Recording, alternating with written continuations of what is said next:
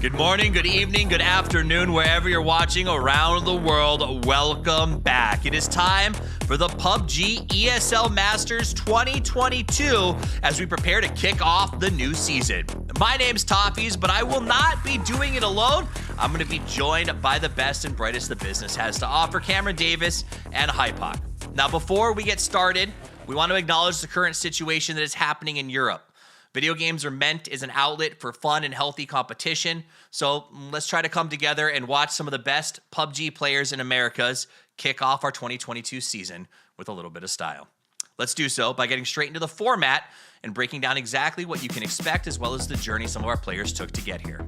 It started with the Opens. 128 plus teams dropped into a veritable meat grinder, and over the course of multiple weekends, they fought their way to the final 16. Even teams that were invited weren't guaranteed to go the distance, as we saw popular groups like KPI, for instance, not even make the cut. But those who have cut the mustard are here to play 30 matches over the next 6 days, split between 2 weekends, for their share of the prizes. Let's talk about what exactly is on the line, though, Hypoc. First and foremost, perhaps the most important prize here at the ESL PUBG Masters. Yeah, obviously we're talking about PGC points and ESL Phase 1 kicking things off. You can see here the distribution, but these obviously that we know obviously last year with how close it came down to the numbers. These events absolutely vital to some of these teams, especially if they're going to place, you know, kind of top 4, top 5. You can see how that marries up here to get a win in the ESL. It sets you up for a very important year. But that's not all that's not all that's on the line, Cameron. There's cash there too. Tell me more, because Lord knows I can't. Yeah, there is. It's not quite as important as PGC points, but no one's going to turn down a good prize here. We have the $50,000 prize pool overall spread across this entire grand final pair weekend. $12,500 for first place. And again, not as important as PGC points, but still something very, very nice to have.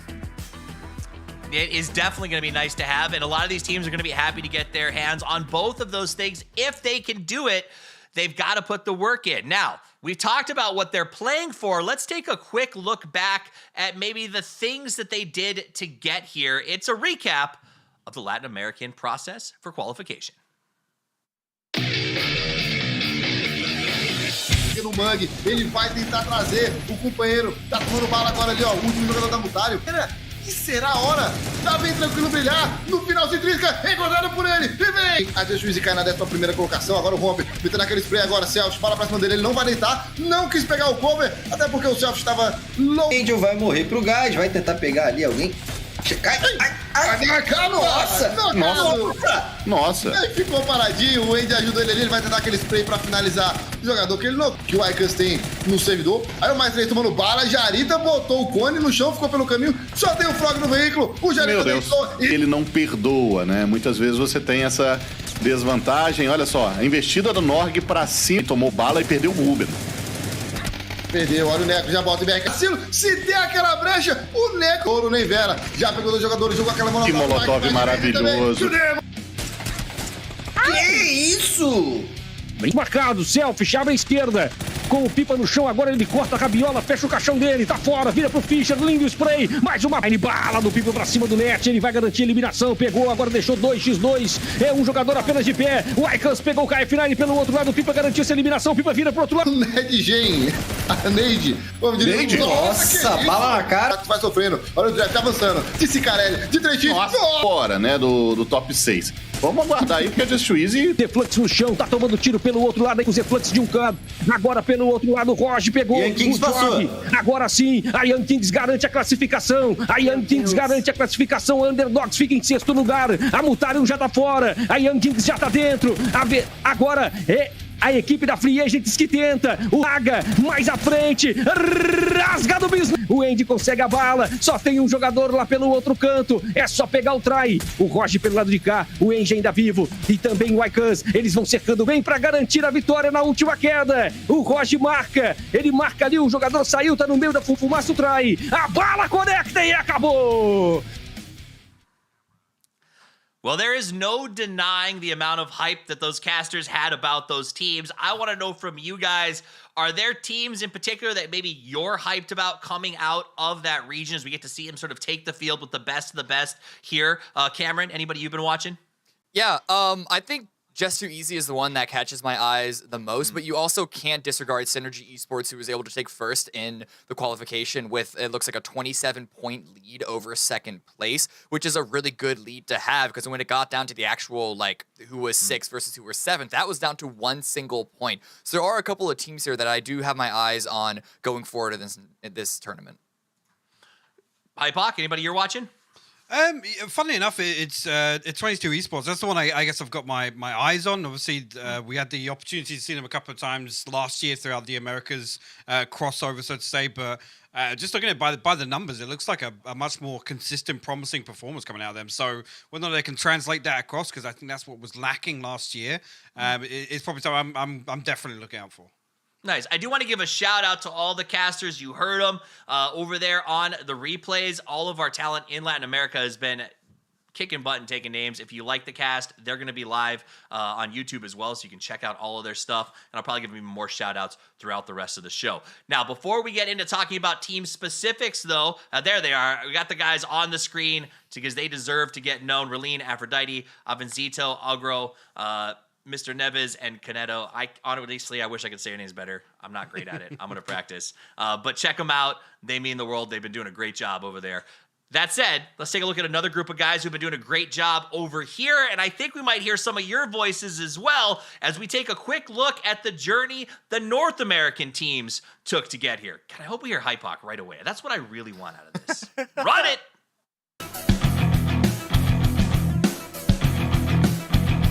Well, so hats off to Lost HD in this scenario, because they've got themselves the favoured side of the hospital now. Tactical 8 become the team to be gate kept. And actually, Lost HD posts a nade through the window.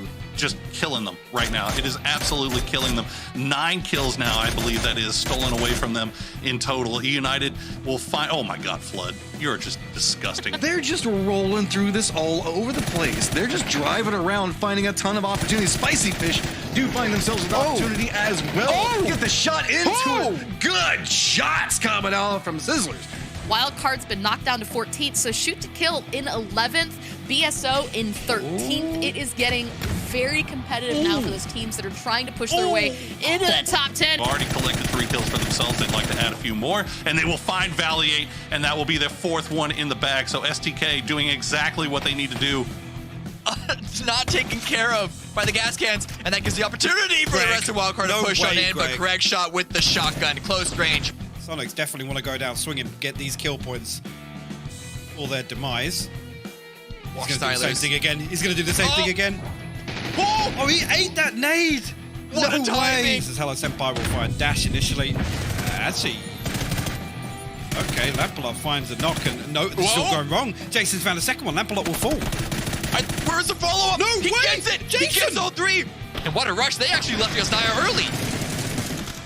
No way. Honeybadge actually just literally ran over D-Rich. Meanwhile, this Crash BBB right onto What a Rush. Oh, nice Balefrost grenade. accidentally knocking out his own player. Honeybadger gets flushed out immediately, and Roth trying to return it, but I think that nade bounced back. We do have a moving factor in Flood on the outside of this. Tickleton has to be careful of it. Is aware, does have an idea on it, but it doesn't matter. E United, they walked through that game. They got to get these kills. Okay, Colton will find Richie, and Hella Senpai will finish off Vegas. Okay, that's another 2 kills in the bag for Nootropic. They're up to 6. I believe they have 1 more kill that they need to get Kickstart. It's going to find Leda. Sneak attack the snake. A team that needs absolutely no more points, but that's going to let Extreme know exactly where Kickstart is. The grenade falls just short. Will that one be enough? Yes, it will. Hello Senpai will pick up Kickstart, and now Nootropic has 70 points. If they can get this win, I think that's it. I mean, they've got to find 300. There we go. Extreme has taken down 8 kills.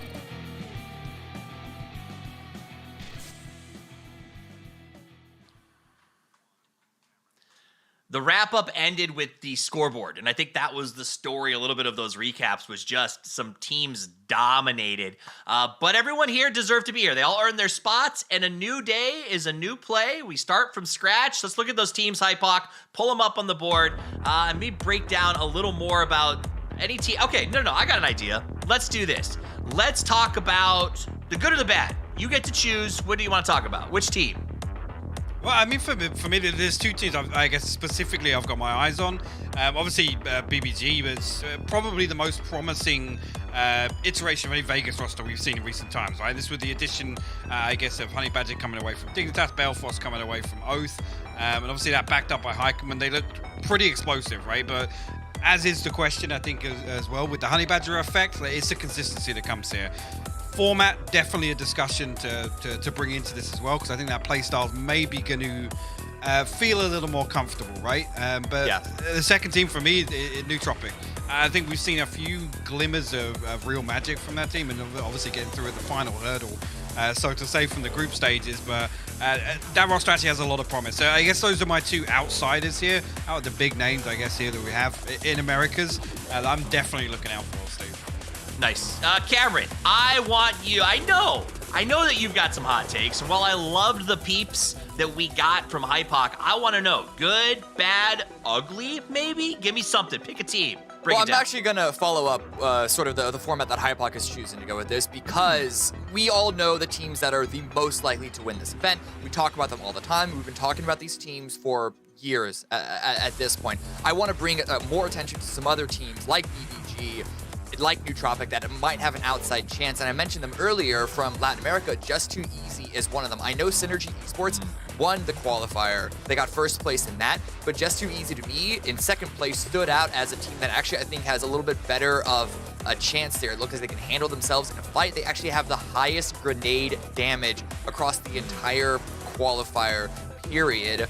And so with the new points rule format, being able to win fights, take fights, is definitely a #1 priority. I actually think they have a better chance than Synergy, because when you look across the board at them, Synergy, a lot of their points that they got was actually from winning from like the same compound 2 Miramar games in a row, which, yeah, sure, hats off to them to getting those points, actually succeeding on those victories.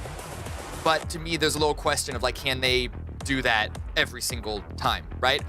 Now, on the North American side of things, I want to look at the gas cans. They're not the team that any of us really expected to make the adjustment from most chickens to points rule as quickly as they have. They're the team last year that would roll up, suddenly be in the kill feed, and get a win with like 2 kills. But now when we flip the tables back to points rule during the qualification process, they were a lot more active, a lot more fight focused. And I don't know if it's something that Mupao, the new addition to the roster, has brought in himself, or just the whole team sitting down and actually sort of reliving in their heads, how do we play in this new format? They're looking really, really good, really, really solid. I think they also have a really good outside chance. The fact that they ended up in at least like 3rd place at the end of the qualifier certainly doesn't hurt their prospects. I want to double into, you brought up this sort of new format, which for those of you who are just tuning in, we're back to points primarily. It is no longer about winning the chicken dinner. Sure, 10 points for that, that's great news. But it's not the be-all, end-all. And that brings up an interesting point, because you, Cameron, during your segment, you kind of brought up Just Too Easy and said that one of the issues is, they're a top kill team, and I agree with that. And on this side, we got Synergy, who wins out of compounds. This is my question. A lot of Latin America, for instance, when we talk about Young Kings or Synergy, these teams seem to be good at wrapping up games, okay? They're good at winning, Hypoc. Teams like your pick, Just Too Easy, Cameron, they are just point buckets. They just love going for kills. Does the modification really matter that much? Is there teams that are going to start winning where maybe we're going to see non-chicken dinner victories, Hypoc? Yeah, I think there's some real cases to back up the argument. The one for me that stands out is how successful SDK were back in the day. Kind of that salvage mode where circle pops, it's bad, let's leave vehicles here. As the crow flies, it's head to the circle, fight whoever's in the way. I definitely think that suits that. And actually, you could make an argument that a lot of the LATAM teams do favor Edge for that very reason, right? It's a lot less of a, I guess, reliance on a macro grasp game by game, and they're happy to just kind of play fast and loose. So that's definitely another adjustment period that we're going to go through again now, where teams, I guess, decide on how they want to approach some of these games. Nice. Well, you know what I want to hear? I love predictions. I know it's almost impossible to get them right in a game like PUBG, but we're going to do them anyway. And this time, I'm going to go first because I don't want to get stuck with the last choice, even though after hearing Cameron talk, I'm a little more worried about my pick. I am choosing Synergy. I think the fact that they were able to yoink Capitan right out of KPI, his leadership, the skill that he's brought to that team has made them incredibly strong in terms of macro compared to the rest of the region. And I think they're going to bring maybe a few lessons in how to play to our North American team. So keep an eye on them during this event. Cameron, who is your pick? This is where the conversation gets back to being boring again. I'm going to go with E United. Not only did they win the North American qualifiers with an even bigger lead than Synergy did, it was like 40-something points if I remember correctly. If you look back at last year, even though Sonics were considered by many to be still the best North American team, if you look at the actual numbers, especially including PGC, United, that main roster, arguably had a better year overall, looking at specifically 2021. With the qualifiers, they're on that exact same trajectory, so I'm going to go with them. I can't argue. They look amazing. I just wish I had a wah, wah, wah button queued up for like... I said it was boring. I warned you. I warned you it was the boring pick. You did. You were fair. That's fair, and the pick is fair, but we still get to poke a little bit of fun. Hypoc, what's your pick? Mine's just as boring, actually. I'm going to go with SDK. They did a real good job of throwing the group stages and just blending in as best as they could to avoid that curse. But hearing some of the things that Kurt's alluded to and the things I guess that they're focusing on and ways in which they're changing, I think they're going to want to start pretty strong this year. Obviously disappointing for the entire region, SDK being the ones to kind of break that trend this time around at Globals, but. Just hearing the way that Kurt's kind of approached things, especially after getting an opportunity to touch base through the group stages, I think they're going to come out swinging here at the finals. I hope you're right. I'd love to see the Iron Men of PUBG avenge their performance at PGC. It would be wonderful. That said, though, we had the pleasure of sitting down with a bunch of our players during Media Day and getting to know them a little bit better. So take a look at this as we get to know our players. What's up, guys? My name is Brandon, aka Finna, and I'm from Vancouver, Canada. Meu nome é Alan, moro em Patos de Minas, Minas Gerais, e no jogo meu nick é Rustizeira. My name is Emmett Homeister. I'm from Sarasota, Florida, and my gamer tag is Lampolat. Bueno, mi nombre es Leonardo Rafael Ruppel, mi nombre dentro del juego es Pipa, y vivo en Punta Alta, Argentina.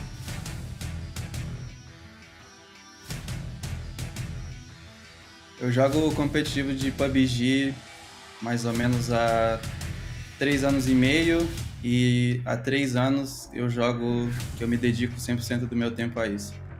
I've been playing PUBG competitively since 2019. Bueno, yo juego competitivo de PUBG hace exactamente creo que 2 años.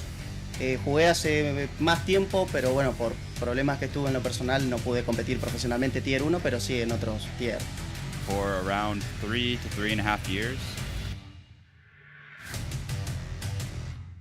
Main drops from Miramar, Erangel. We have some SA teams sometimes that come to our Erangel drops. Not really overimposed on Miramar. No nos cae nadie, pero más vale que siga así porque jugando con 200 de ping lo vamos a sacar corriendo del spot. Não, atualmente nenhum time tem a coragem de desafiar a gente nos nossos spots. Currently, we are going to be contesting on Erangel against Nootropic, which is half of my old team.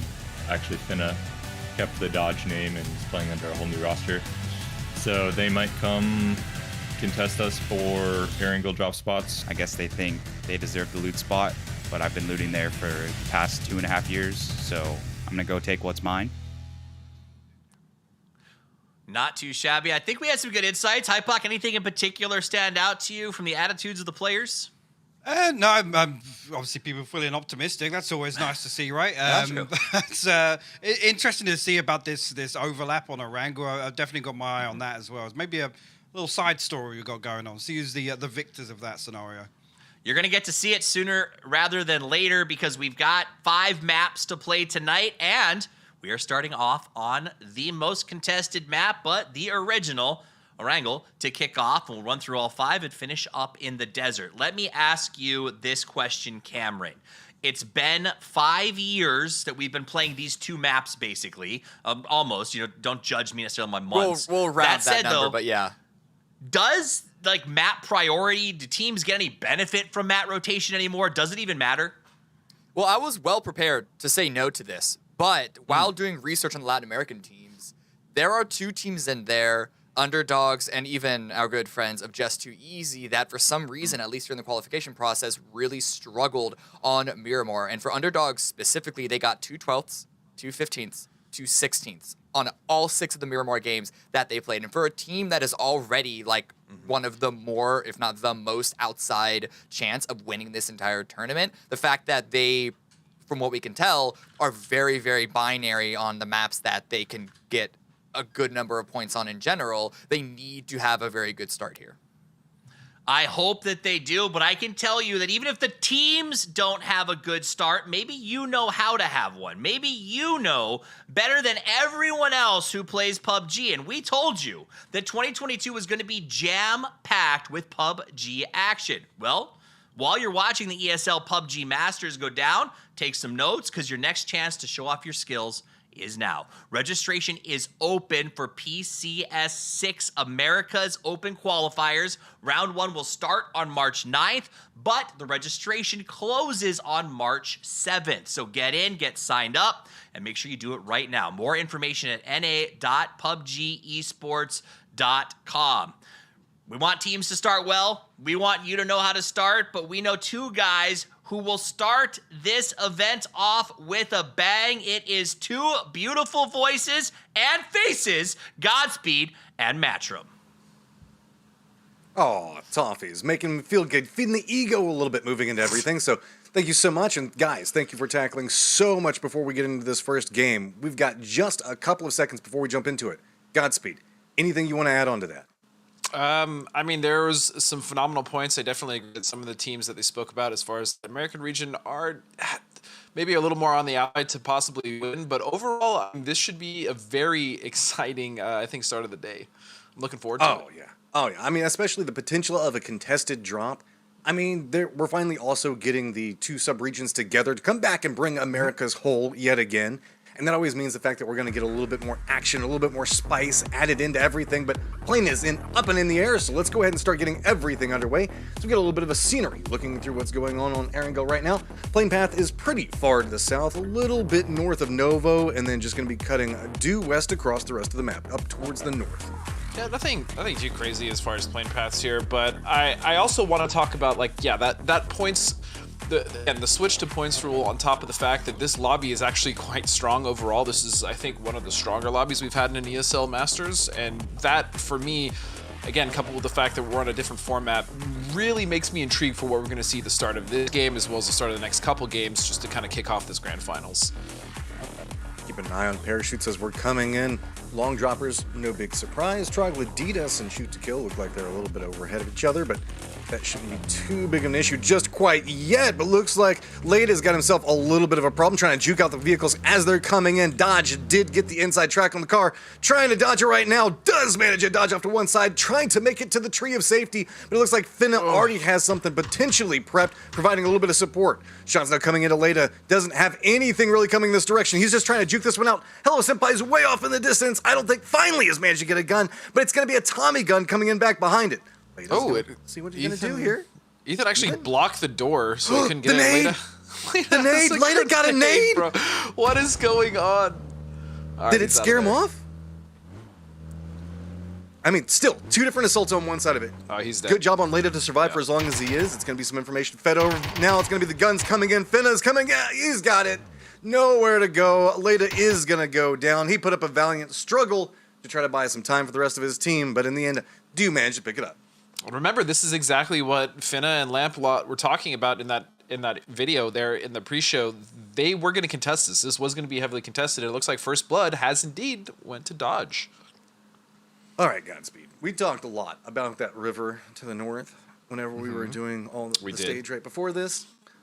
I'm assuming it's worse whenever it's the canal in between Military Base Island and the main island that kind of cuts through everything. I mean, this one... Maybe. The difference with the river up north is the fact that it's the cross on that river isn't as like egregious, right? Like if you have to go to Millie Island and you're caught on the other side, it's much worse. This one, yeah, it's quite ambiguous. It could split down and go to Millie Base. We've definitely seen these pull south, but for the most part, these generally tend to favor the north anyways. So I don't think many teams are going to send themselves to the island or at least set up for it. I think the teams on it may just hang out for a circle or two just to see what's going on. But, you know, we'll see. We'll see what happens here. Sonic's obviously just going to be looting Pachinki. Very safe in the middle. Very uncontested. They're going to have great rotations coming out of this. Sonics are just going to have a Sonics game for the most part, at least at the start of this. We'll see. We'll see if things develop as they go forward. Maybe they get contested early in rotation, but I doubt it. Yeah, I mean, it's Pachinki, it's Sonics, it's what you know. You've seen it a bazillion times at this point. Most teams look like they've already got a little bit of an eye and a plan to deal with what's going on inside the circle, so no too big of a rush just coming out right now.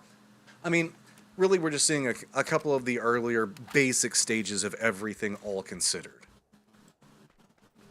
Yeah, Sonics as well, like, they've just had pretty decent rotations on a melee base as well. They tend to like to go a little earlier rather than later, and it's probably what we're going to see here. All these members are already in vehicles and ready to rotate. Yeah, again, nothing surprising coming out from the Sonics, and even just looking at the map, I mean, a lot of these teams are already set up. Realistically, there's only a few teams that aren't even in circle. That's STK, Trog, I think Rumblers, and then Yahoo, but everyone else is pretty much poised to get in. Even 22 Esports over on the east side, Milta, they're going to have a free rotation, quite frankly, coming in, at least in the first circle. These tend to get really messy, Matt, when we have that like awkward second or third shift where it's still kind of centered in the middle of that west bridge, and teams don't really know where it's going. See Dodge already on the move. They've got themselves first really good blood compound. inside this round, so they should be able to make it over there fairly easily. Nootropic to the north of them is still inside the circle as well. So while we did get that little bit of a contest, really it was just a fight over a vehicle.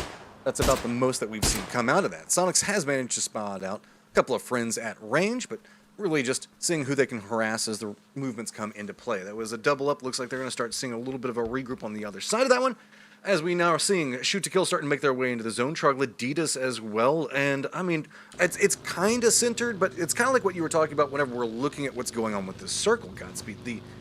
I guess whenever you look to the north and on the main island itself, the center is a lot of that, like, no man's land. It's just going to be to the east of Quarry.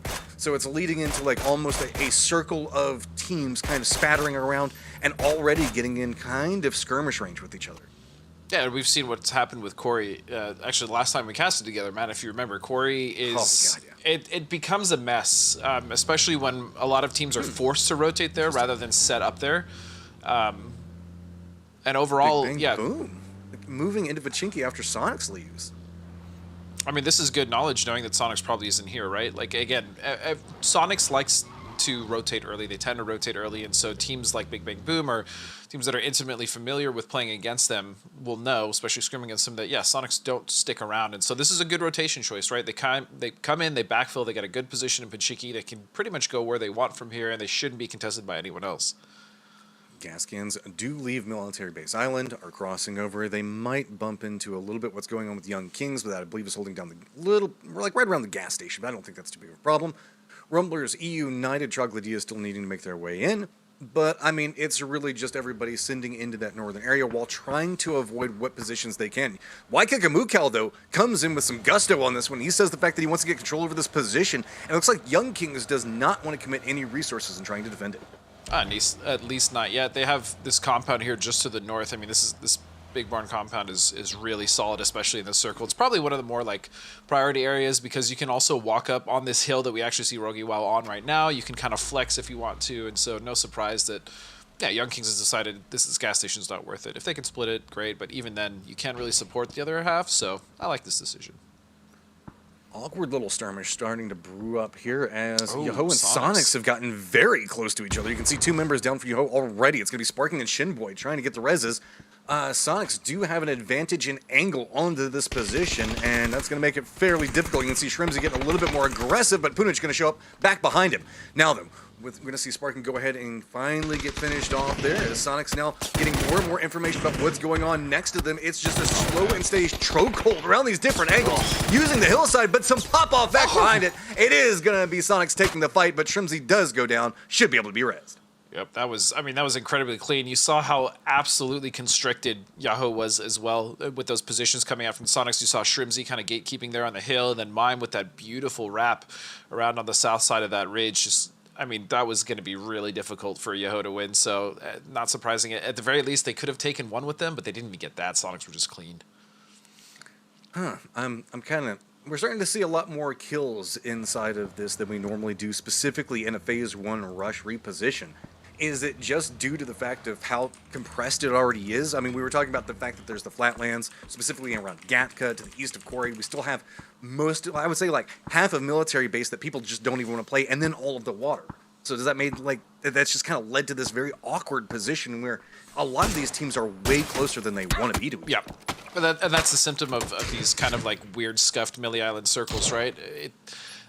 Yes, there's quite a bit of playable area. I mean, still over 50% of Millie base is in, but no one wants to commit to that because the problem is if they do, especially with that bridge being in and a team like Gascan's kind of set up around it, getting across that bridge in later circles, especially when they are edge, is going to be almost a death sentence. So that's why you're not seeing any teams kind of pivot or go towards Millie base. That play we actually saw United make in the qualifiers where they took Millie base late, I mean, that only worked because most of the circle was already out. In fact, that bridge wasn't even in anymore. This isn't going to work out the same way, which is actually why we saw BBG kind of shift off, even though they were on Millie base, and go for the east bridge rather than the west. Good rescue coming up from shoot to kill. They have one of their members down, manages to get back over there, get them back up, and instantly back into scouting. And that feels like that's going to be the name of the game. Coming into this right now, you have no idea where the lineups are going to be positioned specifically and how awkward, and all the things that we've talked about inside the circle. So if you don't really have an idea on where you're coming into, it's going to be real bad for your squad real fast. So much now relying on these scouts to make sure that they can feed over information. You can see E United just coming in hill at a time, making sure the fact that they're finding the cover points that they want to play from and that they have the angles back behind them in firm control before they move. They're doing a fantastic job of that, Matt. They're doing a very good job of scouting forward, kind of leapfrogging. The only thing that I do worry about United potentially is Rumblers. Up to the north there, you can see I'm not sure if United knows Rumblers is shadowing them, but if they get an engagement, especially with one of the teams on their southwest or even with Triple B, that could be a third-party potential. And look at this shift. You want to talk about why no one wants to go to Millie Island? That's exactly why, because that bridge at this point is not going to do too well with Gascan set up there. Gascan's already set up to the south. That's going to make it very problematic, and all these teams know that there's going to be somebody posted up around there in the hill. So therefore, also Sonic's in a little bit of a gatekeeping position in that hillside to the southwest of Pachinki. So many of these teams are already aware of that. That means that there's going to be death funnel points coming in. Teams that's going to be wrapping around to the north are trying to go just south of the hillside for Pachinki. You can see Dodge already lining up, taking shots into New Tropic that is already stacked up on another squad right up in front of them. To the north of it, you can see it's going to be just too easy trying to make a rotation right next to Rumblers as well. And all of these teams are moving through a very wide open space, and it looks like they're all shifting into one specific hillside. You can see, it looks like about 3 to 4 teams trying to crash into one. Instead, now going to have to shift off to it, go into a new angle, and it's just going to be a little bit of a gauntlet setup for the teams that are coming into the east, while the teams to the north are just going to have to contest against each other. They're already too close and trying to figure out some way to detangle from each other. And the reason you see this mad dash, Matt, is simply because of the fact that once this circle's set like this, all the good spots in the circle are essentially already taken, right? So these teams are just trying to get there as fast as possible, secure these spots. Most of them are actually just in the field, because when these circles end on these fields, like these field areas, Matt, you know that pretty much shacks and like little berms and ridges and vehicle forts are pretty much the only thing left. So you also see a lot of teams going for the cover here of the forest, but Gascans, they're already here. They're taking shots. This setup on the hillside to the south of everything is where a lot of these teams are trying to force their way into. Troglodyte is finding a little bit of work back behind them, and just too easy as well, doing some harassment. You can see it's a quick send, and a lot of this happening right on the outskirts of Quarry, as it's going to be a little bit of a back and forth, and it's high ground advantage on one angle, and both these teams are just demolishing each other for the cost of it. Troglodyte does have an outside position on 2 different angles, so here you go. Grenade's going to come in, and it looks like Necro feels like he might have found the angle to make the approach in with support from his teammates on the other side of it. Can he line this one up? Looks like the throwables are coming out on both sides. That looks like that could be a pretty good toss. The walls are going to defend it. Oh, my goodness. Exex has got it on the other side, and Troglodyte is coming in full on confidence and full control into this. Trog is one of the worst teams to fight early, or just really ever. Trog is one of the worst teams to fight ever. I mean, they're so explosive, as you said, and they're so good at utilizing utility and playing aggressive off the back of that, especially with that knock. They are not going to let Just Too Easy survive this. Look at that immediate peek. Beautiful execs, as well as Necro. Necro was on fire during the qualifiers. you can see there's just nowhere for Just Too Easy to go. There's a firm read. A spray does come out from Kodiak, does manage to get execs down. While this is going on, do note that 22 Esports and Synergy have moved to the outskirts while Just Too Easy has been taken down. So that has made it to where Troglodytes has to be a little bit more cautious. And instead of contesting against just one team, they are at least going to have another contender potentially to the north as the circle is still continuing to close. At the very least, they should get a break. I don't imagine 22 Esports is going to immediately push on this just because they have a good spot on that hilltop, but they also do need to be very careful because that hilltop, you can very easily be surrounded or pinched, especially if you get into a fight. So they're going to be sitting pretty for now. STK is well in a really nice position. For the most part, Matt, these teams are set for this circle and most likely the second one if it doesn't do anything crazy, which it didn't really do something too crazy. However, the South is completely free right now, completely open. Yeah, this is a beachhead attempt for a couple of teams. We still got Quarry. Options have gotten very, very limited. You can see E United, Dodge already trying to scout it out a little bit. Sonic's going to have to make their way down the hillside. Dodge eyeing out the E United reposition as it goes, and it's just going to be a lot of harassment angles. Also to the north, Rumblers are trying to push their way in. They're going to have Sonics lining up against them as well. And it's just such limited territory and really such limited rotation paths for these teams. Yeah, I mean, I like what BBG is doing coming in on the south. They should be able to skirt through Ferry Pier and get in a good position there.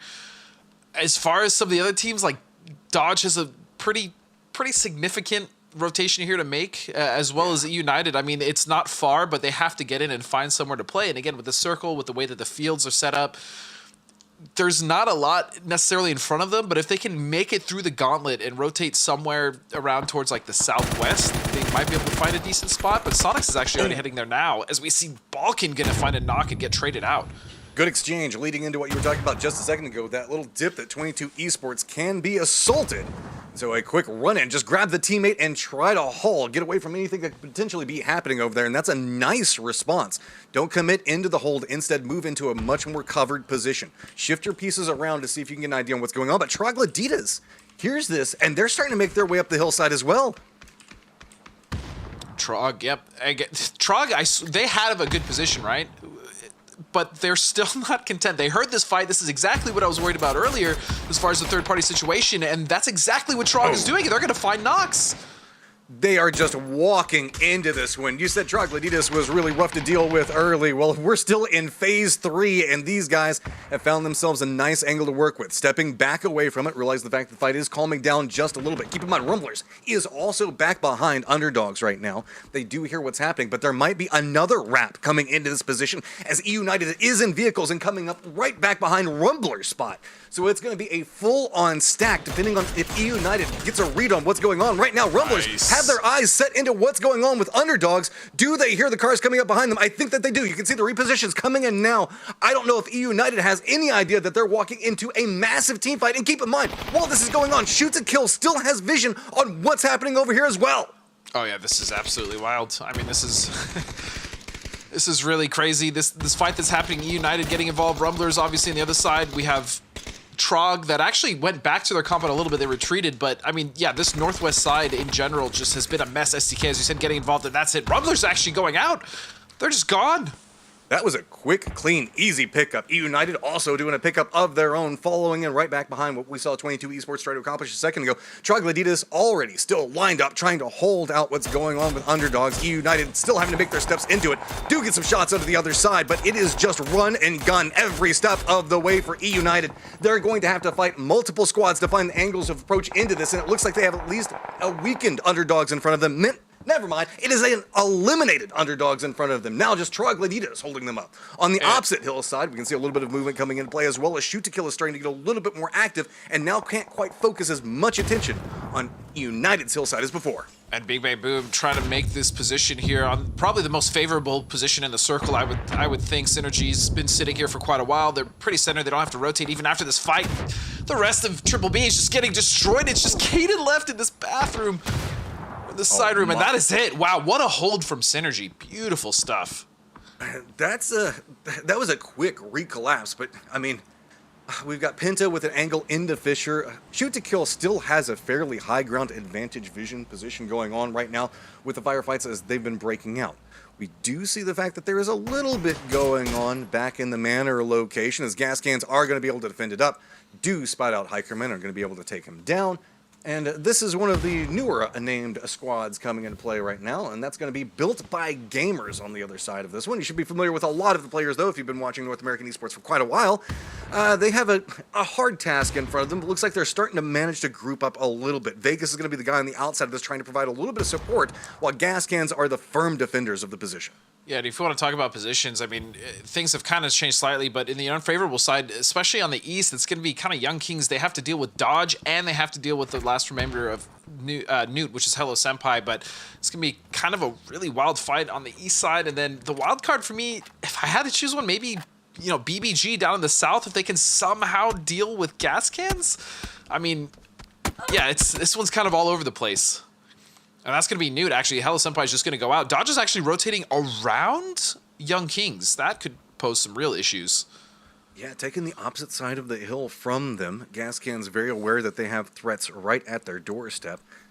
This is kind of its own isolated fight, as Young Kings and Dodge also have their own little situation brewing, and both of these very separated away from all the other teams that are stacked up specifically along the hillsides just to the east of the quarry position.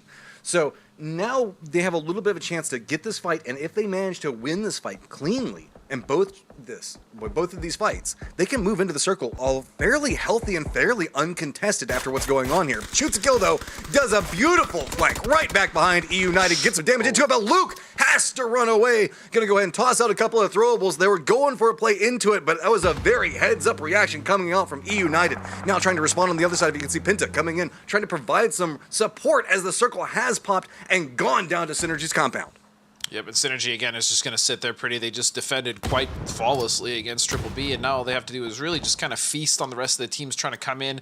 At the very least, they'll have some vision on quite a few of the teams coming in on the southeast. They really just have to worry about potentially getting crested off of that west hill, but even then, they have so much cover to deal with still. And meanwhile, this fight is still going high. I know, look at it. They've actually... I'm glad it shows them as a wild card.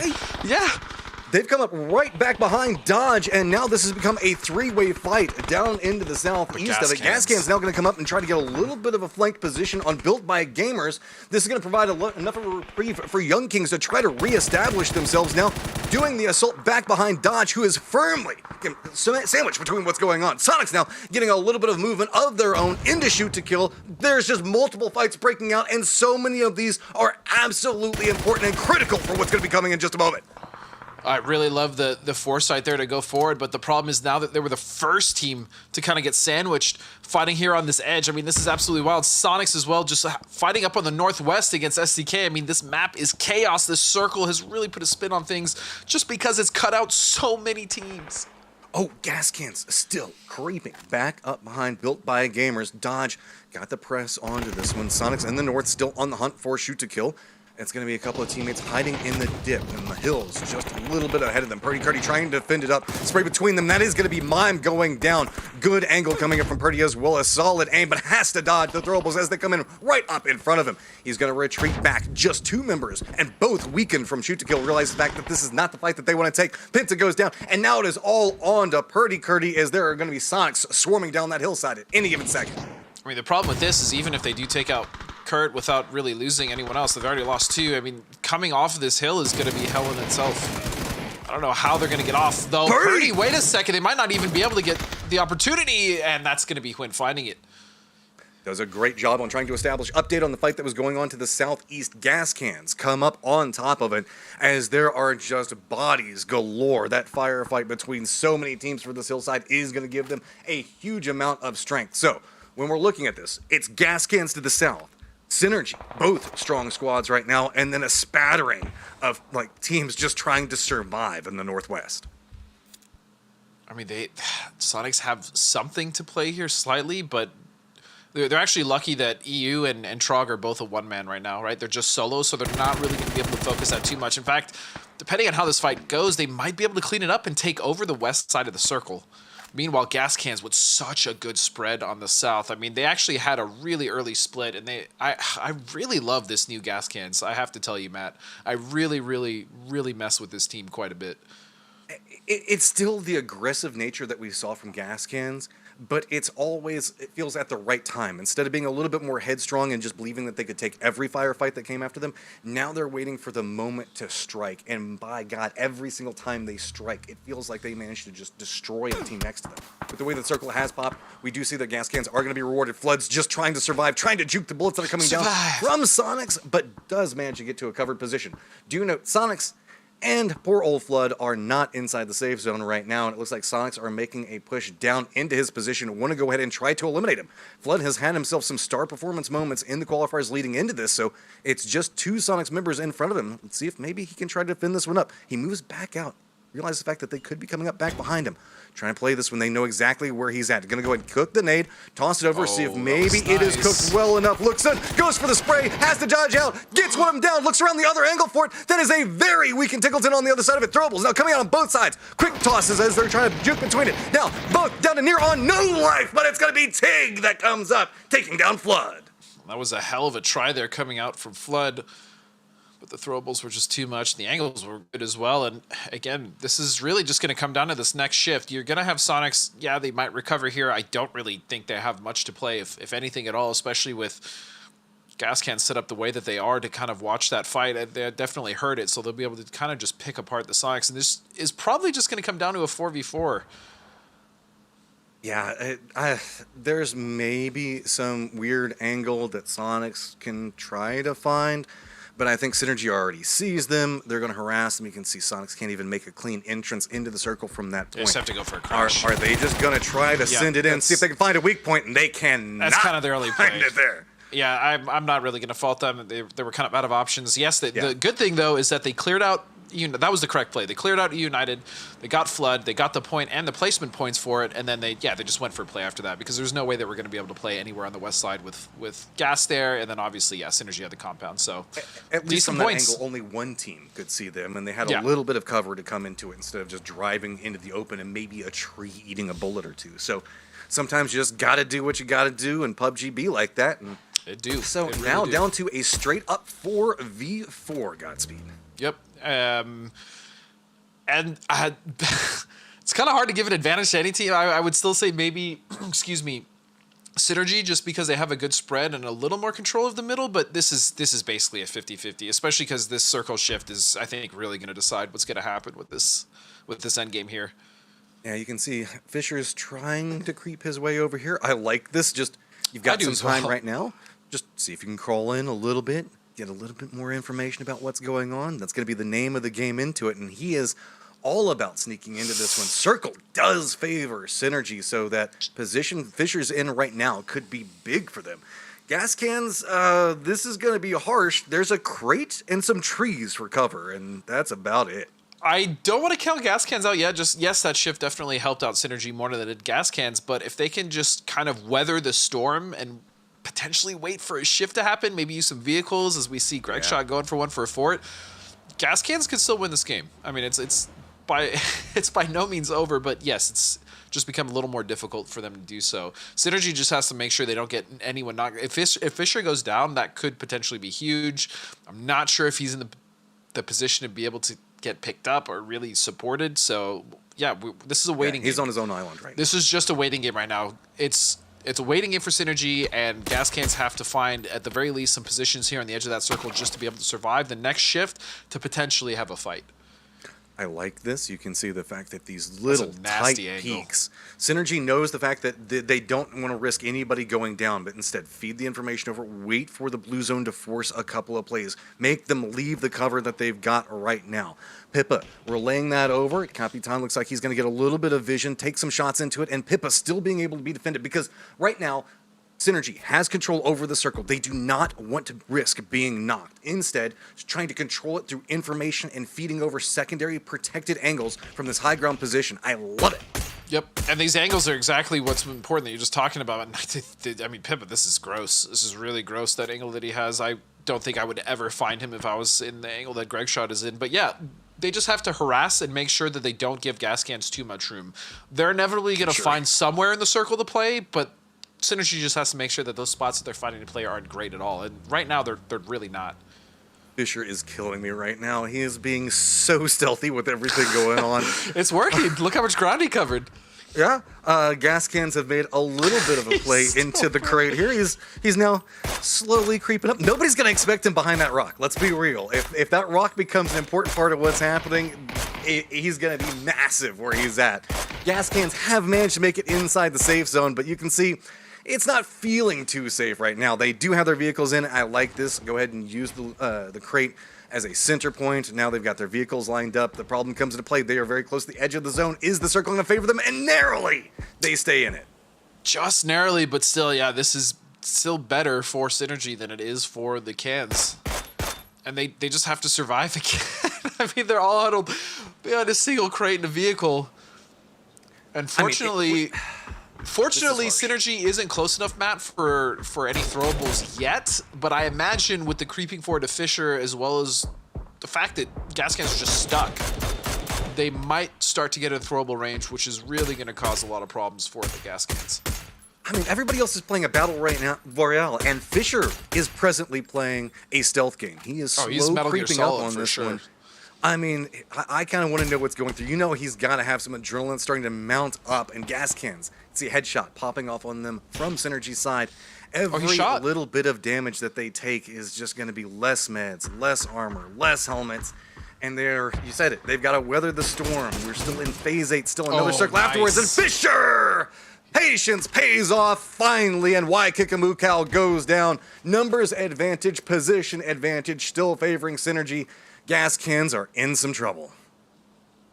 And I do love the way as well Fisher and some of the other members of Synergy has actually used smokes more offensively to kind of block vision and again just start to creep closer and closer. I mean, Synergy is playing this exactly like they're supposed to. They're just suffocating very slowly any position that Gascan wants to take, and the nades, here it comes. The utility, this looks all but done here. It's not quite over yet, but I would just give this a Synergy. I don't see how they lose this unless they really overreach. Throwables go both ways. You can see gas cans trying to see if they can line in any. No big damage coming out from their side of it. Smokes now down and Pippa continuing to make everything gas cans try to accomplish absolutely horrible. Follows it up, gets the down on Adam, and Pippa is putting in massive work right now. Gas cans down to their last member. It's Nico's off on this angle. Grenades blowing up right in front of them. Fisher now lined up behind the tree. It's going to be a follow-up, and there you go. Synergy Esports walking away with 12 kills in the victory. 12 kills, 2k damage. I mean, they were in that center position for quite a bit. They took it early, but the fact that they were able to stop the crash from Triple B as well as stop anyone else and just come out with that many kills and stay active as well, I mean, that was very well played coming out from Synergy. And I specifically have to give a shout out to Pippa. I mean, even in the qualifiers, he was looking so good. And starting off in the first game, Matt, I mean, that's a hell of a way to start.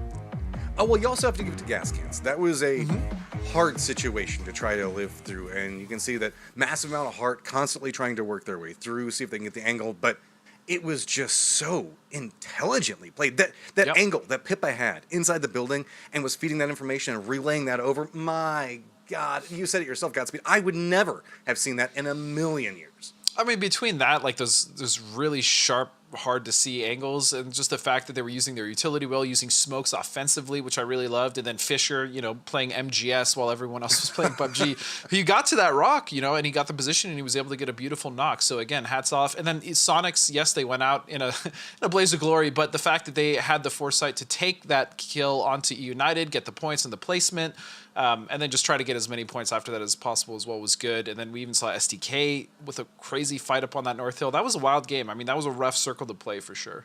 Yeah, I mean, I've got to go get some more water. We went a little bit exciting for the first game, to say the least. We're taking a quick break, guys. We'll be back in just a few minutes. See you then.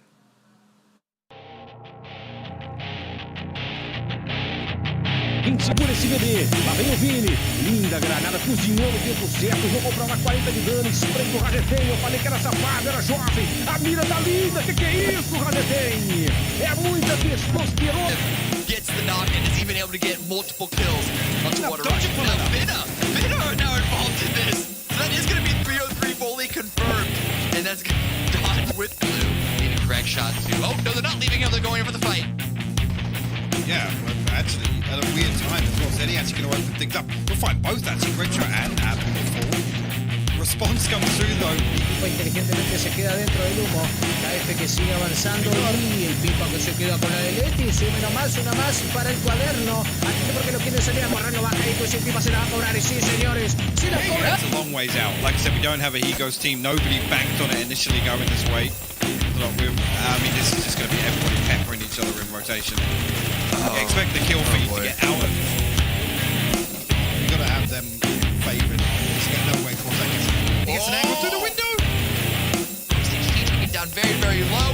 A Twin should be expecting this one by Valley. Yeah, they've already collected 3 kills for themselves. They'd like to add a few more, and they will find Valley, and that will be their 4th one in the bag. So STK doing exactly what they need to do in this situation as well. Oh, la maldad que llega. Atenta, ahí se va a morir. El full auto, guarda.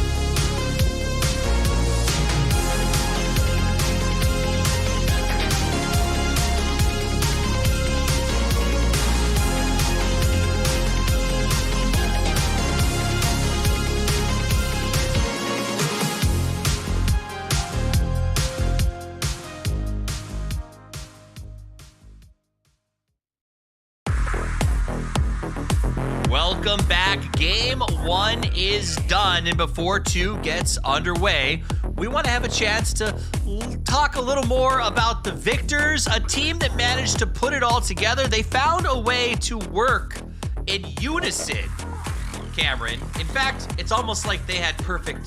Some would say synergistic, I think. Someone out there, someone. Some would. What'd they do so well? Yeah. Is it just, was that, I know everyone watching to be like, oh, it was placement. The circles loved them. True or false? I mean, you can't deny the fact that they did get some favor going with the circle. And this is what I was sort of alluding to earlier with their qualification phase. They had a couple of games that were similar situations. Some of them, they were in the compound from the very beginning. Others, they did sort of have to steal halfway through. So I'm not trying to knock Synergy by saying that they can only win games by being gifted the circle. They actually handled those situations in the qualifiers. They handled this situation very, very well. The way that they basically kept gas cans locked out of the circle was really good at allowing them to take that victory. But one thing I also wanted to say, though, is that in that circle, there was so much dead area, which is why we saw a lot of teams die before it even reached, like, Circle 6, I think, was the big cutoff point. So when we're looking at teams like Sonics and E United and even Troglodytes having a good number of kills as well, despite not making it into the late game, that sort of pulls my eye maybe a little more than Synergy, despite them having a really good lockdown of that position. Well, let's take a moment before we get into your breakdown of the match, Hypoc, to look back at exactly how Synergy got the win. You know what time it is? Time for highlights. Is it highlight time? Yes. It's actually, it's good we start off with that clip. Actually, it was a little engagement down on Pachinki Hill. I don't know if that was an early scouting position from Yahoo, but Sonic's there early enough to contest that. Again, a team like Sonic's is scary. When they can get 4 free points on the board that early, that's when they can just ride through, right? And this is the thing with the change of this format. That's why I think we see them kind of focus towards the northwest, where of that hangar towards the late game. They know that they can just ride it out. They know that they've done the hard work at that point. You hit your average, that 4 to 7. You can go ham at that point. Exactly. But this sort of right here is sort of what I was alluding to earlier, though, is how much dead space there was. You saw that like 3, 4, 5-way fight earlier on, and then here that was actually Synergy taking that compound away from Bing Bang Boom. So they did have to work to receive that position. And then back here, back again on the extremities, these big wide open hills, a lot of long range shots, a lot of attempts at somehow staying alive with whoever they could. But following the Sonic story, they already had 10 kills there. They're about to get their 11th here with Tickleton on almost no HP, just keeping Flood locked out. This really was a 50-50 fight at this point. It could have gone either way. So look at the 6 HP on Tickleton, and he's able to get their 12th kill. It's crazy, actually, because Flood underhands an 8 to the other side of the hangar, so there's a real chance of that not going his way. But, I mean, the end game did feel like a little bit of a formality with the position. Gascans, unfortunately, couldn't make a break. I think, actually, Wakikamukau takes a knock just ahead of circle closing. And it's kind of crucial timing there. Not that they were able to capitalize off that, but Synergy, I guess, with that knock, are able to burn up so much utility that Gascans just can't run the clock down, right? At that point, their win condition is making sure it goes to the star. They can make use of the vehicles, the trees, maybe even that crate as well to an extent. So actually, you got to take your hats off. It felt like a passive approach from Synergy in the end game, but they were very active within that position. And as we take a look at the match standings, guys, Gascans was in second place, but the rules have changed. The scoring is all about kills, and as we look at this, we see Gascans only got 5th, 9 points out of what was a lot of hustle, Cameron. Yeah, exactly. Sonic, Troglodytes, United putting in a lot of work to take control of the area, take control of their quadrants and their vectors, but that's not to sort of play down Gascan's approach to this game. When the circle shifted down towards the south, down towards the coast, that was a big opening. As Godspeed said on the broadcast, there was a lot of open space, and so teams made the decision: do we want to fight where we currently are, or do we want to make a long rapid rotation? Right. There's another thing to consider as well. I guess with a lot of teams feeling the same way that, Sonics, the United, SDK, Troglodytes did, with that focus towards the high ground on the northwest, ultimately late into Circle 5, and actually you could argue the end of Circle 4 as well. That's where the points are going to come from, right? At that point, you're not necessarily in a game-winning spot. You haven't got the compound, particularly actually over towards the pryos on the edge there. There's no real way to crash in. So unfortunately, Gascans are just on the side of the circle that a lot of teams just didn't favor, right? So all that space, effectively, you can't make anything of it. At that point, you kind of just have to ride out and hope that I guess, an overstep from another team, but ultimately you're not going to get any kills from that because nobody's rapping south in any of those scenarios. Yes, but it is a lot less of a gamble because if they did try and have that exact same contest at the Llama Hill, some people call that area, there's a real chance that they could have had even half the points that they ended up with. For sure. And Yeah. when we're looking at, what do we have? Quick math, 30 games across these next 2 weekends. It's a marathon, not a sprint. So I think both approaches are equally valid. Absolutely. And we saw something in that game, the wide open spaces that are kind of a symptom of the map. Erangel has a lot more spots that can put you in a pickle with not a lot to hide behind, no ridges. And we're going back there for the second time. That said, though, this circle is a little more reasonable, Hypoc. When we talk about the invitational rounds previously, the circles were wild from what I could tell. We heard a lot of complaints about that. At least we're starting normalized here, right? Honestly, quarry circles are so far down on my list of preference that I don't think I would fully agree with you there because we're sort of in the same sort of area. But yeah, I do agree. I guess there weren't any drastic shifts, and particularly when you look at maybe after that first and second hop in terms of the rotations, not a lot of teams lost out, right? They were where they sort of wanted to be, even though we had a few early game scuffles. I mean, if anything's got, that's vanilla by mine and Cameron's standards of some of the things we saw through the group stages, man. Yeah. Well, you guys at home have probably had enough of us as we sit here and pontificate, so it's time for game number 2. Let's over to 2 guys who pontificate great. It's our casters, Godspeed and Matchroom. It was... He's got some good ones sometimes. It's like, I don't even know how to respond. Like, what do you do after pontificate, Godspeed? I just have no idea on that one. I'm not clever enough to have like a really snappy response, but I appreciate Steve nonetheless. He's always got the words. He's got the vocabulary down. It's true. I appreciate the kill counts inside that last game. That was really the nature of the beast, where we're looking at everything. Circles, a little wild, and whenever circles go a little bit wild, that means the fact that earlier sections of the game, a lot of fighting. I mean, think about it. We had somebody die going after a car at the very beginning of that game. We had like a calm circle 2, and then after that, it just went wild. Well, you and I also tend to get all the circles that like to split on rivers for whatever reason. I mean, we actually had the trifecta. We had George Pool during qualifiers, and then we also had Yas Lake, and now we've had the Millie split on Ferry. So that's pretty much all of them on Erangel at this point. And we actually had some wall edges on Miramar as well. So we're just built different, I guess, which is fine. We are. It's all on us too. I mean, we decide where these circles go moving forward. I know we say it's RNG, but really, I just go, hey, I really want to see it here. It's actually false, Matt. If we had control of the circles, I would do some truly heinous things to these. If we had control of the circles, I would have cast a trailer park game at some point on Miramar by now. True, but as we now look at the beautiful landscape that is North George, we are getting into this next game here in just, I believe it's 25 seconds. And as far as the plane path is concerned, it's kind of vanilla, nothing too crazy, more towards the east side. Or sorry, the west side, but overall, yeah, nothing crazy here, Matt. I don't imagine too many contestations. I still think we're gonna get what's going on between, what is it, Dodge, I believe, in that hot drop with Lamp's team. Oh my goodness, I am drawing a blank. It is Dodge and Nootropic. There it is. My goodness. Yeah, so we might still. New name. I was like, I know who's on the team, but I had that moment of Nootropic. So we might see contention there. To the west of Forum, it obviously didn't go terribly great as we lost Leda immediately to that, but yeah, we'll see. I mean, given that last circle, it's crazy can be happening in PUBG, and that's one of the reasons we love it. As you said, plane path, easy peasy, unless you're just like, I don't know, want to go to Kameshki for whatever reason. I mean, we do know that United likes to go east in that northern area.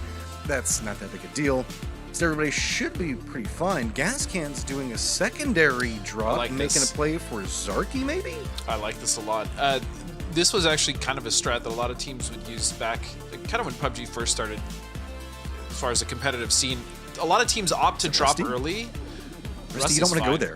Don't worry about Rusty. He's just fine. He's going to grab a vehicle. Nothing bad has ever happened to someone trying to get a vehicle early off of these adjustment drops. But yeah, dropping early, especially with the plane path there, immediately go to a city like Zarki or anywhere else, and they can loot fast and pretty much rotate by the time everyone has landed and already started to get their loot going. And so I actually really like this adjustment. I really don't like that, unfortunately, Rusty's in a very bad spot right now, and Adam's gonna find it.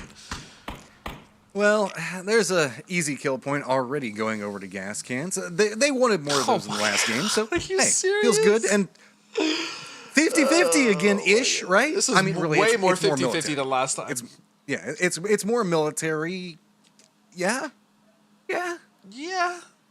maybe. Okay, this is gonna be a thing. That being said, whenever we're looking back down at this, you can say the fact that Built by Gamers feeling really good right now. We can see that what was going on to the southwest farm in that area, that kind of broke apart a little bit easier this time. Not quite as harsh. Finna is alive, hanging out down there. Nootropic did manage to regroup.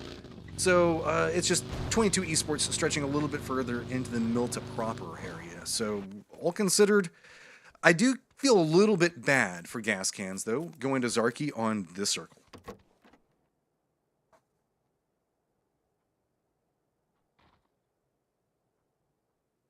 But compared to what they normally do, this has to, this is a kick in the balls. Let's be real.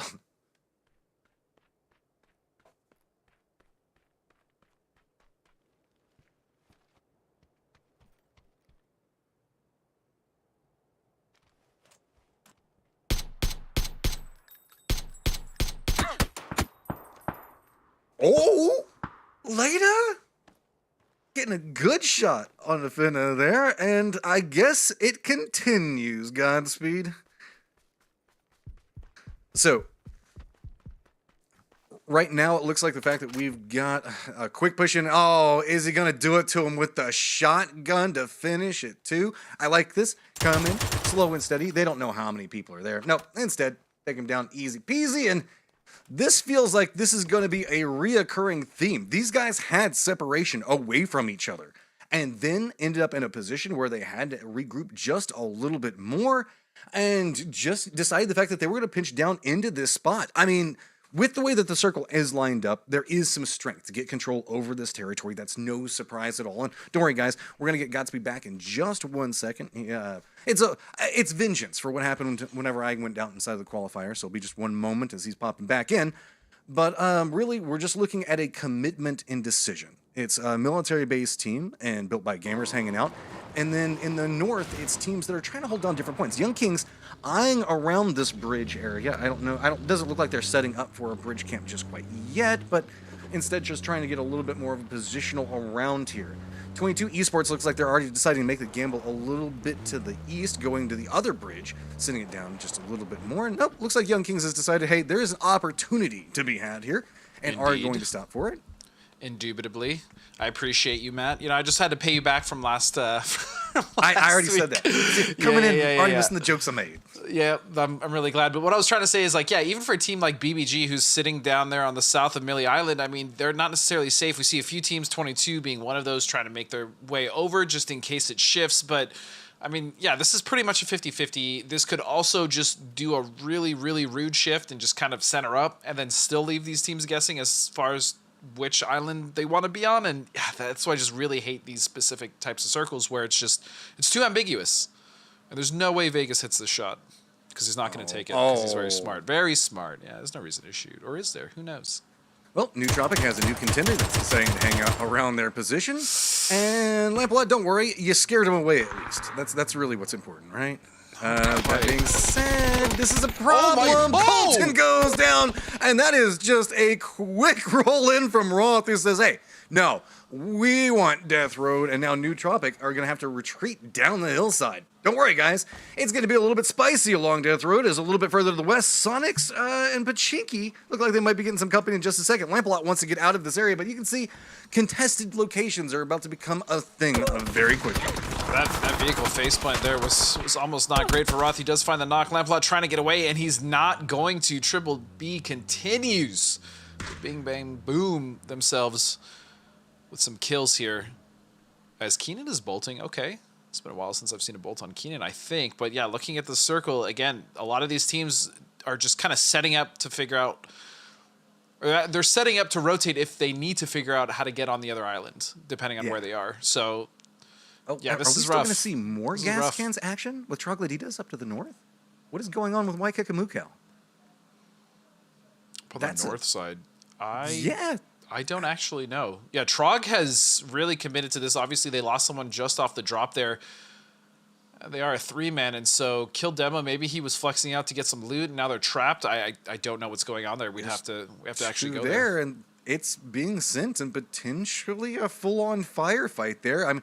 This is maybe a little bit of damage control, saying maybe they can get some kills out of it. Troglodytas does get vision on gas cans approach, and Waikikimukau does go down. Remember, this is a guy who was trying to survive for quite a while. Reinforcements are coming quite quickly, though. Troglodytas knows this and needs to try to get this kill as fast as possible, trying to use the hillside. Waikikimukau is just moving into cover. Adam's probably not going to get there in time. Necro is going to flush it out. Now, what do gas cans do? The other two members, 4 gas cans, not quite here just yet.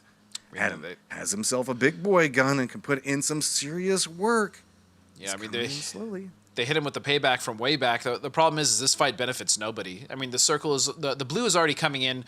The circle is very much they know it's going to be a pain, especially with this rotation. And even though they're going to get these kills, it's going to be some decent points, but they are not necessarily helping themselves in the long run here, Matt. Yeah, this just feels like, I don't know, damage control, seeing if we can get some kills because they're a little bit afraid of the circle or something like that. That being said, there is a massive cost to both of these teams for accomplishing it. Troglodytas down to 2. Gas Cans did lose 1. Actually, now that I'm looking at this... I think Trog only has 1 left now, right? Trog only has 1 left. Yeah, that's what I was going to say. I think we missed a section of what was going on there for just a second as I glanced away. And so, yeah, now it's just down to execs and... I guess, benefit for gas cans?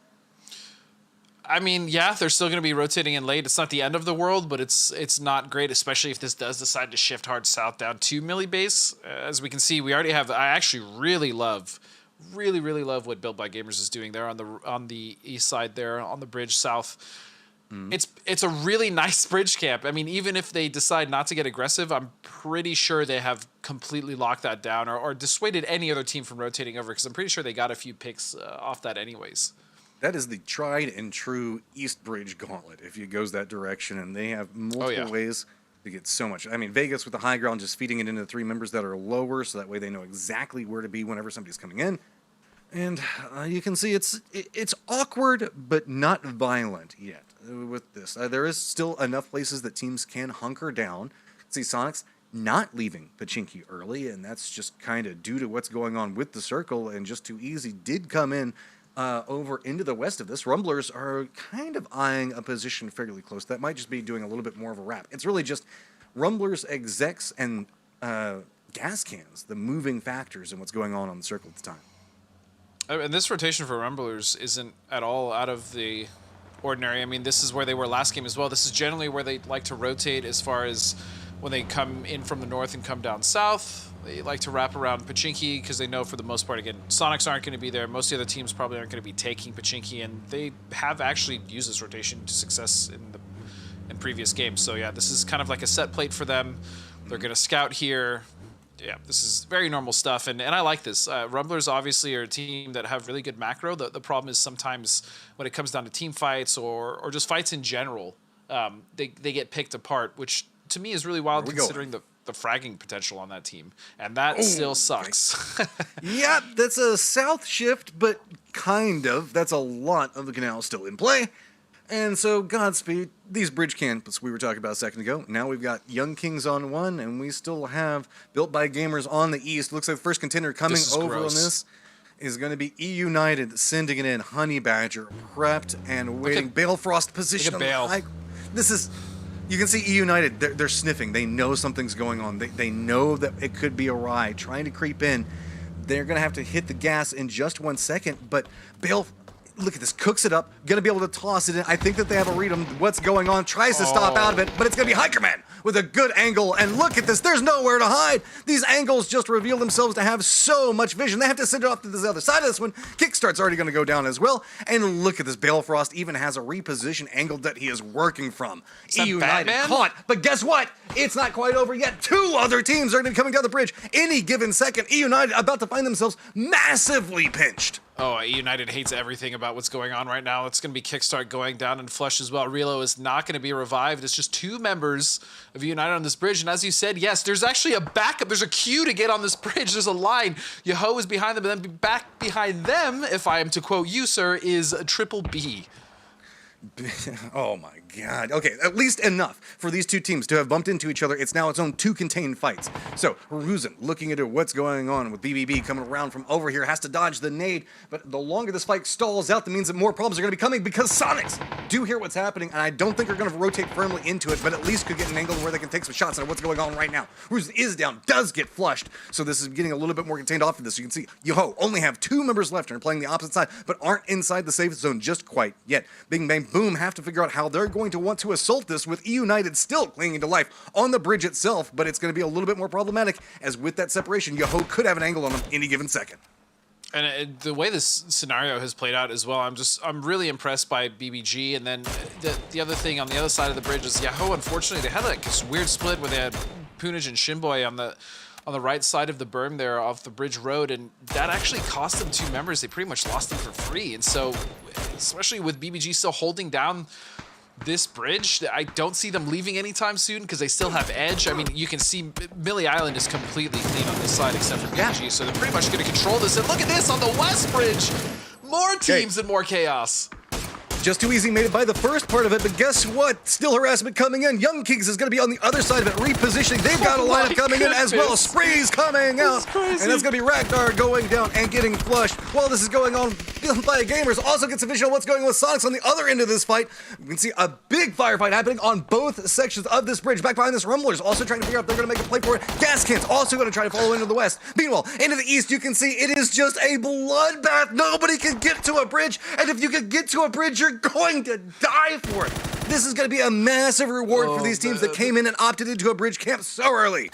I'm just looking at 22, who's on the center of Millie Base Island, and they're just sitting in the center and going, they're just going, what is going on? Okay, shoot to kill. They're trying to send it into Young Kings now. Yoho, trying to come in right back behind the United. Punaj, is he going to get vision on it? Gets the spray into one. Is he aware of where the other one is? Gets knocked in it, so it's just mutually assured destruction for everyone trying to cross right now. Sonics still nomming on the blue. Young Kings getting the shots into what's going on with shoot to kill. And yes, guys, we are bouncing back and forth between East and West Bridge time and time again because these fights will not stop. Shoot to kill still trying to run through, and it is going to be Purdy Curdy, the last member for shoot to kill that survives and is near on the only person to survive the gauntlet on either bridge so far. Good night, Sweet Prince. Wait a second. No, they got him. The trade was good. Sonics are definitely going to play that correctly there. But I don't remember seeing a circle like this, Matt. We've had a lot of split circles and, north and south with Millie Base, but one that had both bridges in for as long as it did with those multiple bridge camps for multiple teams on either side. I mean, that was actually really cool to watch. That was probably horrible to play through. I can't imagine. I mean, Built by Gamers and Young Kings have just inflicted so many wounds on everybody. I do want to point out Synergy is on Military Base Island.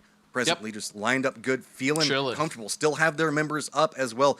The remnants of everything that's going on opposite bridges are just being contended. United left the bridge. They've got Sonics in here. Then you can see Rumblers trying to contest up with what we've got going on with, I believe, Underdogs that's trying to get away from this one. So it's... Yeah. This is the problem, though, is that the longer that Rumblers actually end up holding them here, they're actually kind of hurting themselves. In some situations, I'm not saying maybe it would have been better to just let them cross and then try to backfill them, but even then, that's not great either. This is kind of one of those situations, Matt, where it's just mutually assured destruction. Like, no one is really going to make it across healthy. Godspeed, we are at phase 3 with 34 people alive in this. Corsac looks like he took a little bit of a tumble there and is going to go down. I think would be surprised if Snakers just lets this one go unless... Oh, nope, he's saying maybe I can get some kill points, get some damage onto Shrimzy, but he's going to take some damage in return, and now Sonics are going to stop yet again. And United, man. Snakers, there's no way to snake your way into this one. There's just full on water, and now you have, I guess, poked the beast, for lack of a better term, as Sonics decided to stop and see if maybe they can get a little bit more out of it. H1, I guess he's just going to roll by. Yeah. Snakers isn't even the problem for Sonics. It's still BBG. They're still sitting there. Tig finally gets Snakers, but guess what? There's still 3 members of VBG over there. It looks like they are hopping in vehicles. You can see now what's going on. It's just so much death right along these bridges as the remnants are trying to find some safety. The West is a little bit safer, as it looks like Gas Cans did manage to get through. Underdogs have managed to pass by. Young Kings stepped away a little bit earlier than what we can see BBG did, so that opened up a little bit of a gap for these teams to deal with. The last, looks like we do have Rumblers also trying to come in. Last member for that one, very hesitant to cross this bridge. This is really interesting as well, the way that it shifted, just simply due to the fact that there's just one giant hill and then some decent cover around it, but this is a fairly open circle, all things considered, and it's definitely too open for this amount of players. 25 alive in this circle is quite a bit. I do also want to point out, while all of this is going on, Built by Gamers is still holding down. Sonics do get eliminated. Dodge swims the canal. They just send it and goes across. Did not get that off, and they're actually just going to leave Honey Badger later. Okay, over to the west yet again. Young Kings, Gas Cans, in the thick of it between them. You can see Kuz does go down, and now And1's trying to see if he can get into a position to provide some form of cover. Gas Cans, this is an issue, to say the least. Adam is just chilling here as last member up for his squad. Remember, they had to make the trek all the way down from Zarky, and this was their reward, a bridge camp waiting patiently for them, and Young Kings still just feasting on everything that's going on around them. Keep in mind, Gas Cans did get into a firefight. That's how they are sitting at their 6 kills at the time. Adam does have the capability to unload with the weapon of choice that he has in his hands, but the range differential might be the problem. I mean, yeah, even if Adam goes out here, the fact that they got 6 kills and an 8th, considering they landed up top in Sarky and in the Northwest, they had to deal with one of the Latin American teams. Yeah, so that's not bad at all. I mean, 6 kills, I'll take those. Meanwhile, Ethan, the last, I mean, wow, Ethan was actually over there for quite a while. I wonder, is he even going to make it? Yeah, he should be good. He should be good. It's a little scary. Shoot to Kill does get eliminated as we're now down to 6 teams. When we're looking at the contesters, really, Synergy feeling quite good. Young Kings, Dodge, and BBG all sitting on 3, as well as 22. Rumblers solo, still just trying to figure out what he's going to do. Has snuck in right back behind Waldini. Young Kings. Waldo, again, Don't shoot dare. Just let it go. Just let it go. Just creep in. Yeah, just be quiet. They think that they've got control over here. Let them defend you. Make it easier for yourself.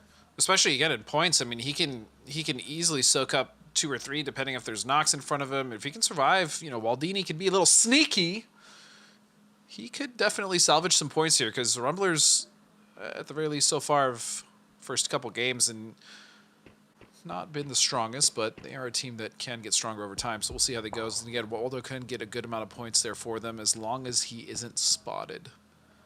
17 alive at phase number 4. We might be in for a little bit of a slower roll.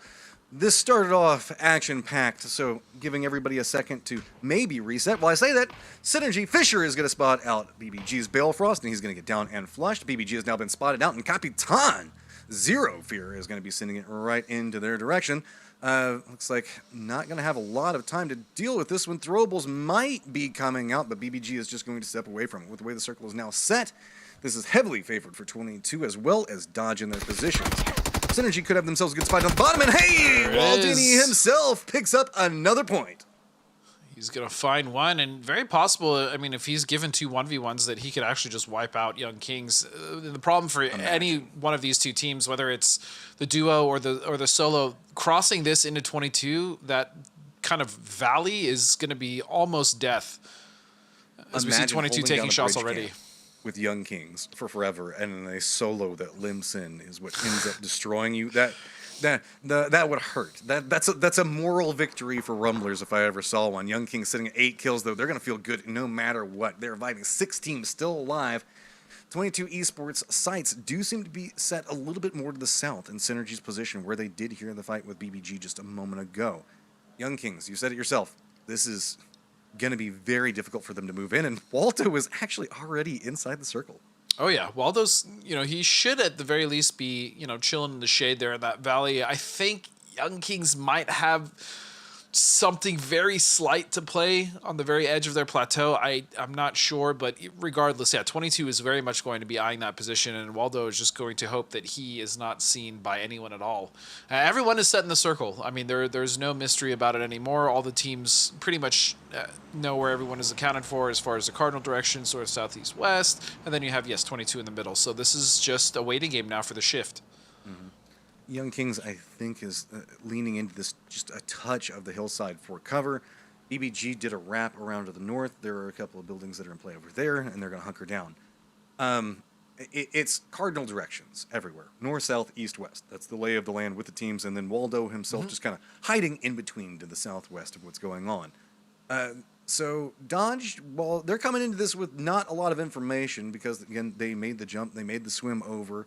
That being said, they got to dodge all of the craziness that was going on both of the bridges, so they could be coming into this quite strong. Synergy 22 Esports and them should be fairly well equipped. I actually really like what Dodge did. They just kind of sat on the most southern side of the other island, and they just waited. They kind of held that position. They made sure that the beach in front of them wasn't going to be contested if they either took boats or swam, which we saw Ethan do late. And so, yeah, this is good foresight, good plays coming out from Dodge, and now they have a good position in the circle because of it. They should be able to push down in the south if need to on foot without too many issues, as Waldo's taken down. And yeah, again, the team for me to really look at here is 22 and obviously Synergy. Synergy is actually in a really good spot to push this compound from the south. They'll be on a ridge. So, yeah, this, again, might just come down to Synergy, especially with that shift. But even then, not a lot of teams still have to fight in this, man. This could be a big problem for the rest of the teams. Synergy making it a late game yet again. Yep. You can see they already have a 9-point lead over Sonics. Definitely didn't get the circle this time around. They made a reposition for it and did get some circles after that. Didn't have to deal with the mess that was going on, to say the least. As we can see, a little bit of vision coming out. All right, Heaven, getting an idea on what's happening. 22 Esports doing a good job on defending up, realizing where they could be vulnerable from. But that being said, it's really just Young Kings. That's about all that has to try to make a play, and they know it. Yeah, it's Young Kings. Dodge is holding out that side. They're aware of at least one or two players on the west. BBG has been very quiet though. They haven't really moved. I believe they're just down to a duo now, and they're just gonna try to play reactive off this next shift. If there's any team fights they want to get involved in. Oh my goodness, Mirage almost took out Flux's head. Yeah, that's a near miss if I ever saw one. Flux is gonna be. Yeah, he's got the hillside for cover from here. That being said, now Dodge has allowed somebody to move in a little bit too close. Young Kings gets vision on a little bit of a reposition. Rogi has to step away from it. He's got some cover. 22 doesn't look like they want to really step out. They do get some vision on what's going on with Dodge, but that's about it from what I can tell at the time. This is allowing Synergy to reposition. BBG does hear what's going on, but hasn't made a move just quite yet. Do know that one of the members for Dodge is not inside the safe zone. That's going to be Ethan. That's why the smokes are starting to come out, and this is going to be the gamble play. Dodge has got to protect their teammate, and you can see people are leaning in to ammo counts right now. Yeah, ammo is actually fairly low for quite a few of the players. And again, that can be the symptom of having to rotate early or getting in really messy fights, trying to get on melee base. And so, yeah, as we see the utility now being thrown over towards the last member of Young Kings, it is going to be Rogi Wow. And that coupled with the fact that Dodge is on the other side. But luckily for him, Dodge might actually fight BBG here. So he may just have to deal with 22, which in itself is not great either. I mean, 22... Synergy both feeling pretty good about what's going on with BBG's in position. They don't know yet, but BBG both down, trying to get. Keep in mind, it's other than this little bit of a firefight that's been going on as Young Kings does get eliminated there. There hasn't been a lot of information together. Nobody's shooting, so you don't have a great idea on where a lot of this is going on. 22 did step out, seeing if maybe they could get involved in the firefight, and now just going to lean away as it looks like it is calming down just a little bit more. And the shift is what we're waiting for, Matt. What is this going to do? It's going to throw one of the teams into, or multiple teams potentially, into chaos. This 22 is just replenishing their ammo count as well as any utility. And yeah, this one is shifted pretty much to 22 in Synergy. So it's really on Dodge and BBG to make a play. Dodge, for the most part, they know that BBG is, at least I think they know that BBG is up on that side, which means that they may opt to either go for a play on 22, which is kind of a game-winning play if they get a few knocks, but Synergy's just waiting in the south for anything to pop off to third party. Dodge being one of the first moving factors here, trying to creep in.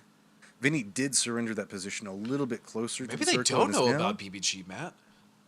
I mean, BBG hasn't really made too much noise recently. Yeah, they did earlier, but I'm pretty sure they've been quiet the last 2 circles now, so maybe there's a chance that they could backstab Dodge here and then take their position, but... I don't know, Ethan's fairly lined up. Yeah, Once you start showing your back, that pretty much... Oh, Ethan doesn't go down when they reveal themselves, though. Now Dodge should have multiple angles to work with. Ethan trying to just get to some cover, put some type of line in between him. Is going to lean into the hillside, moving away from the tree. Cherry is trying to play the low ground, creeping around this one, just trying to hustle his way, see if maybe he can get to a point to defend. Ethan has managed to survive, but keep in mind, neither team in the safe zone right now. Mirage has an angle. Cherry does spot out Vegas, and BBG has very few places they can go except back into the lobby. And really well played there by Ethan, keeping himself alive with utility. The movement as well, proning at a couple spots, getting up and proning again. That was just really slippery stuff from him to stay alive and buy his team enough time to come and clean that up. So well played to Ethan and Dodge there. Down to 3. A 4v3v3, and Synergy, our present leaders, have the 4. They've been moving around. They heard what was going on between BBG and Dodge, and now have moved into the north just a little bit, creeping in back behind it, not overcommitting just yet. They don't want to move into where BBG was. As you can see, that's kind of open, so don't want to over-risk it. Dodge is starting to venture a little bit more into the center, but Synergy is getting the information off of that. Takes a shot, gets some damage into him, but does not get a knock. This firefight is going to reveal what's going on. 22 Esports does hear it. Vinny is going for a touch of a flank back behind what's going on with Dodge and could be pivotal in this next firefight.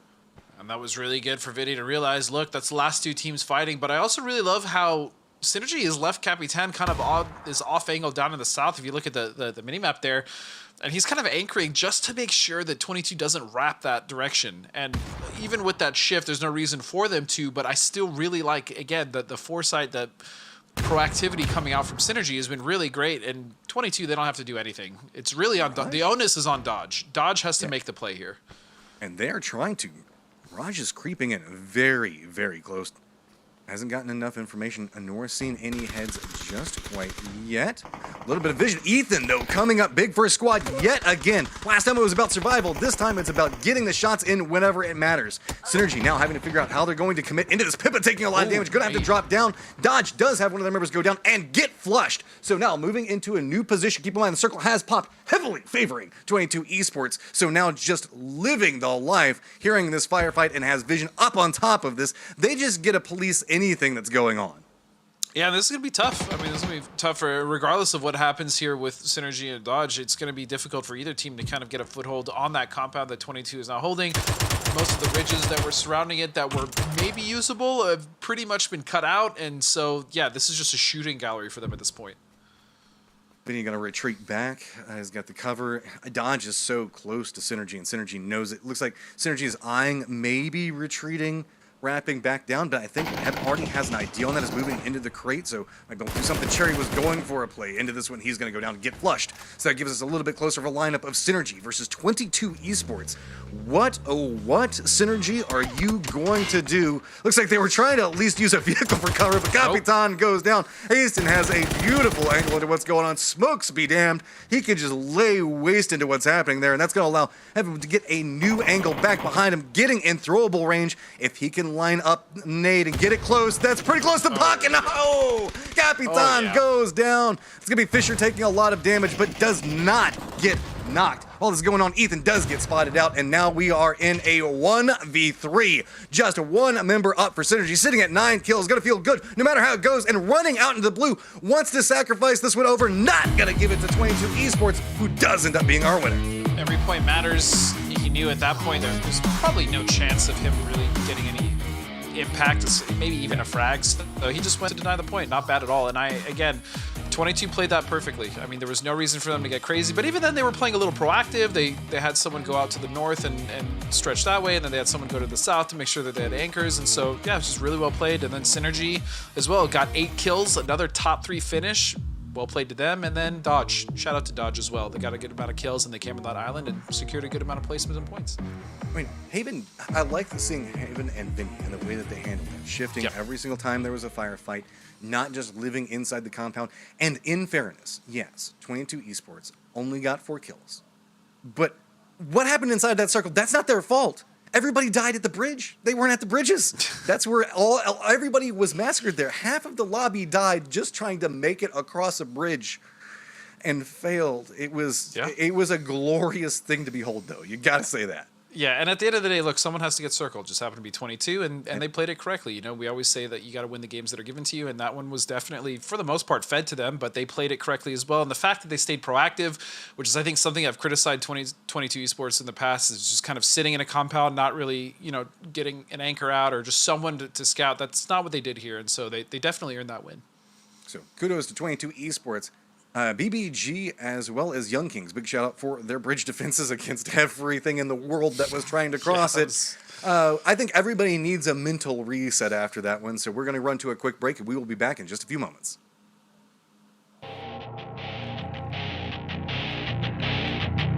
E agora o Blitz consegue encaixar a granada ali pra cima do Nanou. Baby Boys está em apuros.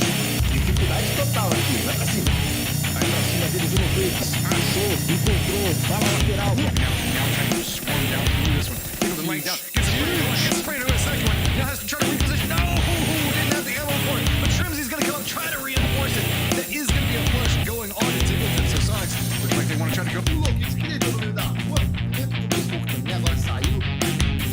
Passou o perigo, o Fischer agora ele tá tomando aquela bola top, o Jack já tá nocado. O Fischer é outro jogador. Acabou de vir pra cima dele no programado agora. Pode play, pra cima dele, Fischer. You know, there's also, I always think that a lot of times we don't see it as much. Teams rotate boats, rotate out of Nova across. It's still a good thing to do, so. Que o Remy deixou de fora, né, do top 6. Vamos aguardar aí, porque a Juiz tem jogado bem. Nossa, meu arma. Tá tentando voltar, pelo menos uma eliminação à distância ali, pegar. That first aid hit meanwhile, Yahoo, Rumblers. Oh, we knew this cave could be potential trouble. I wasn't expecting it so soon. Boy, oh boy, Yahoo was just sitting there ready and waiting to pep. On that reposition, Sharp Shot also ran across the can of Dodge's Cherry, trying to shoot both sides of the crate's gonna connect. Stone's gonna help him out here, but he's got to hit this last shot. There you go. I mean, if you had the chance, Leading the charge. Yeah, oh, absolutely. And that's going to be one. I mean, just absolutely killing them. 9 kills now, I believe that is. Stolen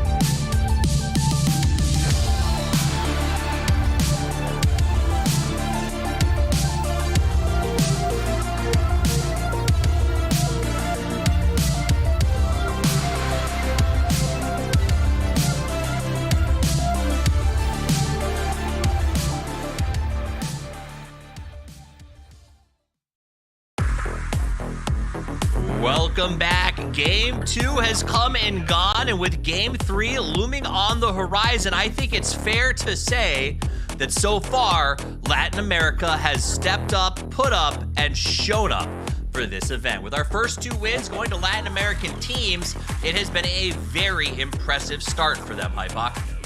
It has. I mean, this was a spectacle of a game. I think it's fair to give it that classification, but I think that's probably the most bridge camping we've seen in a long time. I mean, you look back at the end of Circle 4, we had 20 alive. Kind of crazy, and to see which teams it was actually, I guess in a circle like this, just literally going for kill points, right? This was mutually assured destruction, for want of a better term. I'll tell you what. 22 rode this through for free, basically, from early game. I'll tell you what, we're going to actually talk about the bridge camp and the debacle there. I actually sourced some questions from chat for you, Hypok, about bridges in general. What are your favorite bridges? Have you been to Madison County, for instance? Things of that nature. But before we do, we should look back at how the bridge fights went, and the best way to do that is highlights. Yep. Well, they didn't go well, Cammy. They really didn't. I think, so this was a shock that the circle acted the way that it did going down to Sosnovka. Like, the particular arrangement of phase 1 into phase 2 was like the breeding ground for this amount of circle camping. I don't think we're going to see this much anymore this event. It was like the stars aligned for it, and there was just so much chaos. I distinctly remember phase 3 pop, and there was one team inside of phase 3. Yeah, I mean, that statement alone is just crazy to consider. Well, actually, I mean, the first game did kind of start off pretty explosive in terms of teams actively just looking for kills, but this just seemed, I'm going to be honest, it seemed sloppy on a lot of fronts. There were so many oversteps. There was an over-reliance on maybe being able to comfortably find these free kills in rotation. Ultimately, I think a couple of teams just ended up kind of putting their hands up and saying, well, at this point, we're not getting in, right? So we might as well commit. Yeah, I do wonder if there's a little bit of over-adjustment by a couple of these teams now that we're at points rule, now that there is more room for salvage games. Maybe like teams are almost pulling that trigger just a little bit too early or just a little bit too hard, and maybe by the end of even today or this weekend, we can see an adjustment back the other direction. But, I mean, it's the first few circles. Granted, they may not be as crazy as some of the circles and games that we saw in the qualifiers, but they still haven't been very straightforward. Well, let's take a look at the match standings, and I'll tell you what's very straightforward. The results from our predictions at the start of today, as Synergy gets another 15 points. They didn't even win Hypok, and yet they're still... under the new system, do we count this as winning? Yes. Yes. Well, it's points, right? They got the most points. So as far as I'm concerned, they're the winner. And really, this is you could lean on 22 Esports maybe being the victims of, I guess, every other team's intention in this game in particular, but can't fault them for it. Again, at a certain point, you just got to say, right, well, we have to ride this out, right? There's no point really pushing away from where they were to actively try and clean up some of the fights, because they have such a lack of information because there's so little action towards their position. If you win without eating the chicken, is it winner, chicken thinner instead? Because it's healthier? That's stupid. Synergy, however, doing a great job. Here's the question, though. As we pull up the overall, this is where, 22 Esports, they got to win, Cameron, but the reality is they only got 1 point out of the last game. This game, it seemed like kind of I don't want to say they deserved it, they won it, but a bit of a one-off. Do you think that they have what it takes to stay in this position or even rise up? I definitely think they have what it takes to rise up, because when you look at the style of play that they had when they were qualifying here, they actually didn't rely on center circle fed playstyle. They're actually one of the teams that focused almost exclusively on edge playstyle. They took the most damage, they recovered the most health, so they were constantly involved into fights. So looking at how they played this past game, it's a one-off. I don't expect them to even try and play that playstyle. It was just, they took center because they saw an opening, and they milked as many points out of it as possible. Similar with Gas Cans the previous game, it's a gamble because your ceiling's not going to be that high, but your floor is also going to be raised in terms of access to points. I get that. The floor and the ceiling move at the same time. Hypok, here's a question. Because of the chaos of that game, I asked some folks, do they have anything they want to know? And Lunchbox really asked Tough Eddie wants to know, is the bridge camp meta back? Is this an official thing? We're seeing more of it. There was a time when we almost never saw it. The thing for me is bridge camping is viable in a lot of these Sosnovka circles, but it's all about the timing. Obviously, with the changes, I guess, to the bridges in general that came obviously in the previous format, didn't really have as much of an impact. Now it's much easier to set up, I guess, more diligent setups in terms of greenness. But there's such a lack of information that I think the problem in this game is they weren't very well considered. Right. It's risky. Again, it is risky. It's a roll of the dice, right? If there's 2 or 3 teams behind the team that you're camping, you're not getting those kills. You're then late. You're potentially allowing boat rotations to come through and people to get ahead of you. So it's becoming more and more less worth the risk, if I'm honest, because it's usually the team that's on the north side, still in blue, that's going to find the kills that you want. Like teams don't just full send across the bridge anymore. It doesn't happen. That makes sense. And so we do have one more game on Erangel. We'll take a look at the map schedule for the rest of the day. 3 to go. Erangel, 1 more, and then we move to Miramar. So keeping in mind that we have one more game, and the bridge was pretty chaotic, as well as 2 sort of military-implied circles so far today.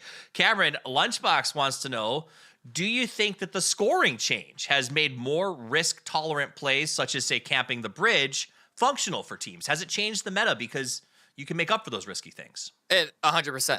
Yeah, 100%. Like even before the game started, even before the opens started, that was 100%. Not only do we have years of points rule to look back upon with that question, but just the concept in general. Now, how specifically it changes that, how risky can some teams go?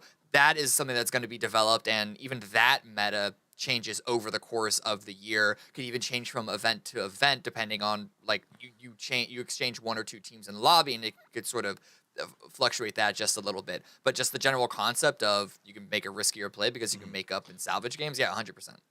The meta can change. It can change from game to game. In North America, at PGC, we learned we don't change so good on the fly. Maybe the teams will adjust to that. But we'll go to 2 guys who know how to change on the fly, set the meta themselves, and honestly, you never know what you're going to get, but it's going to be a lot of fun. It is our casting duo of Godspeed and Matrim.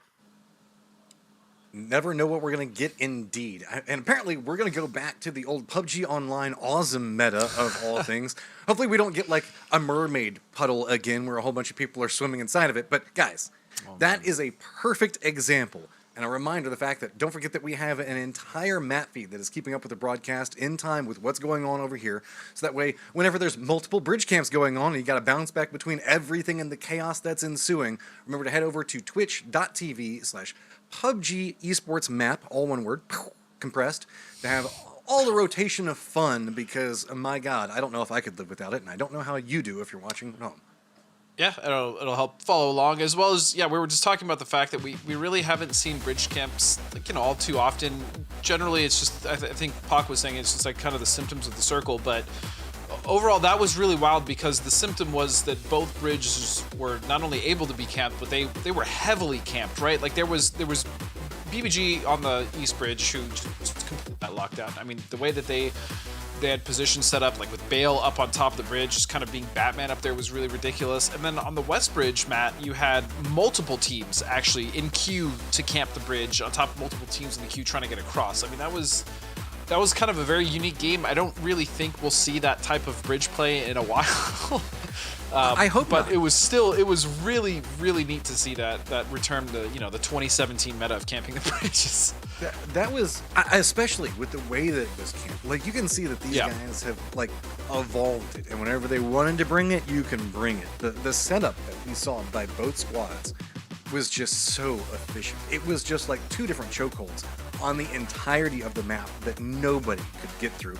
Unless you decided to be like Dodge and swim. But, I mean, paid off for them. For a little while, at least. But that was an interesting game, to say the least. I wouldn't want to see it every single time, and I don't know if my voice could handle seeing it every single time.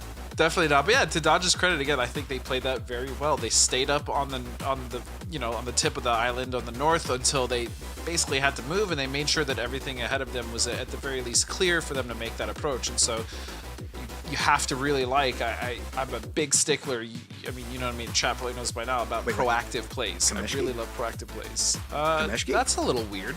Kameshki, what's going on there? Gas cans, underdogs, both going that way. Well, what? I mean, we do see United. Okay, United's flexing down. Yeah, United's doing melts of power. They're chilling, but that is odd that off of this kind of adaptive jump here that we teams kind of stretching towards Kameshki. Yeah, I don't think we've seen that in a while.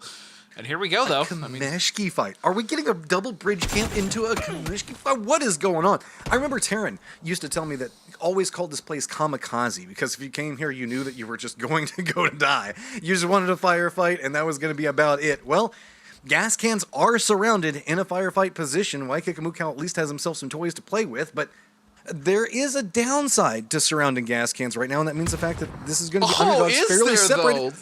But Circle... Look at the circle. I don't think there's any downside of it. This is all upside now, aside from the fact that, yes, they have to fight a team, but position-wise, I mean, this is so weird.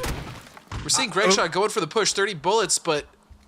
All right, well, this is all about getting the aim and getting what you can. Quick looting is going to be the key factor for it, and look at that. Double barrels coming out strong. Trying to see if he can spot somebody. Underdog does see it. Oh, patiently waiting for it. HVZ does manage to take down Gregshot, but Nikos does manage to take him down in return. That being said, Nikos should be able to get a res much faster. Adam's in his own little contained area right now as the rest of the underdogs are coming in to provide some support for HVZ. Let's see, Waikiki Mukau find any use on his angle right now. I think that he can hear what's going on. Adam does go down. It's going to be an Nzira that does find him, and now it's getting a little bit more pressured as this is coming through. Gas cans do manage to find the way to all this, but my goodness, what is going Mukau on? just takes a set of pellets to the face. And, I mean, this is pretty good for dogs, considering the first two games we really haven't seen much out of them at all. I mean, I don't even remember even talking about this team just because they weren't really a factor, but starting off early, taking multiple members of gas cans out. This is a big start, especially with Circle. But wait a second. What is even happening? The weapon choice in this fight is très magnifique. I'm loving everything that's going on. Denzira looks like now trying to figure out how to right what's going on for the underdogs. They had a little bit of control, and we have another early game fight. Nootropic and Dodge. Yep. Not surprised. Oh my lord, this is just getting to be ridiculous. Okay, the man with the grenade at this stage surely has the capabilities to put some work. Oh, rejected by the bars. Grenade's not gonna hit. Nootropic has the same idea. Gonna go ahead and throw it up there. Not gonna get as much damage as they wanted to get out on either side. Zira being a little bit more patient. Oh, Nootropic trying to push up that stairwell. You can see Do manage to finally break through, but this is just destroying each other. Like, nobody is going to be the beneficiary from this. Yeah, I'm very curious if gas cans and Nootropic are just going to do this the entire event and basically spend ESL 1 as their kind of... Oh, wow, Lamp. That was disgusting. Well, underdogs are eliminated. Nikos finally connects with the grenade. And Lampalot, the last one up for his squad. Gonna have to see how this goes through. Mirage is down below. Looks like he might. It's the 1v1. Yeah. I think that they're both going for a reset on heals. That nade, though, Mirage. Cook it. If he cooks this well, it could be big bounce. Goes through. Oh! Lamp lives! Hello, Senpai lives! Both live! How? They get the res off that grenade! No way! That bounce had to be the perfect bounce for them, and now they've got the high ground on what's going on with this. That's going to deny a little bit more of what's happening on the outside. Hello Senpai gets angled through the doorway, and Dodge doesn't have the time to get it together, but the shotgun comes in. Can he line it up again? At range, it's going to be a bigger problem. Hello Senpai got an SMG in his hands and does not want to assault that angle. Pushing that corner right now with a shotgun is detrimental, to say the least. A little bit more damage coming out from Hello Senpai, and it's just a peak battle. Does he think that he's opened it up enough? Nootropic in 1v1, trying to push it around. Mirage trying to stay alive. Pop! Shotgun comes up. Mirage coming in huge for Dodge, and that, I'm not gonna lie, that's got to be tilting for Nootropic because they essentially had almost wrapped that up. Really clean peak coming out from Lampalot. Came down to a 2v1, but I don't think either of those players expected for Mirage to have a pump, which completely ruined Lamplot, unfortunately, and then left the last member of Nootropic in a 1v1, and Mirage closes it out. Man, that's crazy. And going back to what I was saying earlier, Matt, as we look at the map here, I'm very curious, again, if Nootropic and Dodge are just going to spend all of ESL 1 just trying to jock for position to see who's actually going to loot in that area. I mean, it's feeling pretty. We've seen it before at the time. Yeah, we've seen teams throw away tournaments before just for positioning. So that is true, and you can be a big benefit for that one, especially in a circle like this that can be fairly chaotic. And we've gotten a couple of them today. We will say the least in that one. This is one of the reasons, guys, why you should probably open the map stream. Remember, Esports, PUBG Esports map on Twitch. Because while we were having to cover all of that, there were several rotations that were going in. You can see that Synergy is going to be rotating pretty close to Because Young Kings are right back behind them this time. Fisher looks like he's trying to get a little bit of separation between what's going on, but that could put him in Necro's sights. Catch a little bit of airtime, but should be able to venture through this just fine. Young Kings, though, might have a problem with the way that we saw Troglodytes coming into that. They might have to turn around. Nope. Looks like they're just going to stop on the other side of the river and kind of let it, well, no, actually, Young Kings just moved into a bridge a little bit further west, and now they're going to bump into each other anyway. Goodness. There's going to be another little spat here, and Mike is actually going to crash in the tower right next to Cube, and he is in a lot of trouble. Trog could potentially hold this. I don't think they will, though. Potentially, they go for a kill or two, but I imagine they want to go for the superior positioning, and they're just going to rotate past this. Yeah, that's exactly what's happening. Does that count as a second bridge camp for Young Kings? Not really. They didn't. I don't think they camped it. It's more of a symptom of circumstance, but Rogi was this man. He's actually still chasing. Right wow. Now. Yeah. It's like at least he shooed them away. Like, go away. We don't want you to be here. Problem with it is you guys aren't in the circle. So I guess now you go north and follow Synergy, which was what Troglodytes was originally contesting against. So the domino effect that can sometimes happen in PUBG coming up real right now. The other wild thing about this circle, Matt, I mean, I think it's just you and me, and I don't hate it at all, is that there really isn't a terrible amount of land to play just because of how much of this is actually north in the ocean, right? And so we have that, and the fact that this is probably going to shift south, which then leaves Yas Lake in play still. So, I mean, there's quite a few obstacles for most of these teams to get around. Fortunately, the majority of the teams are actually north of Yas Lake, in between Stalber, so I don't think that's going to crop up too much, but for a team like maybe SDK or BBG or even 22, that might be an issue in the next couple shifts. We are getting a fight around the gas station very far to the north of the map. That lets you know what's going on with the circle. So, Synergy coming in right now as they're receiving the bullets from Sonics, but nothing too detrimental just quite yet. Just too easy is going to be to the south of where we see Sonics, and that's going to be the gauntlet set up between the two as people are trying to approach. Synergy does leave one of its members behind as it was getting harassed there, so that is going to put him on its own independent island as Troglodytes is going to come up along a similar path, and you can see that this is the issue with it. Synergy actually having two members back over here. They were stacked up each other, and I didn't see them until just now. Troglodytes, even if you go to the north, you're going to find yourself with another problem. Necro does get taken down. Severny is open, and I wouldn't be surprised if Troglodytes is realizing that now. It's open, it's just not great, yeah, right? Nothing's great right now. True. It's very true. I mean, there's a decent amount to play in the south, but the problem is you know, kind of what we were talking about earlier, is you don't really want to be on the south, especially if this shifts, which it should, somewhere around Stalber, initially off water, and so that area below Yas, or even just around Yas Lake, is kind of going to be a pain to play around, especially with a team like Rumblers just kind of sitting there. Actually, Rumblers have a really strong position right now, and so yeah, for the teams coming in the south, they basically just have to bide their time and be a little careful not to run into any of these, you know, teams kind of holding the line, and that line basically is Triple B, Rumblers, and Yahoo, as well as United. I've got a question. We're seeing a lot of commitment into Stalber right now. Yes. I know the fact that we've got the lake that's in play and does count as water. Is that one of the reasons why so many people are leaning into this? Because if this goes south, that's exactly why. I just wanted you answered your own question. No, you're totally fine. I didn't know if there was some other reason for it, so I figured I'd ask. No, I mean, even if it shifted south, most of those teams in the north still don't care. They would have had something to play. Whereas vice versa, it would have been much more difficult for a team to get in, which is exactly what we're seeing right now. Fortunately, though, for a team like SDK, and even built by gamers, their approach here should be fairly fairly open. Yeah, some other teams, not so much. Trogloditas looks like it's going to try to go between the setup position of Sonics. Just too easy, trying to fend up as well as not. Oh, Sharpshot and Roth just instantly put in some work.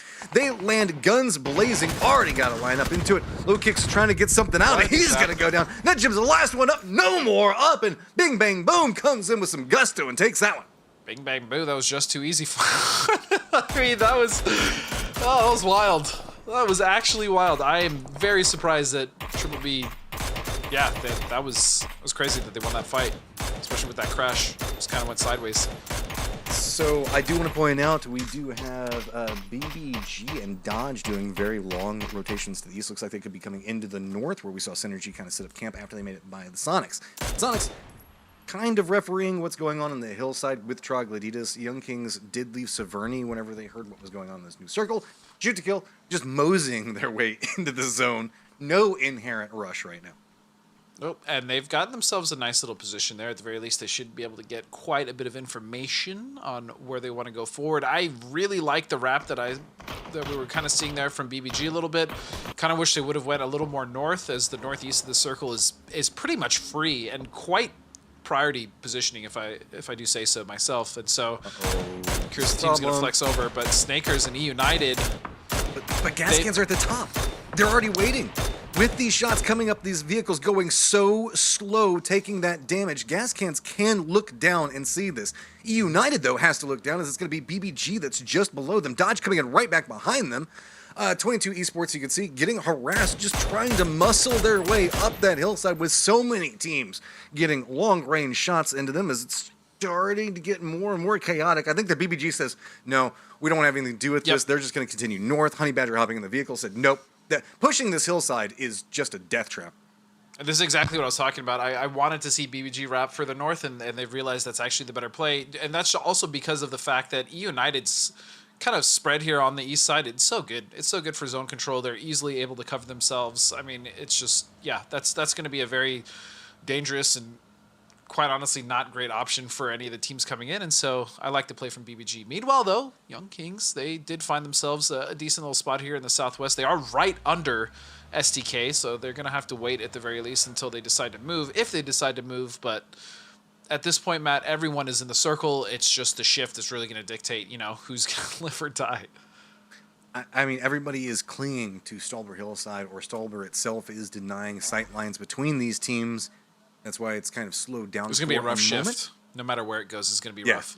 There's no good way for this one. Maybe we'll lean a little bit more Stolber side. No, actually, leans more to the west of all things. The east is going to be a bloodbath. The teams in the low ground hills, the warehouses, things along those lines, heavily rewarded. Everybody is now going to have to extricate themselves from Stolber Hillside and push into the low ground dips. My God, Godspeed, that's going to be brutal. Yeah, the East specifically, I'm looking at Gas Cans 22, Yahoo United. This is going to be a bloodbath. And then even for teams rotating like BBG, again, really love that they went north. That actually hurt them now. Because of the shift, they're going to have to rotate into Synergy, which Synergy's been playing really well. As far as zone control for the entire day and picking their spots, their macro has been very impressive. They managed to find a way to navigate moving through the circle. Like, we've seen teams that know how to handle these gauntlet lineups and use those little bit of dips and hills and feed information over it efficiently and can get into those points. Being able to not just do that, but also pick up kills as well is so strong for them. I got to say, the compression to the north, if you're BBG, how do you approach this, Godspeed? You have to fight. I mean, you just have to pick a spot, which they've already committed to the north, right? They really don't have the time to go back or try to backtrack and maybe get out a fight on United and Gas Cans. And so, yeah, they just have to commit to the synergy play. And it's not great, but it's, you know, they have to do what they can. Bale's going to get knocked, and that's not a good start.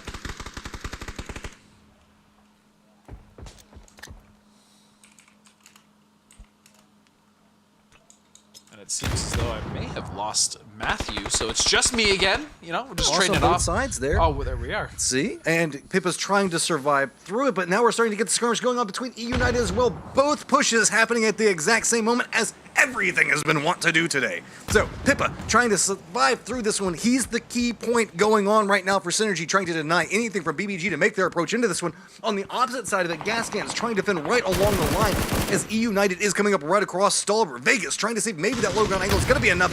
Gets a touch of damage, but not enough to really get anything of major significance just quite yet. A push coming in. Vegas, Hikerman, double it up. Get the knock onto it, but Honey Badger realizes what's going on. Here's a firefight next to him as well, and is now stepping around. It looks like BBG is starting to get control over this position, as we have seen Synergy time and time again winning their firefights and finds the angle onto Vegas.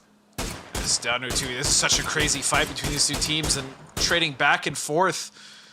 BBG doing the best they can, Synergy as well, but I mean, this is actually being a really fun fight to watch. Both teams playing this quite well. It's just the position is so rough. They're outside a circle. They realize that Capitan is going to back off. Well, I mean, Sonics are also harassing the back of Synergy as this is going on. Fisher tries to hold it up, does get the knock onto, or gets the flush, but Honey Badger gets the knock onto him. E United and what's going on over here with gas cans is calmed down a little bit, but it's still quite problematic for the gas cans right now, as they don't have a real easy way, and they are getting hardcore gate kept. Capitan trying to do the same, pops up, gets a good spray into it. Eicherman goes down, and now he waits right along the line. He knows exactly where BBG is going to be trying to come from. Gets the shots into him, not enough to really inflict a casualty just yet. Gets the spray, gets a knock into it, and there we go. Synergy Esports survives it again. Synergy indeed does survive. I mean, so far this team's been really impressive, Matt. I cannot lie. I really like Synergy again. Their macro's good. Their team fight, even in that situation, wasn't that bad. All things considered with the positioning and kind of the awkward trades. And so, yeah, Synergy's been great. Young King still surviving, though. My goodness. Doing the best they can on the Southwest. This is just so harsh to watch. So these teams figure out what's going on. Sonics decides that they're going to push right into 22 Esports positioning. A couple of high ground points could be problem. Balkan finds the angle into Tiggleton. Mime finds Balkan, though, gets the knock onto him. So while this is going on, keep in mind, Capitan is going to be trying to approach from over here, but E United, having finished off what's going on with gas cans, also looks like they might be approaching from here. There you go. Yep, it's going to be Capitan taking some shots into what's going on with 22 Esports. It looks like he was trying to pick up the flush on, but he's I like this. Don't overly commit to anything. He spots out what's going on, a little bit more of the information, what's happening, goes for some shots, at least inflicting some damage in. E United, though, is being a little bit more patient on their approach. They're leaning into a 2-2 just right next to what's happening. And looking at just the positions as far as favorable, I really love where Sonics is. They can kind of dictate this game pretty much the way they want from the north. I really, again, like that position. As far as unfavorable, I guess I'd put E United there just because of the fact that they're about to deal with Yahoo, who's actually also my wild card. So everything happening on the east side here is going to be, it's going to be a little messy, especially with Sonics and then even 22 potentially just getting involved. And the fight's popping off now.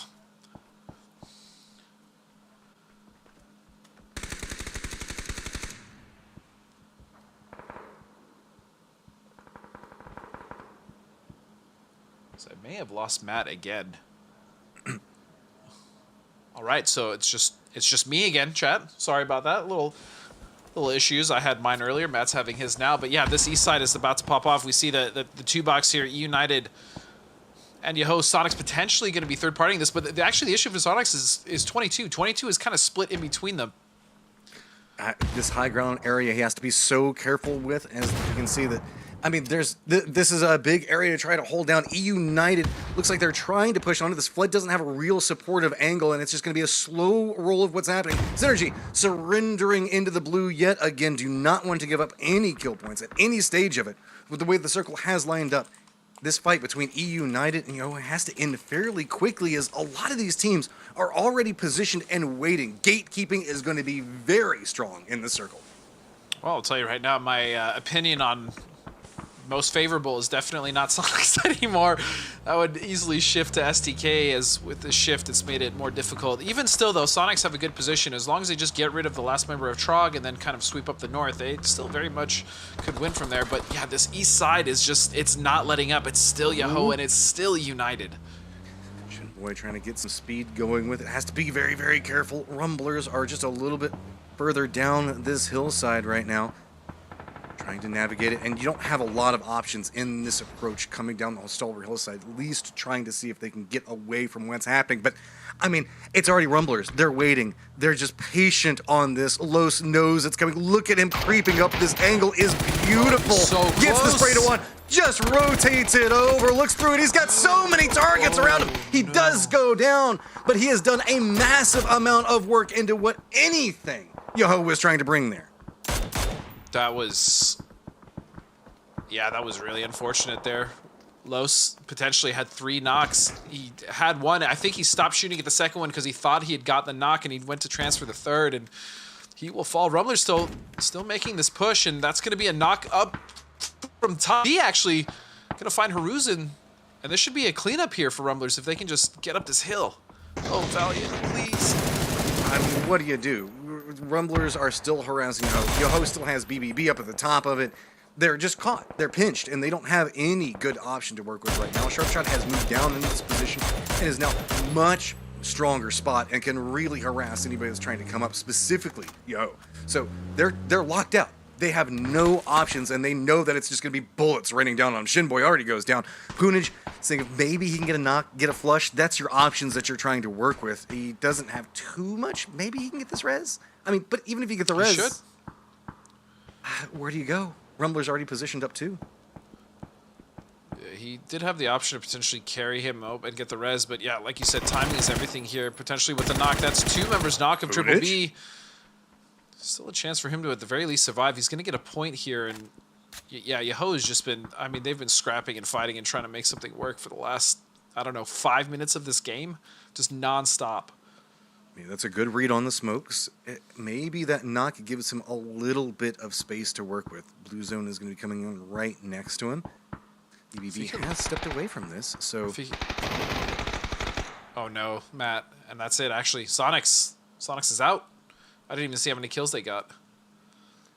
Yeah, it's the stragglers trying to come in right now. Young Kings look like they're trying to make a little bit of a send as well. Punaj is going to have to move yet again, but bright side, Triple B as well as Rumblers all going to have to move to the west. So at least he's going to have company trying to rotate with him, or maybe they can just finally leave their gatekeeping positions to allow him to make some type of movement. Opposite side of that, Young Kings already trying to move into a stronger position to stop it, but Waldo is going to say no to that. And it looks like they do manage to pick up the kill as well. So United coming into the north is going to feel pretty strong. It's just really about this east. Everybody else is kind of lined up at the time. And United, being in probably one of the worst positions at that point, made, I mean, some really, really incredible plays. They assessed what was going on in the east. They disengaged from the fight with Yoho. They then started to go north. They realized there was an opening there. They got the kills, and they helped with the knocks on Sonics, and then they cleaned them up. And now they're actually in a really good position overall. I mean, they're in the position that Sonics, I believe Sonics were going to have after United potentially just got caught up in that 3-way fight on the east. But man, they are resilient, and they are just playing so well. Duly noted as well. 22 Esports, pretty close to the center. I mean, just a little bit off center of the circle right now. Young Kings having to contest in still with the Rumblers as they're making their pushes through. Bing, bang, boom. Looks like they're going to have an easier path into the circle with this high ground advantage that they've got. You can see Rumblers just having to cling to life right now next to vehicles or anything that they have to work with. BBB, I think they're just going to send it all the way down around back behind Rumblers, seeing the fact that maybe this opportunity could present itself. Waldo gets a read, steps into it, gets a spray, and has to step away from it. Reinforcements are coming for BBB. No. Oh, Kanan gets down Waldo, and now it's much, much more problematic. Rumblers finding themselves in a very bad spot. Luckily, Young Kings did have to surrender from positions that they were playing just a moment ago, so Valiant at least has somewhere to survive for the time. It's, you know, for Rumblers, again, it comes down to just those individual little moments where they, you know, they slip up. I mean, that team is so chock full of good players and fraggers. It's not been coming together. There's still time, though. Still games to come forward. United, though, as you said, yeah, one knocked. Still making it work, Matt. Yeah, they're closest to 22 Esports right now, which is starting to venture out. Vinny's trying to use the smoke wall and see if maybe he can get a new angle into what's happening. Not a lot popping off, and it's going to see a little bit of a creep off to the side. United realize the fact that they are in a precarious point right now, just trying to use the top of the smoke to get some vision, are going to commit into the reses. 22 Esports does not want to leave their covered point right now. While this is going on, Valiant's still going to be still going to get harassed. Aldous is going to get the angle into him, and United being able to reset here is quite surprising. I mean, United, again, they've just, the way they've made this game work for them has been incredible. And the fact that they now just have the shift and the best position in the circle is, I mean, it's there's a reason we talk about this team and how good they are coming into this year and how good so far they've looked with just even, again, just a few games in qualifiers and now the first day of grand finals. I mean, this is definitely the team to look at, I think, at the very least right now for this event. This is a breakout point for one of these teams. You can see that they're very neck and neck in points in that like mid to lower 20s range. So a big performance right now can really shoot them up the leaderboard. We've got a couple of teams that are specifically Synergy that is just taking away with the leaderboard right now. And so an opportunity has started to present itself. Sonics, Dodge all down. So E United could pick up some points here. Young Kings, 22, BBB, all of them could use every single point that they can find. I mean, Shoot to Kill down in 12th is a very surprising, but given the chaos of the circles, nothing can be too surprising. Well, you say that, but always leave my imagination out there, Matt, as these games have been quite wild. I mean, just looking at their last one, but yeah, Bing Bang Boom here. They have Keenan actually on this weird little anchored position in the back, and that's kind of keeping, I guess, 22 and not necessarily United in check, but STK slowly creeping up under them. They have to be careful. I assume they got to be aware of this, right? Well, even there's like so many little awkward rotations and positions that are being held right now. You can see that E United just having to kind of like hunker down in these rocks. BBB on similar position just to the south. 22 has good high ground vision, but with E United's position, that's kind of like slowed them down in what they can do. Young Kings, here's what's going on, and it looks like he's trying to sneak in, use this opportunity, and he's just running through the open, but BBB is so caught up looking to the north. They spotted out E United for just a second. He is managing to creep into this, and what should have been his death. I mean, every survival, every team he out survives his points, on top of the fact that he can always just get a flush or two for kills, right? They already have 4, so it's not bad at all. They're in the top 5. And Flux could absolutely get a few more points here for his team, so trying to snake and stay alive as long as possible. That he's not in though. No. Just got to wait a little bit for this fight to pop off so that they're not paying attention to him, then he can move. And STK just got lasered by United. That firing line was just hellacious to watch. And there we go, now down to 4 teams remaining. Oh, the flash. Bing Bang Boom trying to peek out a little bit more, but Shoot to Kill coming alive off on this angle, looking down. They have to be careful. United is back behind them, though, and has a little bit of angles that they can work with. Alo does go down with this one, so Shoot to Kill realized the fact that they were going to be assaulted. Just their 2 members holding down this point. And now, Bing Bang Boom still with 2 as well. Look like they're trying to creep forward. 22 Esports loving this. All 3 other teams are fighting each other. Actually, really beautiful nades from Keenan. He's going to clean one up, and he's going to make those reses really difficult. In fact, I don't even know if it's possible at this point. It might get... No, it's just Luke. It's just Luke now. Yeah. And just clinging to life at this rock, praying the fact that these other teams start to interact with each other and give him capabilities to do something. Oldless is starting to look 22's way. I realize the fact that maybe there's a lot more moving factors going on. E United is getting a lot of control over the circle with everything starting to quiet down. They're using that ridge line and slowly stepping forward and around what's going on and trying to dodge out. While this is happening, though, Shoot to Kill is moving a lot closer. Luke is getting right up in the face of what's that? Yeah, I was going to say into BBB, but it's going to be E United that actually gets the vision onto him. I mean, E United is just cleaning up the circle quite well, but Bing Bang Boom, 11 kills, nice knock. Looks in. 22 Esports has been chilling up here for a while. I think the fact that they thought nobody was going to assault them anymore. Nades coming out on the side of it, taking a little bit of damage. You can see Aston's trying to get away, but it's going to be Kickstart that gets the shots into him. BBB trying to retreat just a little bit more. 11 kills that they're working with, and E United seeing an opportunity right now.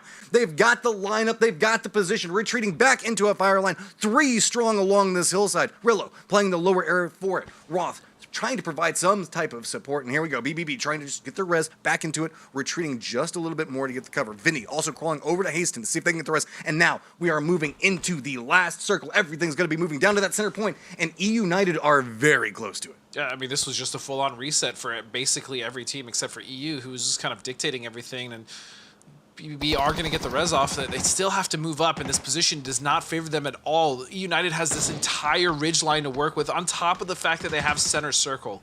So it's really going to take BBB and 22 to try to work together, actually, to defeat the raid boss that is EU right now, but I don't even think that's going to happen because both these teams are going to hold each other out. I mean, E United is just moving more and more aggressively into the center position, switching 3 members into that, and now just leaving 1, Snakers, up along that top wall to see if we can take on any shots on what's happening in this firefight. Smokes coming down. Throwables starting to get launched into them. I have to be careful. Oldest looks like he's going to go down to that one, and yes, he is. Fire. Roth is going to have his own problem to work with. BBB don't have the opportunity to move forward anymore, not trusting their smokes. 22 Esports knows what's going on, but don't have clean angles to work with. Hastings saying, okay, maybe the push along this line is the way to go. Spots up, and he goes down. This means E United now can move more aggressively, realizing the fact that they've got control at every bit of this firefight. Now, it's a matter of survival and fighting your way through this one. Vinny does get spotted out through the cracks of what's going on. Hides down, knows the fact that there's going to be even more of a push coming as BBB has gotten eliminated. E United controls everything. Vinny is firmly surrounded, and the blue is just waiting for him, trying to ricochet an aid, see if maybe he can get lucky, but instead it's just going to be flashes, and the doom is coming for him. He goes down, and E United picks up a victory with 11 kills. Man, I mean, first of all, shout out to BBB. 11, I think 12 kills almost. The fact that they fought constantly nonstop and they were able to hold that position to even get top 3, incredible. But for me, the way that E United navigated that circle, the way that they rotated, the way that they held off that north and east, the fact that they made it off the east with, like, I think it was 4 teams on that edge is just really crazy. And then their discipline and just the patience, man. That team is so good, and they always find their way out of really bad situations or just kind of rough edge situations. I mean, that is where they thrive, and that's where they thrived again. I mean, this was just been a series of crazy games for Erangel. Oh, yeah. I mean, it's just been, harsh circle, bridge camps galore, having to contend with circle camps, gatekeeping inside that last one. You've had to fight tooth and nail for almost every single position, unless you just got massive circle favor. But even then, if you got circle favor, doesn't necessarily mean that you're going to win just based off the way some of these teams have been playing, assaulting, and using the map itself. Absolutely, and we had STK who actually got a couple shifts there, but they just had so many teams around them, it was difficult for them to make a play. And then when they did try to make a play, they got shot in the back and the side and every which direction. And on a slumber circle like that, when you have so many different elevations, that tends to be the case. And yeah, I mean, it was rough, but again, the way that United navigated that, it was perfect. It was almost perfect. I mean, time and time again, this lobby is providing ridiculously entertaining games. Let's be real. If you guys are enjoying this, make sure to give them some support on social media, your favorite teams. Go give them some follows on Twitch, on Twitter. They deserve every single bit of support they can get. Guys, time for a little bit of a mental reset. We've had some chaos going on Erangel. We've got to switch things up, move over to a new map. So we're going to take just a moment to get all that set up. We will see you in a few.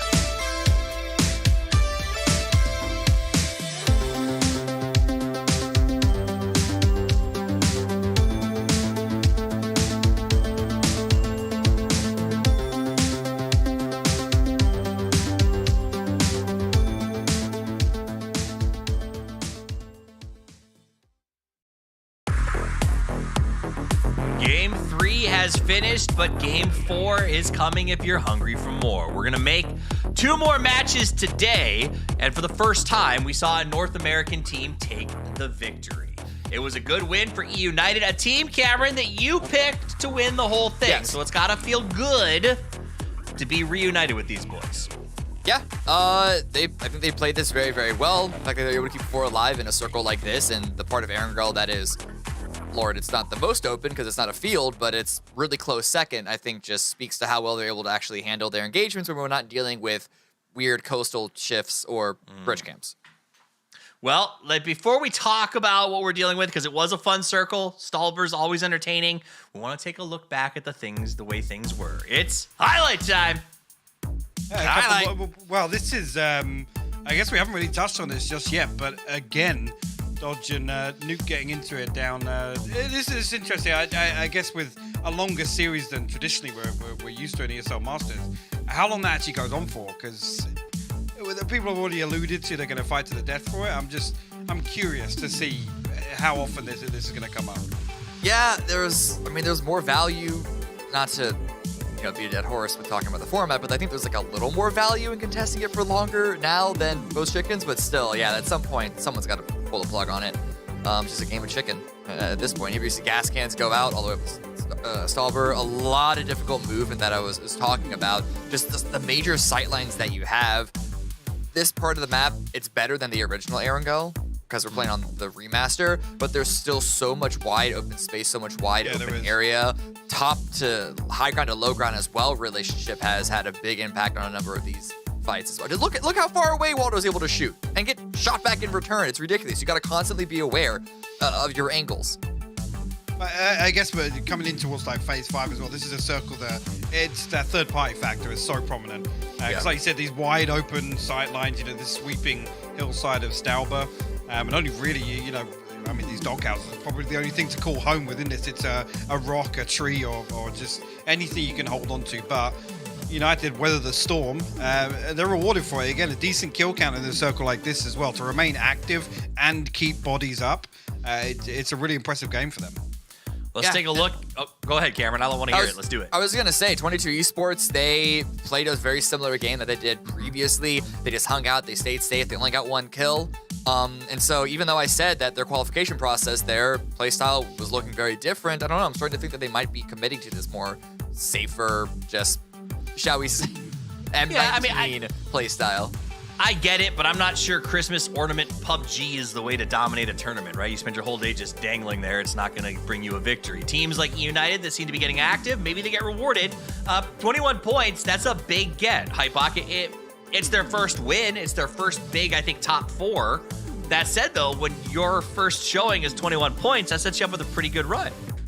Yeah, it is. It definitely. Just to come back to the 22 esports, though, because I know, but we touched on them at the start of the show, Steve, and I mentioned about, so maybe some of the other factors that were concerns last year, the macro game and things like that. This first set of games isn't necessarily a big concern for me, right? I mean, sitting here, 4th place overall. Yes, only 6 kills, which is the anomaly there when you run down the list. But for me, there are a couple of positives to take away from that.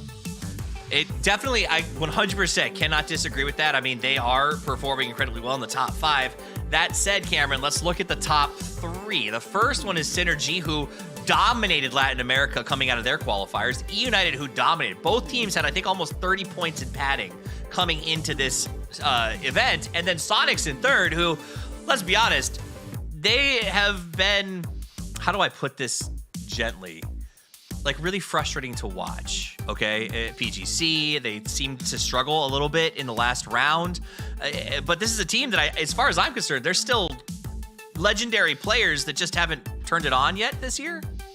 No, I think they've actually been looking really good since they got back from PGC. Okay. They were on a pretty extended break. PGC was its own anomaly of a situation because of not only the unique format of that major event, they also were dedicated to keeping their drop spot from like 3 or 4 different other teams. And when 17 roasted them time and time again, and they had to adapt on the fly in the middle of a tournament that they did not like spend any preparation time preparing for, like they're still one of the best teams. They were just in a situation that the best team couldn't really crawl out of. But if you look at their qualification for North America and even these first couple of games, I still think that they're looking pretty good. They're not, taking over the entire thing just yet. But one of the things that we can look at for points rule is that slow and steady can easily win the race. I think we've actually this first set of games on Erangel, they've actually been fairly polarizing, right? It's not traditional in terms of we haven't had the bread and butter, the vanilla circles just yet. These are all ones that kind of just it's straight black and white, right? It's either you get something in the center, you're there early, or you're fighting for edge. So not necessarily looking back at these am I particularly concerned or surprised by somebody. These are the sorts of circles that do produce maybe an anomaly win or maybe an outside bet. You could say make an argument for that for sure. But initially here, it's actually a pretty rough set of opening games, to be quite honest with you. Yeah, I mean, we haven't seen any vanilla circles. It's a great point. And along those lines, maybe it's time to talk about how we're moving over to the desert in Miramar. We're changing it up. We're going to see the sand. And this is a little bit of a different vibe. Cameron, yes, you talked about how teams don't necessarily have an advantage or disadvantage by map rotation. But there is a reality to, like, these maps are played very differently, right? Oh, yeah, 100%. 100%. The water obviously isn't nearly as much of a factor on Miramar. There's a lot more space to not only land and loot, so the actual contest that we see Dodge and Nootropic might not translate over.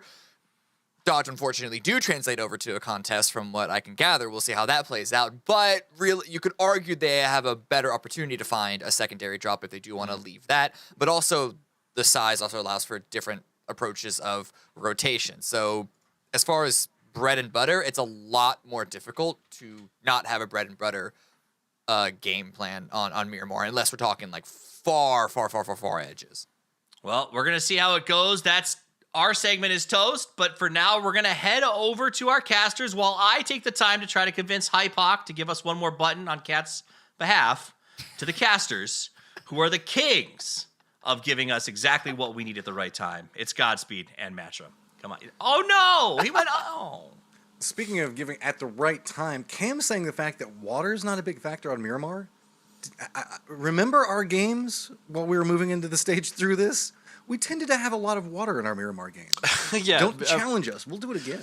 We've definitely had some water on Miramar, especially in more recent memory, but generally Cammy is right. Yeah, water isn't really a huge factor. There's just a lot of playable land. Obviously, Miramar is all about kind of just playing on foot or the ability to play on foot.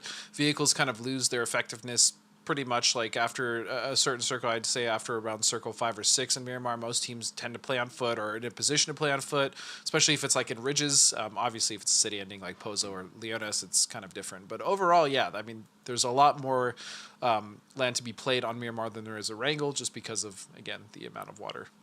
And the foot pushes are one of the reasons we love it. Oh, Given the way that the amount of firefights that we've seen on Erangel today, just if that can somehow carry over to Miramar, I will be astounded. If anything, I think that it's time to take a little bit of a slower breath at the first circle or two.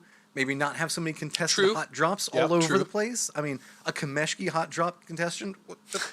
I don't even know. I'm actually still really surprised we saw 2 teams flex towards that, and yeah, they actually ended up hot dropping each other. But, Miramar, as you stated, does tend to be slower, especially in the early game. I mean, Erangel does too, but Miramar more so. There's just a lot going on as far as like different little compounds to loot. Teams are pretty good at generally, flexing away from each other in these drops, because Miramar, you definitely want to have a good amount of loot and a decent vehicle to move with fast if you have to move, because rotation in this map can be brutal. I gotta say, right now, Capitan is the captain of so many different stats.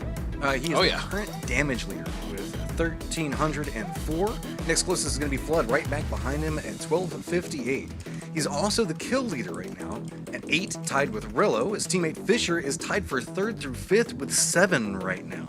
Synergy is close to 4k damage across 3 games. You can't say that they're getting circled. These guys are absolutely killing it, literally, to get into these circles. Yeah, Synergy has by far been the most impressive team.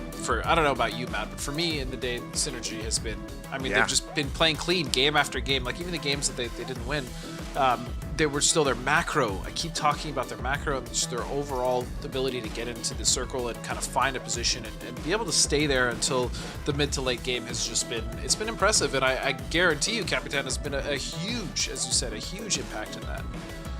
I mean, he's coming in strong right now for his squad, making a statement. I think that, given the way that some of the lineups with teams and whatnot have gone down, he's wanting to make sure that people feel what's going on with him and Synergy at the time.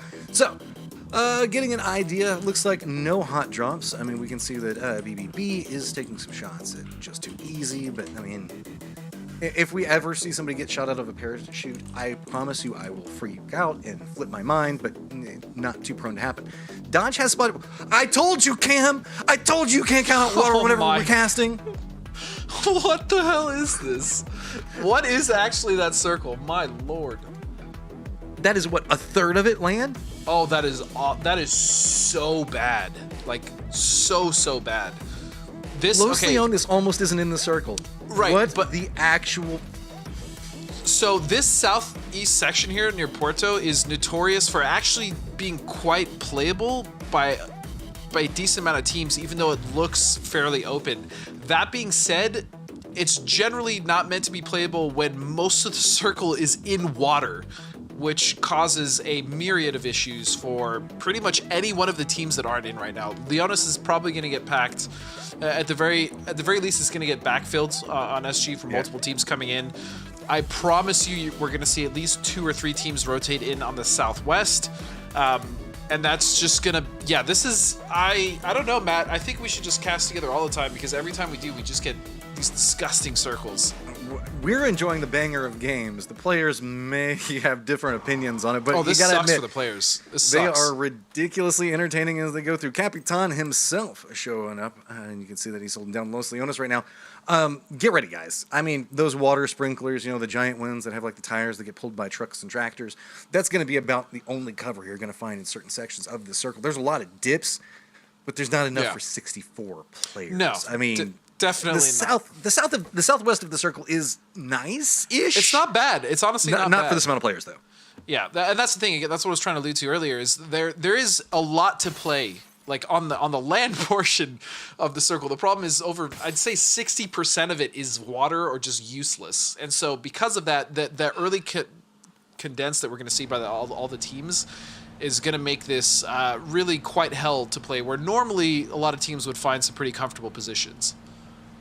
Well, feeling pretty comfortable is going to be built by gamers. They're feeling very comfortable, yeah. They are vibing so hard right now. Be comfortable. And you know the fact that they're just giggling at this circle. Synergy early move. Looks like they're going to get themselves a strong centered position. You can see the Yoho already doing a little bit of scouting next to Corsac. Looks like Corsac's going to feed that over, but Corsac is kind of along down by himself right now. The other members of the Rumblers are to the north of them. And a couple of teams are going to start getting vision, as with this circle, we didn't even get a chance to talk about this. There's a lot of ways to enter the circle, yes, but there's a lot of vision on entering this circle because of the way that it's set up. A lot of people aren't going to send into Los Leones unless you just have to, I guess. But there's the pathing into this is going to make so many different firing angles for so many teams that are set up early.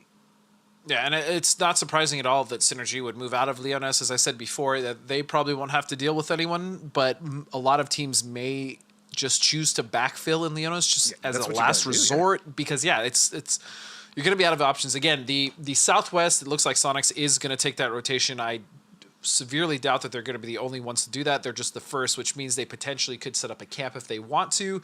Otherwise, a team like Trog is probably going to hold in that northwest side. You obviously have Yoho going to be holding the north, and then I imagine Rumblers are going to rotate on the east road. And so it's just all this is going to cause buildups with the myriad of teams. In fact, the majority of teams aren't even close to the circle, which means that these edges are going to get really rough really fast.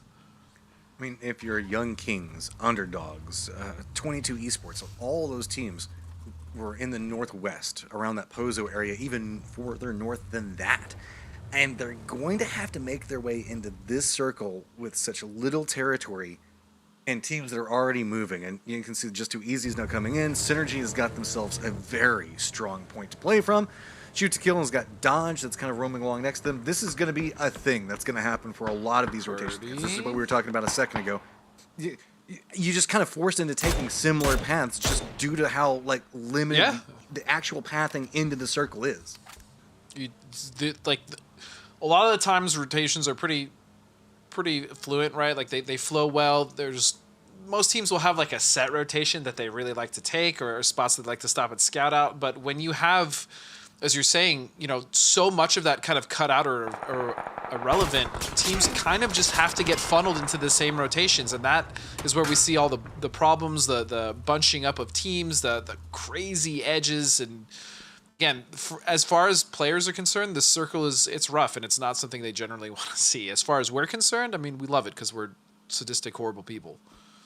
I mean, sometimes it pays to be a little bit evil in enjoying these circles. They bring some fun chaos, to say the least. But see, I'm just trying to give you guys an update in a weatherman segment right now as people are starting to line in. Los Leones still has nobody that is occupying it. Everybody is still trying to play around the outskirts. Most teams are clustered to the east of Leones. So if we see a southwestern shift, that is going to spell doom for them, for lack of a better term, as they're going to have very little areas to play. Sonic playing very far to the south do have company with Troglodytes, as you can see right now. Just Too Easy is going to be coming into this position just a few moments. I do believe that the southern duo has probably started to spot this out. Actually, nope, not yet. They should get an idea on what's coming here. Yep, Tiggleton's going to get vision on it. Sonic's is about to potentially damage quite a few rotations here. So set up on this southern road here on this long building, and this church is such a good position as well to punish rotations, and they know that there's going to be multiple teams, as the first one may just be Just Too Easy. Oh, that's bad for Lokix right there. He's just trapped. Multiple members of Sonics do note that Kodiak is flanking around to the north to see if maybe he can get a good position into it, but Sonics already are counter moving around it as well. I don't think that anybody was really expecting this to become the firefight that it is becoming, because guess what? There's another set of contenders coming back behind what's going on right now. Everybody was expecting this to be a little bit of an easier rotation, but now it's starting to turn into a massive traffic jam. All of these teams starting to crest into each other, don't have very much problem. There's nothing they can do. Kodiak hits the shots onto H-Win, so that's going to open up. You can see Ragnar now running up the hillside, and Troglodytes here's what's going on, and now our foot rotating into this point as well. This is exactly what I was talking about, Matt, in the beginning. A lot of teams are going to opt for that southwest rotation, but it's just going to get so bunched up. Sonics... BBB, just to the west of this, stopped, and now it's going to be Newt that's running into them because they had to stop. Like, what the actual but don't worry, Matt. Is going on? Don't you worry, because guess what? Young Kings are about to come in this from the west as well. So it's going to be the 5th or 6th team that is basically down here, and Newt honestly might opt to just back off of this. Which would be, I think, the better play. Young Kings. This is another catastrophe of just traffic getting stacked up, and especially at these earlier stages. You can see Sonics are not really feeling this too much longer. They're just going to see if they can... Actually, no, they are absolutely feeling this. They're just going to flashbang and commit in. I think that they know that Nejum's all by himself. So, just making the double-up push into this one. They have an idea on where he's going to be held up at. Be a peak battle going between them. Mime now has exact information on where he is. Going to throw out another flash to get vision onto it. Gets enough damage onto him to find the angle for assault. And this is just a narrow peak. Mime has a run forward. Does get dropped by the throwable. Now the commitment coming up finally pays off. Shrimsy from the outside of it comes in back behind them. And Sonics can finally rest for a moment. That literally broke on Mime's face. It did. That was the most perfect throwable I think I've seen of that. Just right in the face, and they are going to clean it up. They do lose Win, though. That's not great, but at the very least, they will keep 3 alive. So, to the west, with Triple B having held down this position, that means the fact that we have seen a cluster of teams... Oh my god, are you serious? It shifts on water, dude. What is this game? My mic's fine. I just don't have words right now. 22 Esports, congratulations for coming in late, hoping you were going to catch the circle. That's not going to happen. Not with the way these circles are going today. This is actually so troll. This is such a troll circle. This is worse. I would almost wager this is potentially worse than Islands, because at least the Islands are playable. Hey, there's still like a little bit of one of the islands in play. I mean, we like evil circles. This is just... No, this is just getting weird. This just sucks. I mean, this is really sucks for the players. There's so little to play now. I mean, we talked about, how much room there is actually to play on this terrain, even though it looks open. But with 53 players alive, Matt, and at least 5 teams still not even in circle. Look how busy it already is around Porto. I mean, this is... Sonics, just go. Actually, just oh, go. Man. You gotta leave, man. Oh, Oldless just doing Chill it to out. him. My goodness. 2 great shots. I mean, now he's got headshots. And Sonics is just getting torn up now at this point. Shrimsy, the last member alive, he's just going to try to make it in. But, I mean, where does he even go? Does he just send it into Puerto? Does he even survive potentially getting shot going past Trog? I don't even know. But get this, gas cans are wrapping to the south, so while Shrimsy is sending it in, BBB is still trying to fend up. Gas cans can be the new contesting point as it's going to stay active to the west. Troglodytes hears Shrimsy go by, but he wants nothing to do with anybody right now. He's going to be living that beach life. He's just going to go out there, throw down a towel, an umbrella, just hang out there by himself, and then just let whatever's going on go on around him. By the way, if this shifts one more time into water, which I think it technically can because it's only circa 3. Yeah, so this could potentially do an even more wacky shift. Good luck, Matt. That play-by-play is going to be, it's going to be real wild. I'm already getting ripped with these games today, and they're going to keep doing this to me. Like, the next game just needs to be a center into center into a center circle, and we end up got it. I actually hope that doesn't happen because that would be terribly vanilla, and we're not vanilla. We're more of a maybe a mint chocolate chip or a cookies and cream, maybe cookie dough type of casting duo. You I know, go with cookie dough. Cookie dough's pretty solid, isn't it? Definitely prefer. Now you've got me thinking about what type of ice cream we are. What type of philosophical questions are we dealing with? Get back on track, Matt. Here we go. Sorry, it's my fault. Okay, nobody in Porto right now. Most teams have managed to creep their way in here. You can see 22 being one of the last people trying to do so. Trying for some type of spot, and it's going to be shoot to kill that does have vision on them, but at range, Alo is going to be able to take down Haston, and this is just going to get a little bit harsher as it goes. Rumblers has a little bit of vision, but not enough to be a big problem for this. It's just going to be shooting fish in a barrel once he looks up this hillside. There's one. And now Haven is the last one up, and it is just a matter of time. Dodging out the head, but I mean, he's got a throwable in his hand. Oh, he doesn't have a throwable in his hands for long. It does manage to put in some work there, but Shoot's still going to be able to res it. And Rumblers actually are going to start making their way over towards STK. They heard the fight, and they know that there was 2 knocks. This is the play to make for sure. They don't need to overcommit because look at the circle, but if they can do more damage to STK, potentially get 1 or 2 members just flushed, then they can start moving in the circle and do what they want to do. Until that point, they have to be careful about E United as well to their west. I don't even know, man. I don't know. Okay. It did shift on water. Porto game it is. Oh, hey, no. Newt, look at Newt. Newt's in a boat. That's actually genius. It is genius right now. That's so smart. They're only a solo. They can just live it. They are Marines right now, and they just get to live out there. Yeah, Newt is just on the farthest part of the island. Not a bad choice, but STK, they have to deal with the Rumblers here, and that's going to be a nice start. Purdy going to find the headshot on Waldo. Okay, here we go. Outside skirmishes are going to be the big factor right now. Rumblers trying to gatekeep out, but it's just a stall. In 10 seconds, the circle's about to close in, and you're going to move into a bloodbath of teams waiting to gatekeep. That's why you're going to see a lot of these teams already leaning in, saying, okay, we got to get kill points. We got to get something, because there's still 46 alive at this point. United are finding a way to sneak into this right now. Shoot to kill is still trying to find a way to right this one. Alo does finally get flushed by Corsac. And now Shoot to Kill starting to get more of an idea on what the moving pieces are around them. We're starting to inflict them damage, but Purdy goes down. It's going to be Los that gets the shots into him. Penta looking off onto this angle, though, has to be careful. He did a lot of damage. Los is going to get time to med back up, though, and Penta is starting to find himself pinched between 2 different players. He knows the fact that the circle's coming in, but he is so surrounded. There's so few places to go. He has to drop down, has to get into some type of cover, but he's limited. There's no way to fight his way out of this. He just has to get an angle onto everybody. It's all onto Luke to protect him, and it's not going to happen. He's going to go down. Nope. It's going to be Yahoo at range that takes down Penta. That's what I was going to say. The problem is while they're doing there's trying to resolve this fight, Yahoo is actually positioning themselves to pretty much punish whichever team won, right? And so because of how long this was taking, Yahoo pretty much, just completely controlled the north. They're going to get the wipe easy, and they might even wipe STK here. That was very heads-up play from Yahoo. I love to see it.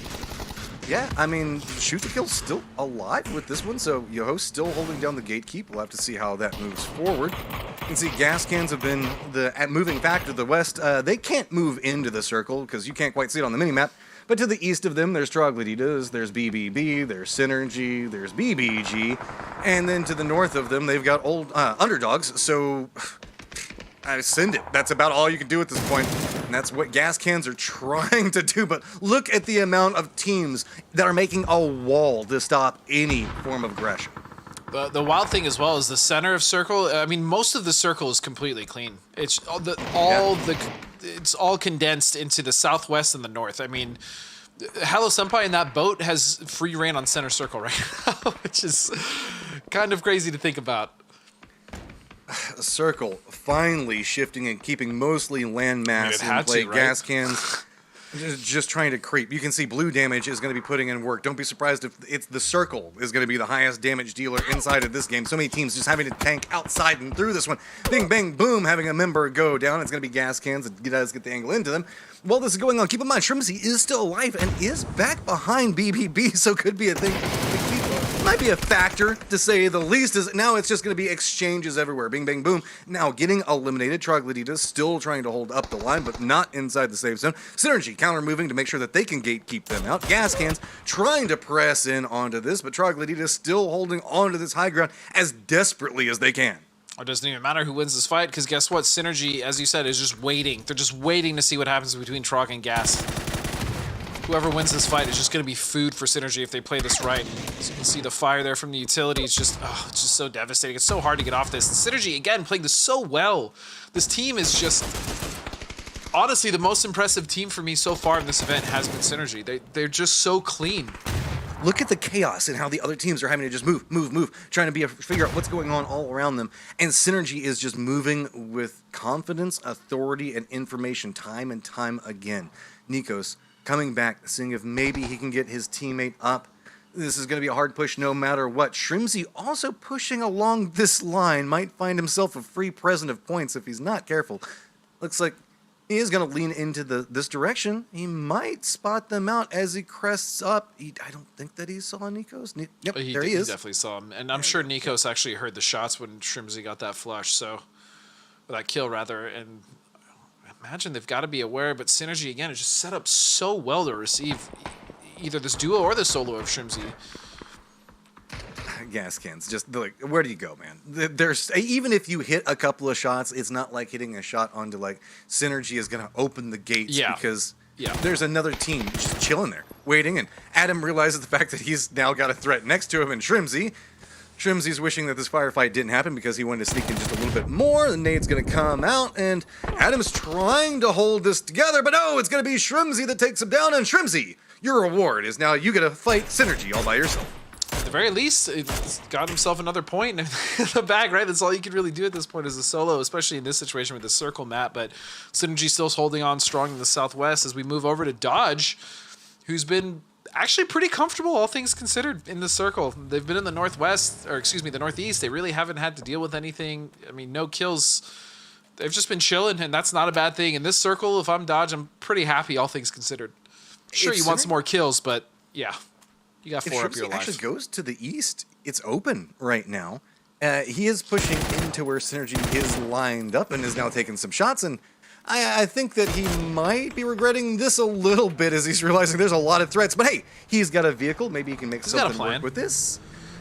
Just go east. Go east. Don't go west. There you go, Shrimzy. You finally found a safe line to get away from the mess that's going on. Synergy is hunting, though. They separated out very quickly down this hillside, and they are coming after him.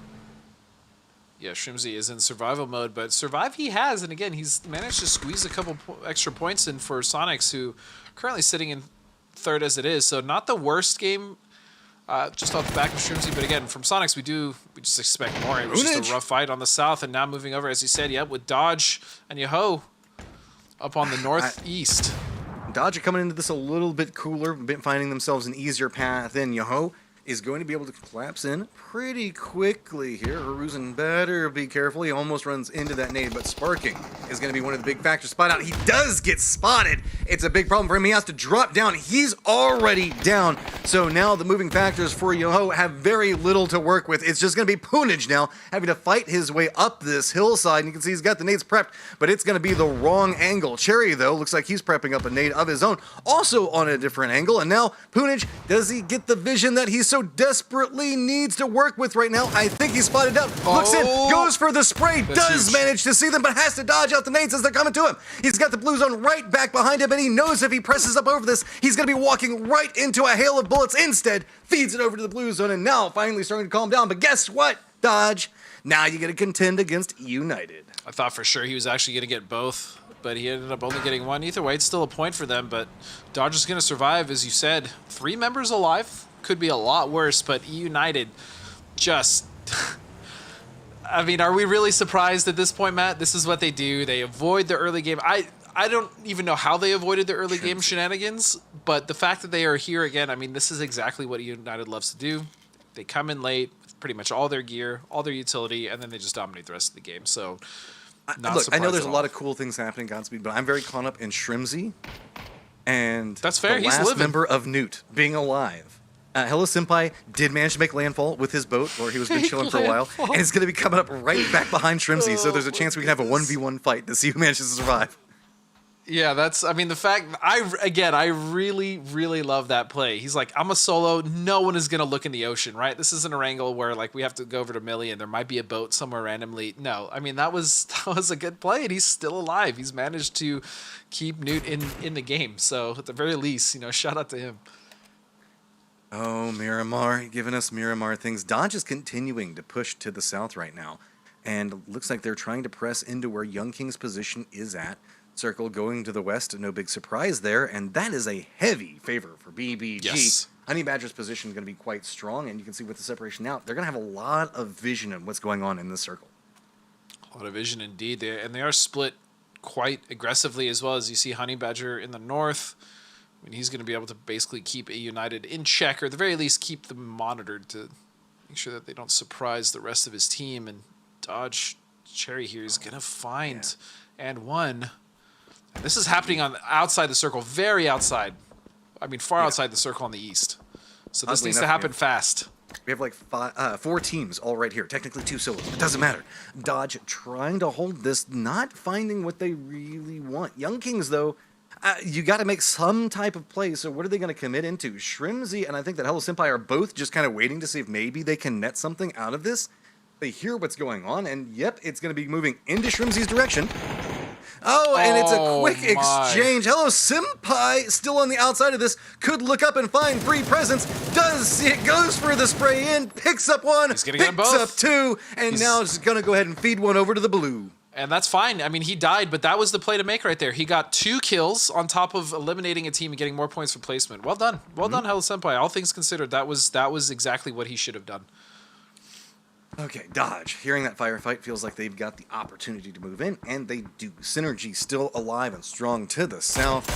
It's starting to feel a little unrelenting. The more and more points, the longer they manage to stay in these games means it's going to be harder for these guys to try to catch up. They've got a strong position in first right now, and E United, they're wanting to get something out of it, but that's going to be a good hit onto Honey Badger there. I don't know if Vegas can cross to it. I mean, that's, again, it seems it's just Honey Badger things, right? The same thing would happen on Dig. He would take this, like, kind of really outside the box type of anchor position, but then when it came time to consolidate back with his team, he would get knocked and kind of taken out, which is why we often saw Dig fighting, at least back when he was on the team, with 3. It seems to kind of still be the case. They're going to try to get Honey Badger up, but look at the position that it's put them in. Oddly enough, E United, who's been trying to defend this for a while, finds themselves with a 2-point push onto them. Dodge on one side, and BBG starting to get a little bit more exercise in the control around them. Do manage to get the res onto their down member, so managing to cling to life right now. They are in, well, I say that, they're over there and should be able to get the res, as we're going to see it pop off in a moment. And Built by Gamers, with this little bit of a crest in, has managed to force E United and Dodge both away from a position, giving them more control. But oddly enough, with everything that's going on, or I shouldn't say oddly enough, unsurprisingly enough, Synergy has taken control over, I would say, probably half of the circle. Yep, and it's again just the way that they're being proactive. I adore this team right now. I mean, they're just playing so well. Again, the macro is just it's almost flawless. That being said, the circle shift now also gives them an United favor, and so really it's going to be Synergy sitting on the south, dictating basically who gets to rotate on their east side, and then just waiting for United to basically do all the work and then have the next circle shift and play off of that. And so Synergy, again, is just sitting so pretty and have been pretty much every game. Top two teams still feasting on points right now, and getting a circle favor very important. is just going to mean the fact that we're going to get more and more of our press right back behind them. Other teams trying to see if they can vie for some type of movement. BBG has a difficult push in front of them, to say the least, but it looks like they're navigating At least they got Badger quite up. well. Yeah, they're back strong. It's a hard push though. Dodge is kind of just chilling here. I'm assuming that they're waiting to see if anybody pushes this angle, but nobody is coming. Well, they're waiting for a team to either push them or push United, because that is the opportunity for Dodge to actually, make a play here. Again, they're not going to be able to do too much with Synergy being in the spot they're in, just because they have that east side locked down. They know that that's the only real threat. BBG's making the move. They're pushing in. They found an angle of approach that United did not have vision on, nor Synergy, and this Actually is on their pretty building. free. Yeah, they just come right up into this, and they find themselves in a good spot. Oh, but they're also in a little bit of a bad spot when that nade lands right on top of you. Rello connecting with it. Synergy hears this. Looks like they're starting to set up a line to harass anything that moves over here. United counter moving around it, but have to be careful. It's just like you were talking about, Godspeed. Look at the blue moving back behind them. It's going to be Dodge creeping up and trying to use this opportunity. Yep, and this is the exact thing that they should be doing. This is really the only opportunity they're going to get it for these two teams to fight. That being said, if United somehow holds off both teams and comes out of this, I mean, I won't even know what to say. It's going to be a not going out, but yes, Cherry now, that's going to strike, and United knows they're in a 2v1 as far as teams getting sandwiched. They're getting pulled apart. There's just too much going on. BBG tries to make the push into him, and BBG does go down, but at the cost of one EU player. Notice the fact that EU is still holding up, but while this is going on, Synergy is splitting into two duos and two different angles, waiting for whoever wins this firefight having to move. United still staying aggressive in what's happening right now. Realize the fact that it's going to be Dodge that's very close to them, and seeing if maybe they want to let this one go. They're taking a second, getting a read of what's going on, and realizing the fact that they're getting threats way closer to them than they realize on multiple fronts. Synergy, I mean, is again the way they're playing, having the split, looking at both sides, making sure that they've just covered the entire circle. They have control of the entire circle. Yeah. On top of the fact that, I mean, to give it to United, they've only lost one player while getting pinched by two different teams, and they clean wiped BBG. 5 kills. We often talk about how good it is just to keep up your points per game. I mean, 5 kills and at least top 3 is nothing to scoff at. Dodge, seeing how they're wanting to move into this, keep in mind, United, Dodge's compound that they're sharing right now, not in the safe zone. So this is going to happen some way, but Kickstart might find some type of opening to work with. The problem with it is these two teams are too close. They can't do anything. They can't move. They can't capitalize off of this. Dodge, looking like they might be moving into the east, could provide that separation, but E United could have vision on it as well. I like these angles that we're seeing E United hold, but the commitment coming out from them might be the problem, as Dodge is creeping away. Off of the shot that we saw E United get, Synergy had to surrender that angle. And Mirage is also going to go down to the blue. Yeah, I think Dodge was just hoping that United was going to make the first move, but there was really no reason for them to, simply because they had the circle right in front of them. And so they chose to move a little late, got shot in the back. It's just Cherry left as Synergy is slowly trying to constrict on this circle and just really shut out all the options for United, the last member of Dodge. United's got to make an aggressive push into this. Pippa holding on one side, get some damage into Kickstart. You can see the rest of Synergy counter moving around this. Cherry's still alive and holds an angle that could be absolute catastrophe for E United. They're still trying to defend it up. Multiple angles that they're trying to support. You can see Cherry does go down. That's going to provide a little bit more of an opportunity. E United, though, now has to focus on what's going up in front of them. Kickstart is down and flushed.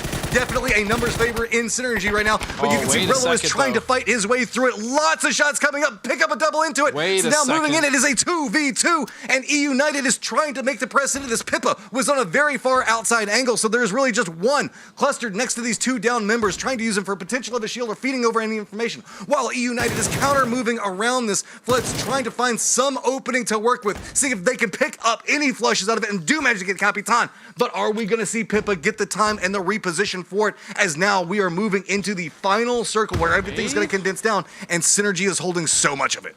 The fact that E United has even turned this on Synergy is, again, it's outstanding play. It's wonderful from E United. Synergy was playing that so well, but it was just the raw, like, mechanical talent from these members. Flood, oh my! He gets it! He knocks Pippa! It's a 2v1! Flood spins on that in a beautiful time, but the res does come up on the other side of it, moving it back into a 2v2. It is a weakened situation for Synergy, but with this, are they going to be able to hold? They had so much control over this circle for so long, but E United, with their 9 kills, are trying to make it 11. They're picking them apart, finding different ways to make this work, pushing in. E United knows roughly where they're going to see the Synergy line at. You can see Fisher starting to play a little bit lower on the hill, expecting Flood to make that move. I really couldn't have timed that coming down to mechanical skill, because that's really all it is. It's Flood. It's basically been Flood this whole time with the help of Reload, but I mean, SG they're not playing this poorly. It's just Flood is so nuts. 8 kills. He's 8 of the 9 kills. If he gets this angle onto Fisher, this is going to open up the potential of victory. Fisher knows it. He's holding it. He's being very close onto this. Knows the fact that they're going to have to try to push up this hillside. Flood, though, has to be careful. He's taking a lot of damage. Fisher doesn't want to make the move in. Here's the pitter-patter of feet right above him. And the smoke wall is denied so much. Fisher's gonna spot out. Flood does get him down. Now a 1v2. Rello's trying to move into it. Knocks him down. Rello down to half-life. Fisher's trying to go for the flushes into it. But now Rello has a lot more control over the center of the circle. With these smokes down, is he going to be able to spot it out? They have seen each other. He's standing out in the open, going for the spray into it. There's no cover for Rello. It's going to be Synergy picking up the win. It is going to be Synergy. And again, their macro play was wonderful, but damn, was Flood impressive. Was E United impressive. I mean, that was really crazy. The fact that Flood turned that last knock that made it a 2v2 was, I mean, that was disgusting. I am so worried for the rest of the lobby if that's how E United is playing. And they've been able to do that so far in this event consistently. This is why those are our top 2 teams right now. These guys are playing PUBG. It's cool to watch. Like the capabilities and the tactics that we're seeing, the mechanical plays that are coming out from these guys. It is just so strong. And like, let's be honest, that was a rough circle. All the circles today have been rough. And somehow these guys are finding ways to be repetitively in the end game. Again, the 2 big teams to talk about are SG and E United, man. And the fact that SG played that well and still almost lost, I mean, that just came down, and this is not a knock at all on any of the SG players, but mechanically, the E United players are just, I think, better. And because of that, I mean, they're able to make these really crazy plays and make it work where other teams probably wouldn't be able to. And the fact that Flood had 8 kills, I mean, my goodness, what an addition to an already ridiculously good team. Flood is just putting up a masterwork. I cannot wait to see the stats that he is putting up after that game alone. Guys, one more game for the day means one more break. We need it. I got to get some water. I need a moment. These games have been so harsh and so energetic. Give us a second. Let us take a breath. We'll see you in just a few moments.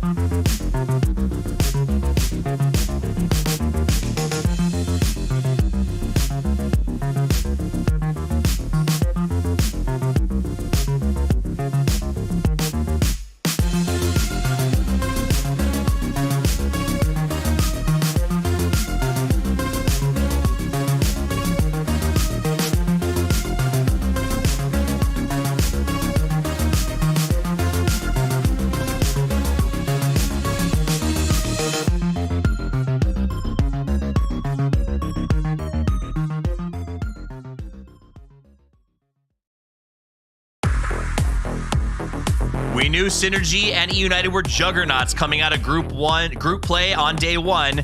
We get a chance to see a showdown between the two. EU almost pulls it off, but LATAM as Synergy not only wins, but looks good doing it.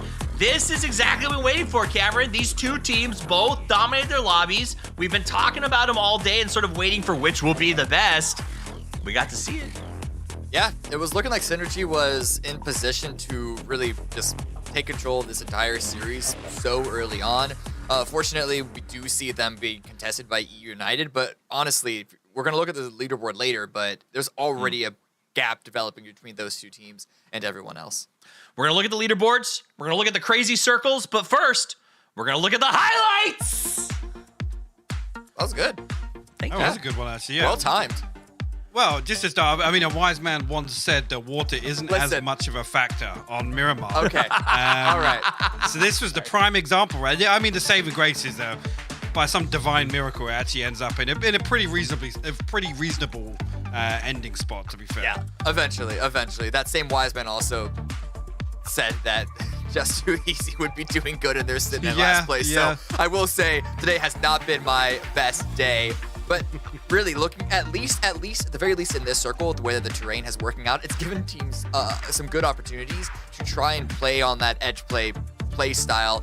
And compared to the previous game, the last game on Erangel, wasn't that many situations where there's third party. There's a lot possibility for isolated engagements. That doesn't mean there weren't third parties like here, like this game being absolutely ruined.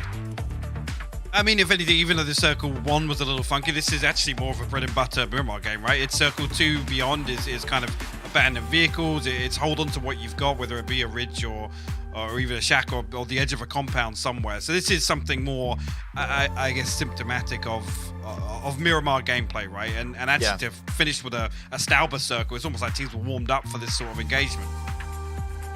Yeah, a lot of pushing up the high ground. And this fight here at the very end, I think Rio played it very, very well. The second his teammate got dropped, he pushed out the other side of that smoke to at least have a chance of making it a 1-versus-1. And then at that point, it really could have gone either way. Great play from both these teams, and they actually both get rewarded equally well for it. 15 points between the two of them. EU United break the tie by having more kills. But still, this seems to be a good representation of this entire series so far. Yeah, I mean, we thought Fisher was reeling it in at the end of that game, but ultimately, you guys said earlier, E United takes the win. I mean, they did take the win. I don't know why you disagree with that. They got the 15 points. They won. E United did a great job. That said, though, like you said, E United and Synergy are going to be distancing themselves. Let's take a look at the overall leaderboard, see exactly where they stand after 4 matches are done and dusted. 57 and 50, and the nearest competitor, who is the Sonics, which are an epically good team in their own right, are at 32. That is a lot. I mean, to me, that seems like a lot for 4 games. Well, I actually disagree. Okay. I think if you look at this, especially with how fast and loose these games have been so far, this is one good game separating them, right? So maybe that, I guess initially, if you look at out of that list of teams, I'd maybe say Sonics, Bing Bang Boom, and Gas Cans are the ones that can close that gap pretty easily with one solid game, right? In terms of if they win a game, it's usually with 10 to 15 kills. That's the reason I say that. It does rely on the United Synergy dropping the ball a little bit, fumbling, maybe plateauing off, and you could argue dropping a couple of donuts as well, which is unlikely. Yeah, that's the real issue with the league, because we're only nearing the end of the very first day. There's so many more games to be played. It's the fact that Synergy and EU United, they don't even need to play out of their mind to be considered like favorites here on out. Unless, of course, someone like really revs up their own engine and plays even better. They just need to have solid games, and they will be in the running nearing the end of this tournament. I mean, you're right. It is only 4 games, but I can assure you that 30 sneaks up on you very, very quickly when you're not expecting it. So do be aware of that. And we have one more match for teams to maybe change their fortunes. Someone like, say, I don't know, Just Too Easy needs to pick up some points here. Miramar is their last chance to do it today. That said, the question is, will it be a more normative circle situation? Cameron, we made fun of you. Hypot called you out for it about the water. The reality is this was a unique circle. What was that, 60-40? Yeah, literally, it must have started off close to that. Yeah, like I said, it was nothing short of a miracle to see it end up pretty comfortably for some teams. At least there were some spots to hold on to. The compound become a huge factor, obviously, towards the late game. But I guess with how that circle one looked initially, it could have gone south, and that's not a pretty circle. I think you could argue that or anything far over towards the East Coast that doesn't end up towards the islands. Worst circles on Miramar for me. 100%. The circles were not pretty. Your necklaces, however, don't think I haven't noticed the recent changes, Hypoc. But I want to go to two people who are both pretty and pretty to listen to. Our casters, the final match of the day. They've got the call. The hype is waiting. Let's go to Miramar with Godspeed and Basham. Can we do 5 of 5 of catastrophe circles back to back to back? I mean, the cream does rise to the top, though, Godspeed, as it does look like we've seen some strong performances coming out from E-United and Synergy both.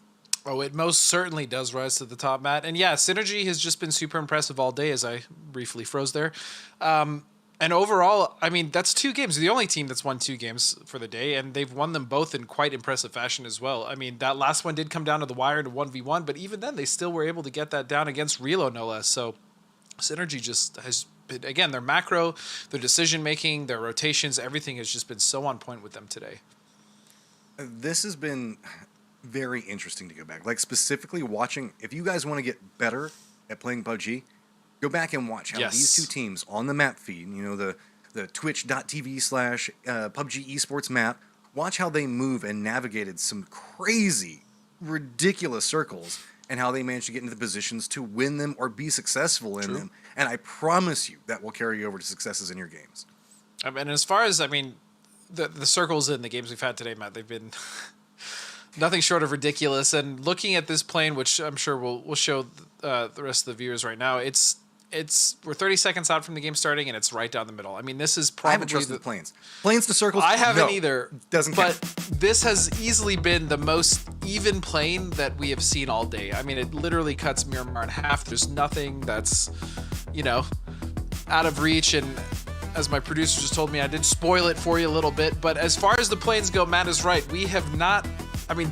I don't think the circles or anything has cared about plane pass today, so I'm the plane pass have been fine. They've been every one of them have nice, been pretty normal for sure. So I'm curious if we're gonna get just some weird shift, or if we actually might just give these teams a little bit of a break and just kind of get something a little more on the vanilla side. You know, something a little more simple, maybe a Pozo circle or a Leona circle or a San Martin circle, just something that isn't so far gone.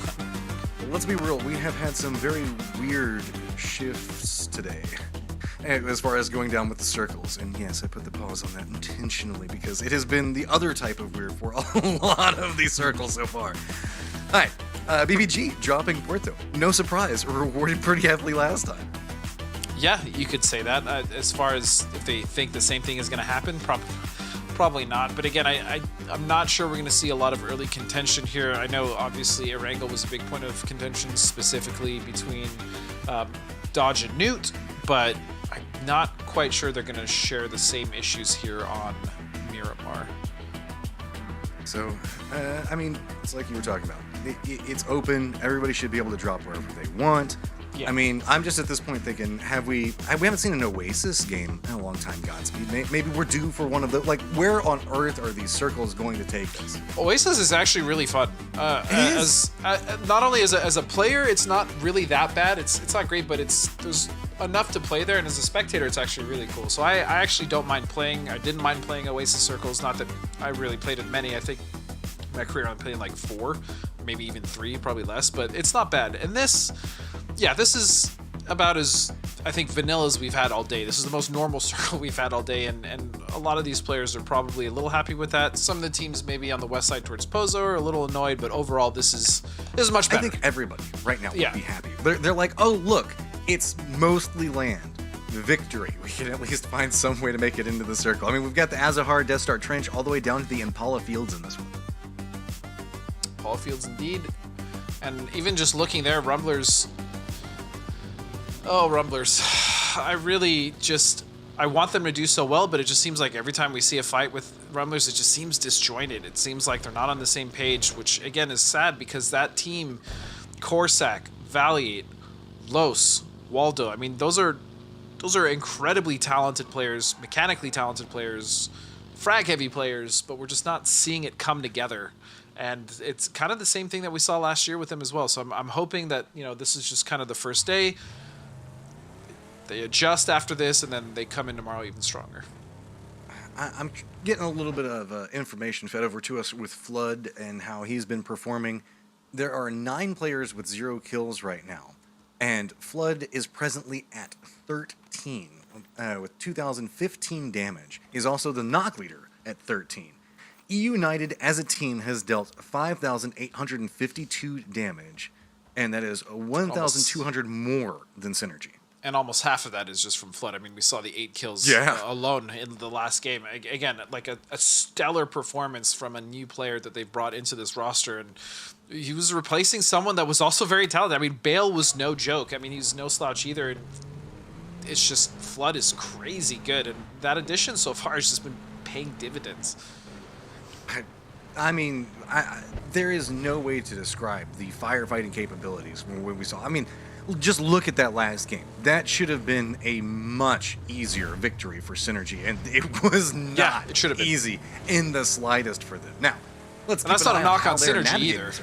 I want to see how Synergy's been like racking up kills as well. They've been great, but it's really a 2-horse race right now. We've got Synergy at 57, E United at 50, and then an 18-point drop off. You were talking about Rumblers having some trouble. Well, Waldo, I hate this. You Please survived. don't die. I'm biased here. Super biased here. Gonna be able to get down Pippa and flush him. Now here comes the revenge assault. Blinded, no vision, gonna get dropped, and there you go.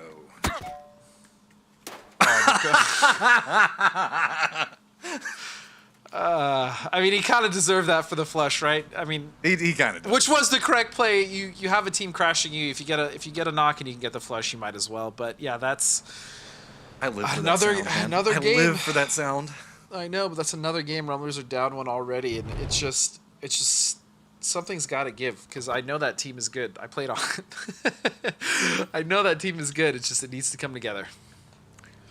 Coming together a little bit more. Shoot to Kill is one of the teams that is very, I would say they're a very intellectual team. They're always a strategy into a strategy High into society. a strategy.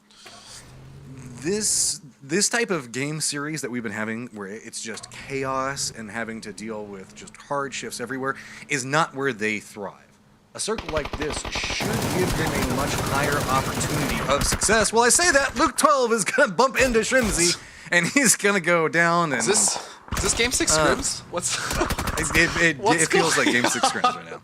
What is going on here? That's going to be Purdy as well, I think, going down. Is that 2 members? That's 2 members that's down 2. for SDK. 1 flush, Purdy knocked. They're definitely not going to get Purdy up. That's going to be 2 down now. And yeah, the crazy thing to me about SDK as well, if you want to talk about them, is the fact that in the points rule, which we are now back to, and I believe the Des alluded to this earlier as well, SDK was always so good at just salvaging points and just getting kills where they could and just making every game, even if they were bad games, work for them. That adjustment period now coming back to points rule hasn't been as smooth, and we haven't really been able to see that. I mean, by their own admission, they didn't have a great group stage, as, you know, Pac was saying they purposely threw for the reverse group stage curse, which might be true, who knows. I tend to agree with Pac, but yeah, SDK is just, it's not the strong SDK that we're used to seeing. Granted, again, this is just the start of the year for a lot of these teams, and adjusting to these, we'll see what happens. Is he gonna get away? Man, gas cans once at White Kick Mukal spots him out. Greg Shot's gonna hop back into a vehicle. I think that they're not gonna want it that bad. Yeah, they should probably relent and let him go. This has kind of been the action that's going on right now. It's a little bit of a drive-by here and there. Some teams that are already fortified taking some shots. This is such a clean circle in comparison to what we've been seeing in Phase 1 for the entirety of today, that it just feels wrong now. It's so calm. It's almost its own level of nerve-wracking as, oh, there we go. It's going to be Sonics that are going to deliver yet again. Flux, you're finding yourself in a pretty rough situation, and one's got a little bit of a covering fire that he can try to... But I mean, There's just way too many Sonics players coming over that hillside. I mean, Sonics are playing quite aggressive here. They are going to get one knocked, but I'm pretty sure they're going to be okay here. At the very least, they should be able to get up win. And yeah, that's actually, I think, the 4th kill now, a 3rd kill that they've been able to get just on their way to this rotation. So a much better start for Sonics. I mean, they've got most of the kills that have happened so far, so a much more proactive Sonics than we normally see, who's like, they tend to rotate early, get into a good position. This time, a little bit longer of a rotation, yes, and they did bump into some people, but no fear when they did. I mean, Sonics have always been good at adapting to either early rotations or staying late. That's something that I tend not to really worry about them. It's just so far the start of this year in this event, it hasn't been as strong as we expect from them, but even still, they're in 3rd place, right? I was going to say, they're going to be just fine. Too bad on day but one, right? Those are the expectations we have for this team, right? They're incredibly high because of what this team has been able to accomplish. Oh, that's why kick a Cal? Being patient. The bait is laid. Are we going to see anybody go for it? There's a lot of bait being set right now, and it looks like they're just going to go ahead and finish it off. Mirage does go down. And that's good on Dodge for not committing too many resources into this. We are getting Azahar Hills to the south is the focal point for most of our teams right now. And that's leading to a couple of kerfuffles here and there. Nothing too big, but you can kind of get an idea with 22 Esports and what's going on. They've got Young Kings next to them, then a plethora of teams to the south. It's actually a surprising amount of people that have died in this first circle as well. I think 7 people have already... Yeah, 7 Is that just kind of the nature? We've had so many rough circles that now everybody's playing a little bit more violently just because they've been trained to so far today? I mean, it could just be, again, last game. I'm not exactly sure, but yeah, this is a little abnormal. Normally, these first circles, especially on Miramar, like, we don't see more than, like, 3 or 4 deaths until, like, circle 3. Well, I'm going to enjoy it one way or the other, and... I think that most everybody has now settled, so we're just waiting for everything to close in. There's a couple of little bitty firefights, but I mean, it's like Newt is over at Hacienda. They're about the only thing that's moving, and they do have Dodge that's next to them, but really what you're looking at right now is just peak battles, and what we're specifically watching with And1. You see somebody, you take some shots, that's kind of about it. True, and Sonics, I mean, still, that's another frag. And that was a cross Death Star Drench. Yeah, that was far. That was a decent knock and flush there. And as we see the first ship happening now, and okay, at the very least for these teams, I will say it didn't center up on that road of Azahar, which is again notoriously one of the worst circles on this map. And yeah, this isn't that bad. Again, I think this is the break that the teams are needing at the very least. Although it is very east. He's all by himself, and there are a lot of underdogs coming. Got the utility prepped, is going to go ahead and start with the throwables, but which way do you look? There's just targets everywhere, and he can hear them approaching. I like the fact that Underdogs isn't taking this too aggressively. They're just kind of holding it. This is kind of tricksy, though, the way he's holding this one out. Isn't a very Might weird be a angle. little bit unexpected, but now he knows exactly where it is. Goes for the spray onto the one in the back. The one that just charged through the door is the one that gets him, though. And Young Kings will go out first. As they're sit in 7th, honestly, just pretty decent day overall though for Young Kings. Not too shabby. Could have been better. Could have been way worse. Yeah, compression coming in now as teams are trying to move in a little bit more. Triple B might have a touch of a problem moving right alongside E United, as Gas Cans do look like they were playing for a foothold position pretty close to them as well. If the rest of Gas Cans come over here, there's not much to go. Dodge just kind of sent it right along Azahar, just went through it, not a care in the world, hoping that nobody would spot him out. On the opposite side of it, though, we are going to bump into Underdogs, who, fresh off of picking up a couple of kills, do have control over this area. Still, though, I mean, having to contend with Dodge here is probably a little frustrating, especially because it invites third-party situations, especially if, like, BBG wants to get involved, or potentially one of these teams that might want to send it could absolutely get this position, and Cherry is going to find one member.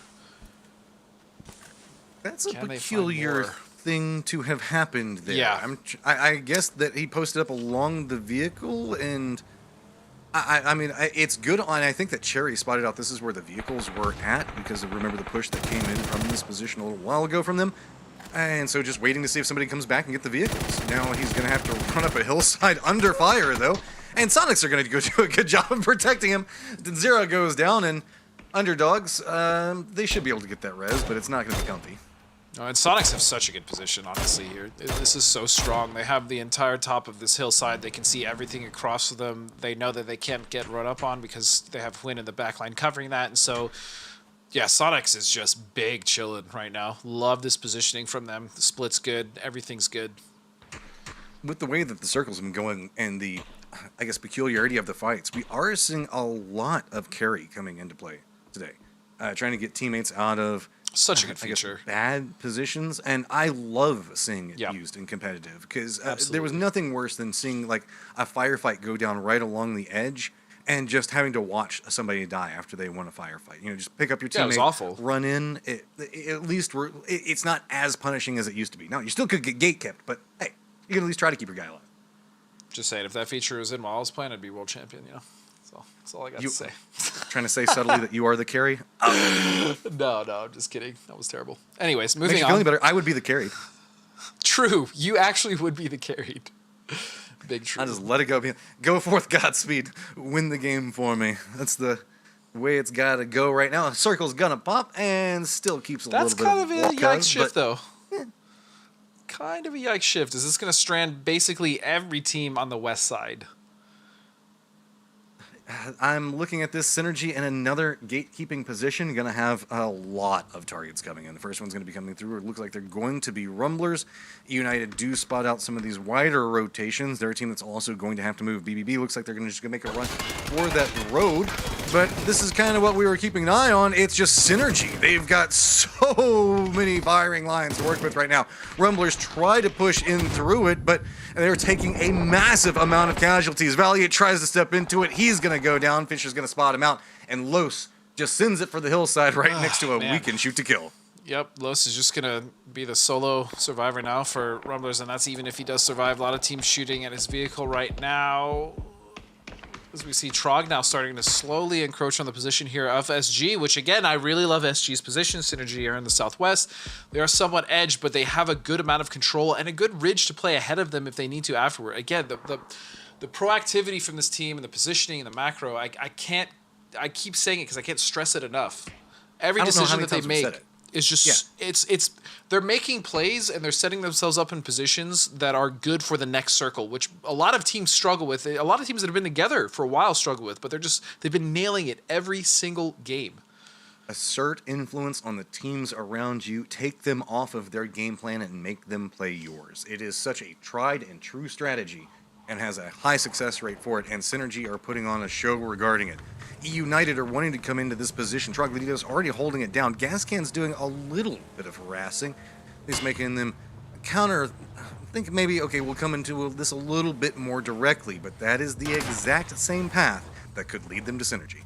But pay attention to the way that United navigates these circles, right? Like they know that they're next to at least one other team, potentially two, and they're still making a little respite here, a little stop just to see what's going on. They're not afraid to obviously get in a fight because, I mean, mechanically they're probably the best players in the server, among the best players in the server, and so they can do this, and then they can eventually flex on to this edge and then just clear it, which is what has made them so dominant. Now, meanwhile, moving over to Sonics. Newt found themselves getting a little bit harassed. Aleda had to stop and use a tree for cover. Tig has taken a lot of damage, and that's providing a pushing point for the rest of the team to work with. Newt, it looks like they are trying to find an angle into this one. Reinforcements arrive very quickly for Sonics, though. Now, starting to do a little bit of a dismantle on the push that was coming in, and that was a great push coming out from Trenzy to provide enough cover to where nobody can push into Tig. Now, Aleda did go down, or did manage to get a knock into Mime off of this, so it has pumped the brakes just a little bit, but here come the Thralls, just getting dropped on top of Newt. It was actually so good. You want to talk about a mechanically impressive team. Sonic's also one of the best mechanically in the server.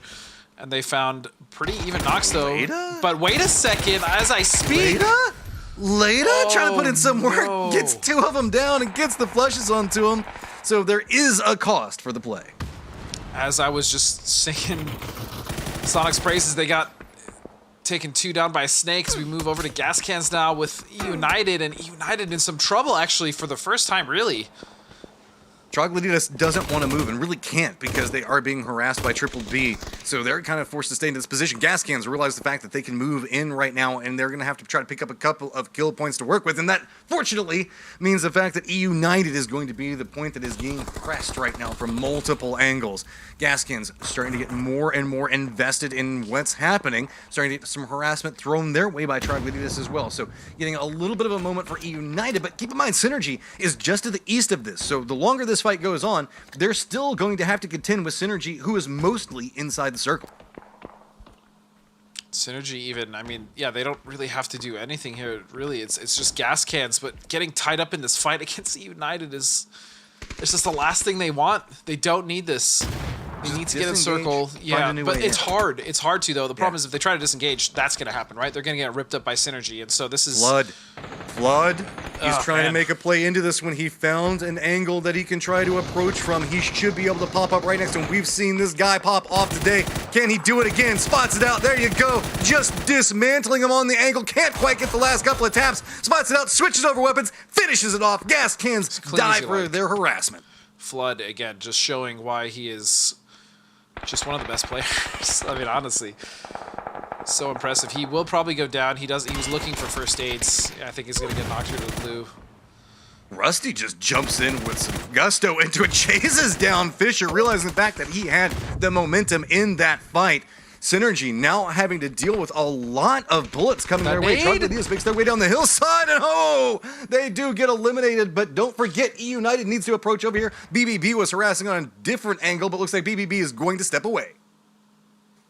So they did lose Flood. We knew that. He didn't have any meds, but the play that he made is the reason why E United is still alive. So Flood trading his life for the rest of the safety of his team.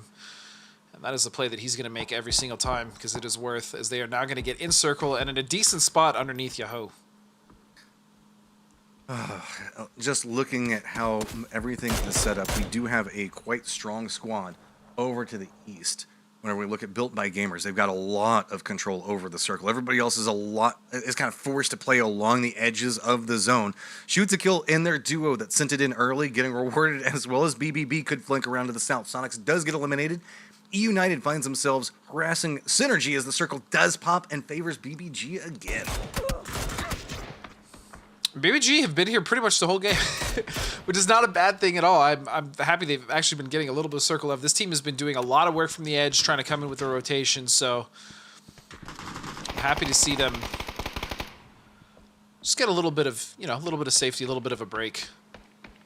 Well, E United wishes that they could catch some type of break right now. It's more nades, everything. It has been just fighting, trying to make their way through. At range, BBB is even harassing them from the backside of this fight. They're trying to cling to the hillside for cover, but there's nothing to be done. They can't move. They're being harassed so readily from so many different angles. Even one of the Synergy members stayed behind to continue to press into what's happening. Finally relents, is moving into the north, and maybe Synergy might make a move of their owner, being forced to. You can see United just clinging to whatever cover they can find. So it's just going to be one member now of Synergy left, as Capitan was knocked at range by SDK, but not before taking out Rumblers and getting themselves another kill and another placement point potentially. Kickstart looks like he's realizing that they have, or he has a little bit of ability to move into this. He looks like he's very caught up on trying to get some vengeance back in. Knows the fact that he's got a threat close in Yahoo, but is just going to kind of let that one kind of chill for itself. 22 Esports is making push into the north of this. Going to be right next to Just Too Easy as well as Underdogs. They're going to bump into each other. Multiple members of Underdogs already down, but you can see Synergy just trying to leapfrog their way from cover point to cover point. Kickstart says, screw making it into the circle. I want blood. It is coming up right back behind. The last member for Synergy looks like he's trying to finish this one out. And this is smart. He knows the fact that they're neck and neck on the leaderboard. Yep. Going after them early is big. And it's all gravy at this point for them, right? Like, whatever happens between Synergy and United. They're so far ahead today that they can just die at this point and still be very comfortable and happy with their performance overall. This fight, though, bing, bang, boom. I mean, this is really lasting. SDK and BBB, whenever this potentially gets a really good spot in the circle, but BBB is still alive with 4. Quite healthy as well. Just Too Easy has also been trying to defend up against 22 Esports, who made the send into this position. They are playing a little bit of a dip right now and have gotten some time to reposition with this. Dodge is going to be one of the closest teams to them, but it's not really too caught up with it. They've got hills in between them, so this is its own contained fight for right now, and one of the few that we have seen in quite a while. So 22, you can see trying to use their high ground advantage, but just too easy, doing a good job using the vehicles, just trying to defend it up right now. The question is, are the throwables going to be enough to dislodge? The bounces are starting to come through, denying the vision. 22 Esports trying to creep back around, and yep, it's going to be Balkan that does get the shots into Ragnar, and Haven just wants to make this push, but doesn't want to overextend just too much yet. 22, they're going to have a hell of a time getting off this hill, especially with Dodge as well up into the north. They're going to have to push into them as well, and all of a sudden, things have gotten quite dangerous here in the northwest. Cherry has got a beautiful flank back behind 22. I don't think that they're aware. They think that they've been pretty comfy over here. They're very tunneled in to try and take out just too easy.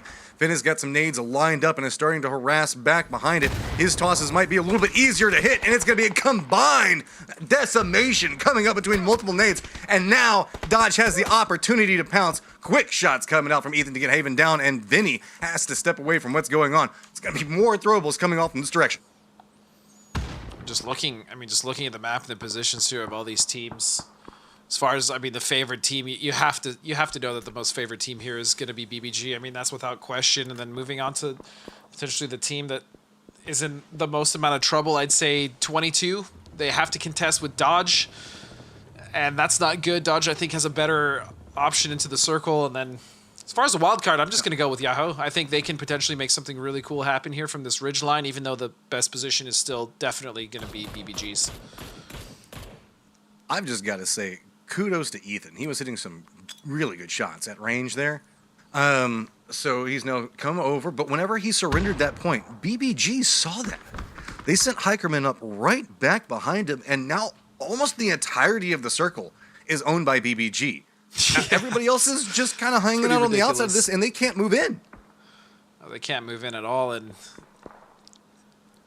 bing, bang, boom. I don't know if Oldless is going to be able to make it in. He might be able to find something on the south side to play there, but I'm pretty sure Vegas is eagle-eyeing that and making sure that nobody gets in. So rough break for BBB, but Yahoo's still trying to make something work here, and they have a decent little ridge to play. It's not the best, but if there's a send from 22 or Dodge into BBG, Yahoo might be able to make something happen here. Dodge hopped in vehicles and tried to move down. That means the fact that BBG had to counter move around it. You can see Hikerman leaving his far northern position, going to kind of let that one go. Honey Badger does connect onto Ethan, though, so it's going to be a matter of hurting different teams in the directions that BBG wants them to go. And right now, it's 22 Esports. A couple of shots here or there are forcing them right into Dodge. And yep, Vinny's going to stumble right up on top of them. He's got a couple of throwables to work with. Does he have the angle? And BBG is going to even harass them away from it.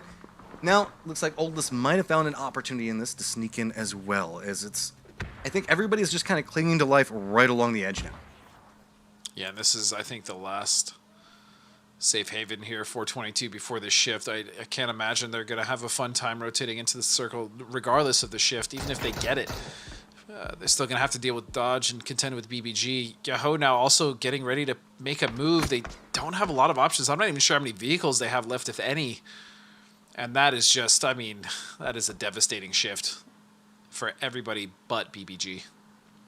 It could be a little bit hard for the two members of BBG that are on the hillside. I mean, just have some positions that they can play. They have a little bit of vision, but it's not the worst. They're going to send it by. Dodge does get some vision in what's going on with the send, but I think that they've got enough cover to make it through with the shots. Looks like 22 Esports is making a commitment. They're like, all right, Dodge has been our problem. We're just going to roll down, sending the vehicle into it to see if he can get something. He does manage to knock Finna. I love the respect for Actually, it. Finna gets finished. Unlucky. Hey, that's the play. I mean, what do you it. do? What do you do as 22, honestly? Like, they really didn't have... There's a reason they were the most unfavorable in that circle. I mean, it's not toxic. They wanted to get whatever had to points do something, they could. yeah. No, there's nothing wrong with there that were play. points to be had. They got a point for doing it, and it worked-ish. Much to the chagrin of Finna, of course, who's on the receiving end of that. But, it is what it is. How dare him dodge a car coming straight down the hill at 1,000,000 miles an hour. Okay. Well, we saw one car push. Here comes the other side. Oh, there's one down as Vegas lines up into Poonage. The send is real, just trying to get to the dip, making it around, and they do manage to get 3 of their members into this point. The quick reposition coming out from BBG has opened up the north, and now Dodge is making an assault on that angle as well. You can see Yoho is dying for the capabilities to Dodge come up back behind this one. BBG is committing so many resources and making sure that they can harass this, but it's going to be coming apart at the seams. 2 different pushes are now starting to try to find some way to assault BBG. BBG knows now that they have to take out Yoho. They cannot wait. They need to make this push happen immediately. Pushing around back behind it, spots him on quick sprays, all considered, and there we go. Yoho is down. Now it's time to look to the new threat in Dodge. The problem is now Dodge has taken over the middle of circle. They've taken over Church. They are firmly aware of this. You can see that BBG knows the angle that they would have approached from. I like this. Take a second, get whatever meds, get whatever utility you can. Dodge sitting at 10 kills right now. I'm pretty sure Hikerman actually has center, which is just outside the front door. So I still think BBG controls this. But the fact that Dodge was able to get in Church and on the backside of this off of that fight with Yoho is very impressive. That was good on Dodge. Very good on Dodge. I mean, can they make any use of the building itself? You can see that BBG is leaning into cover. They're aware of the vulnerabilities. They've been exploiting this building for quite a while, so they know what they were having trouble holding through. It's been kind of a shift in position. Remember, Yoho assaulted this. BBG stepped out to take this, and now Dodge took what BBG had. But I think that you're right. I think that Hikerman's got the point of control. You can see he's patient. He's waiting for it. The other members are lining up pretty close to this, all considered. They are going to have to move, but everybody in Dodge is caught up inside the building, so who cares? Yeah, center is just to the left, just to the west outside of that Church with that new shift. So I still think BBG technically could hold something, but Ethan's position on the roof here is kind of backbreaking for BBG overall. He can do a lot of work and do a lot of harassing, as well as just get a lot of information for the team of Dodge. So this is a very interesting 3v2. I think the Throwable is going to go just a little too far. I agree with the information that's being fed in, but Ethan is going to have to put in so much work from up here. He will. As the circle closes in, it is going to press everybody, and he can look down into the fish in the barrel that could be BBG. And that's why the patience is coming out. Smoke's now coming out. Vegas knows that he's going to have to move. Hikerman stepped away, and I think that's to provide a little bit of cover from that high ground. I like the fact that they're counter-moving around it, so that way he knows that Vegas could have a little bit easier of an opening. I mean, this is a beautiful angle and a good read on how to defend up his teammates from here. So Hikerman, big shout-out on at least good positioning. Yeah, both these teams are playing this well. They're not the name of the game here is to not give up a knock, because if either team gives up a knock, that is a pretty big boon. Even though if Dodge gets a knock, it still makes it technically a 2v2. That's huge, especially because they're essentially eliminating an angle with the way that BBG is split up. So BBG just has to be very careful not to give anything away. I still think they technically have the advantage with 3 members in a pretty decent position. But again, Ethan can make a lot happen from the roof, and Cherry even could potentially get a knock or 2 from inside with an angle that maybe is not expected by BBG, and that completely turns this game around. Overall, this is an interesting end game. This is definitely these are the ones I like to watch, which they're kind of slow burns, and you see players just jockeying for inches basically. It's all tactical. Dodge is trying to set up a 1-2 punch of using Ethan from the high ground to allow Cherry to make a play in the low ground. See, Cherry still scouting it out. Meanwhile, on the opposite side of it, BBG is just trying to control the area of the end of the game. They know that they've got it for now, but as everything starts to press in, it's just going to deny more and more of their little hidey holes that they're using to control this. Ethan knows this. Look, he's not peeking for it right now. He's just listening. Hikerman constantly moving down around what's going on. Vegas, you can see it's just utility piece tossed, reposition, utility piece tossed, reposition. Everybody is trying to make the use of every tool that they've got in their belt right now, and Ethan has got to be careful. Vegas is starting to get to a point where he might go for a peek there, but I don't think that he's going to get too egregious with it. I think he might have spotted him out. He did it. That's huge. Cherry picks it up. Good defensive line coming out from Dodge right now, turning this into a 2v2, and this is exactly what BBG did not want to have happen.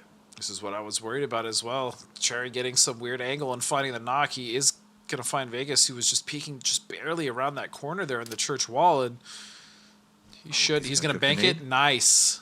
How's Beautiful. the bank gonna go? I think that could land right next to Vegas. Close you enough. see, everybody's leaning into cover right now. Ethan knows that he's got the high ground, but seeing if maybe he can fish with dynamite and spot somebody out. That they'd Toss actually- is gonna bounce, not gonna quite connect enough. Cherry still creeping forward as everything is slow moving into this angle. You can see these couple of cover pieces are going to be what everything hinges on. I like this. Throw out the utility low, blind him, see if maybe Ethan can get an angle into it. Not going to be too rewarded just quite yet. Problem though is this vault. I should be able to see it. Yeah. I mean, Shit, if he maybe leans right not. up against their wall, maybe? Yeah. Ethan, it's all going to be, can Ethan provide enough cover for Cherry? Because Cherry is just kind of trapped right now. BBG jumping from cover piece to cover piece. Ethan doesn't want to overpeak Oh, yet. Cherry, He oh knows no. where they are. Cherry goes down to the zone, going for peaks now. It's a double up from BBG. They spot it out, and it's going to be BBG picking it up. Patience pays off in the end.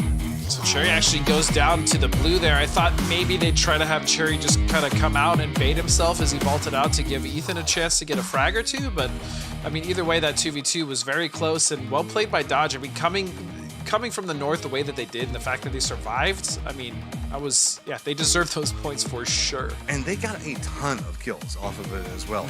Also, BBG is a team that we had a lot of eyes on. I mean, it's a solid roster, all considered. Just getting a new signing coming in, being built by gamers now. And we were wanting to see a little bit more out of them, but in the chaos of the day, we had a certain amount of, I guess, united and synergy rise to the top. So it's good to see them finding the capabilities in a calmer circle, to say the least. Yep, absolutely. And for my final thoughts, yeah, I think BBG, this roster, it's got a lot of, well, they were young talent. They're still young, but for me, they were even younger. These were kind of some of the cadets, Balefrost, Vegas. Then you have Hikerman and Badger, right? These are two players that have a lot of experience in this region and other regions as well. And so because of that, I think this is a team poised to do very well in the future. I mean, this is just a start for them and not a bad start at all. Well, there's no breaks on this train. We still got leaderboards to look at. We've got an interview that's coming down the pipeline. So there is still plenty for you guys to stay tuned into. No break this time. We're just going to throw it right over to you, Toffees. Give us a breakdown on everything you saw in the game. I will not give you a breakdown of everything that happened in the game. I will let these guys do Come on, it, Steve, but do I will just speak with big energy and loud noises to ask questions. BBG takes the win, built by gamers, built for victory, built the best. I don't know. First time we see him performing, new signing. Talk to me, Hypoc. How awesome are they? It's actually really impressive to see, because I feel like they've had a rough start to today. They haven't really been bubbling up to a win, right? Maybe you could make an argument in game 4, but to bring that out in a circle, like I said, what did I say before we came to that? In my eyes, the worst circles in Miramar are the ones over the East Coast. We get another one that ends up on that side. So it's definitely a difficult one to traverse. So the fact they're able to come through in a match like this and find a win on day one is a huge tick in the box for me. Cameron, I have a very important question for you. Do you know what time it is? Yes. I'm not going to tell you. That's not what I expected. I'm not gonna It's tell you. highlights, baby! Yes, it is. Highlights! Yes, it is. Yes, and this was, oh man, talk about bad to worse. Listen, Rumblers, this roster, finally able to make it to the finals. I feel like it's been so long, and they just get panned out in the very beginning. But there were a lot, like, we're just looking at a lot of them here. A lot of random transitional kills happening, players being caught out. I don't know if that has to do with the circle or the fact that it's the final game of the day. I mean, it's almost like the quasi game 6, right? But yeah, it follows the trend of the day. It's been very fast and loose, so maybe this isn't. There's definitely an adjustment period to allow coming away from the group stages, and here where we do have obviously LATAM joining North America as well. Maybe that's why we've seen a couple of games play out the way they have. I don't really feel like even anybody towards the top of the leaderboards had kind of that slow and steady wins the race sort of day. Yeah, and actually looking at as we head into the end game here in the replays, seeing BBG push out, isolate that engagement with Yahoo, who sent the vehicle down to that dip, taking that in a very, very clean fashion, and immediately turning back around to not let Dodge take over too much territory. But I gotta say, this was a very, very slow end, but Cherry going down to the blue, that I can't say whether or not he should have been more aggressive outside of that window. Well, there probably was a point that him realized, oh wow, I'm actually stuck in here. My teammate on the roof hasn't really spotted anyone out. BBG have been able to stay out of line of sight for a very, very long time. but still, that was. I mean, the difficult thing for me here, Cameron, sorry but it's the kill points that really make the difference there. Why with that kill stack already would you then rely on obviously some element of the circle deciding the winner? The point at which they get the knock on Vegas there, they have a window of opportunity to then be active, get outside the church. And I feel like they just submit, which with the benefit of those kills already, you got to feel like, at that point, go for it, right? Because you're not then overly reliant on the extra 4 points you get from winning. If you got that kill buffer already, the goalposts have to change in my eyes. Yeah, you could argue, though, that Dying to Blue let them actually win the match because they got the 17 with the higher kill count. We'll take a look at the overall calculated, right? Yeah, calculated. Fair point, yeah. Overall standings, let's take a look. I mean, they'll go down as the winners. I mean, theoretically, overall standings, let's take a look at them. Synergy Esports finishes in first place with 65 on day one, United 54. And the drop-off is, I think, relatively significant for 5 games in. I mean, 65 on 5 games, Cameron, that seems like a pretty good average. What is that, like 11 or something? Yeah, actually, No yeah, more? it's just shy of. No, it's not. I'm an idiot. It's not. Never mind. So it's over 12. What are you talking about? Moving along. Hello? At least. Spoiler alert! It's exactly 13. Oh my god! Listen, let's. Oh boy. Just a little over 11. You weren't wrong.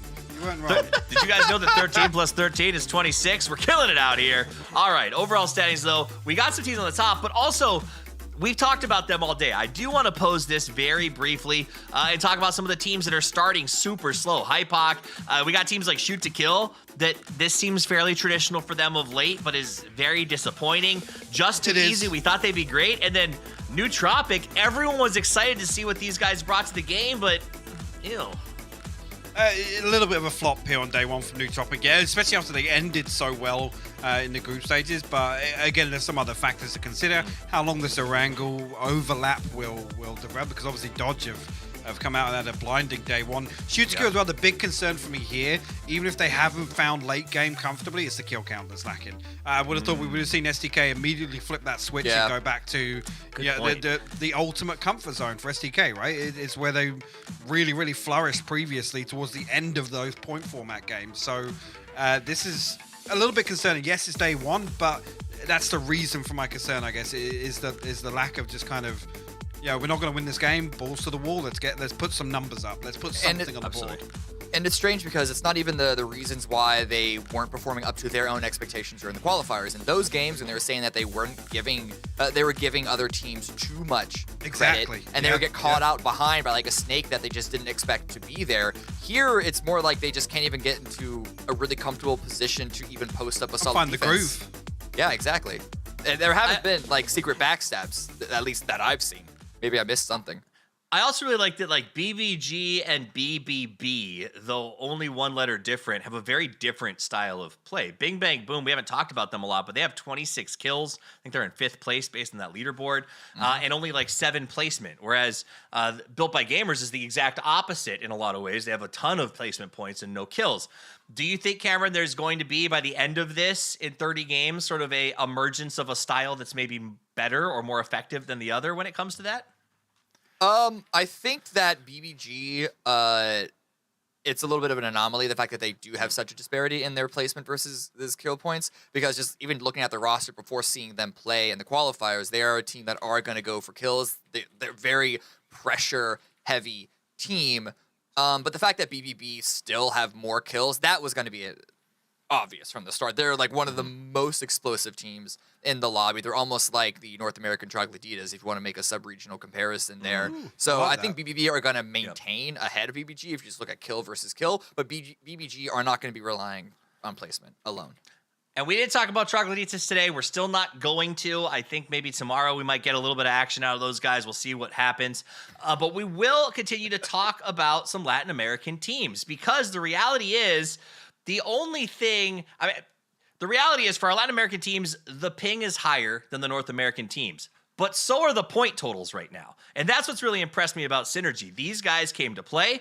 Whatever their challenges are, they don't seem to matter, and they brought the action. So we have brought them to you. We went ahead and got their coach, Lampago, wanted to come out here and chat with us a little bit so we can understand, maybe even glean some North American tips on how to be so darn good at this game. Welcome, Lampago. Glad to have you here. I'm not going to ask how it feels to start day one dominating, because it's got to feel good. I'm going to turn it over to Cameron to get some information from you about why your guys are so awesome.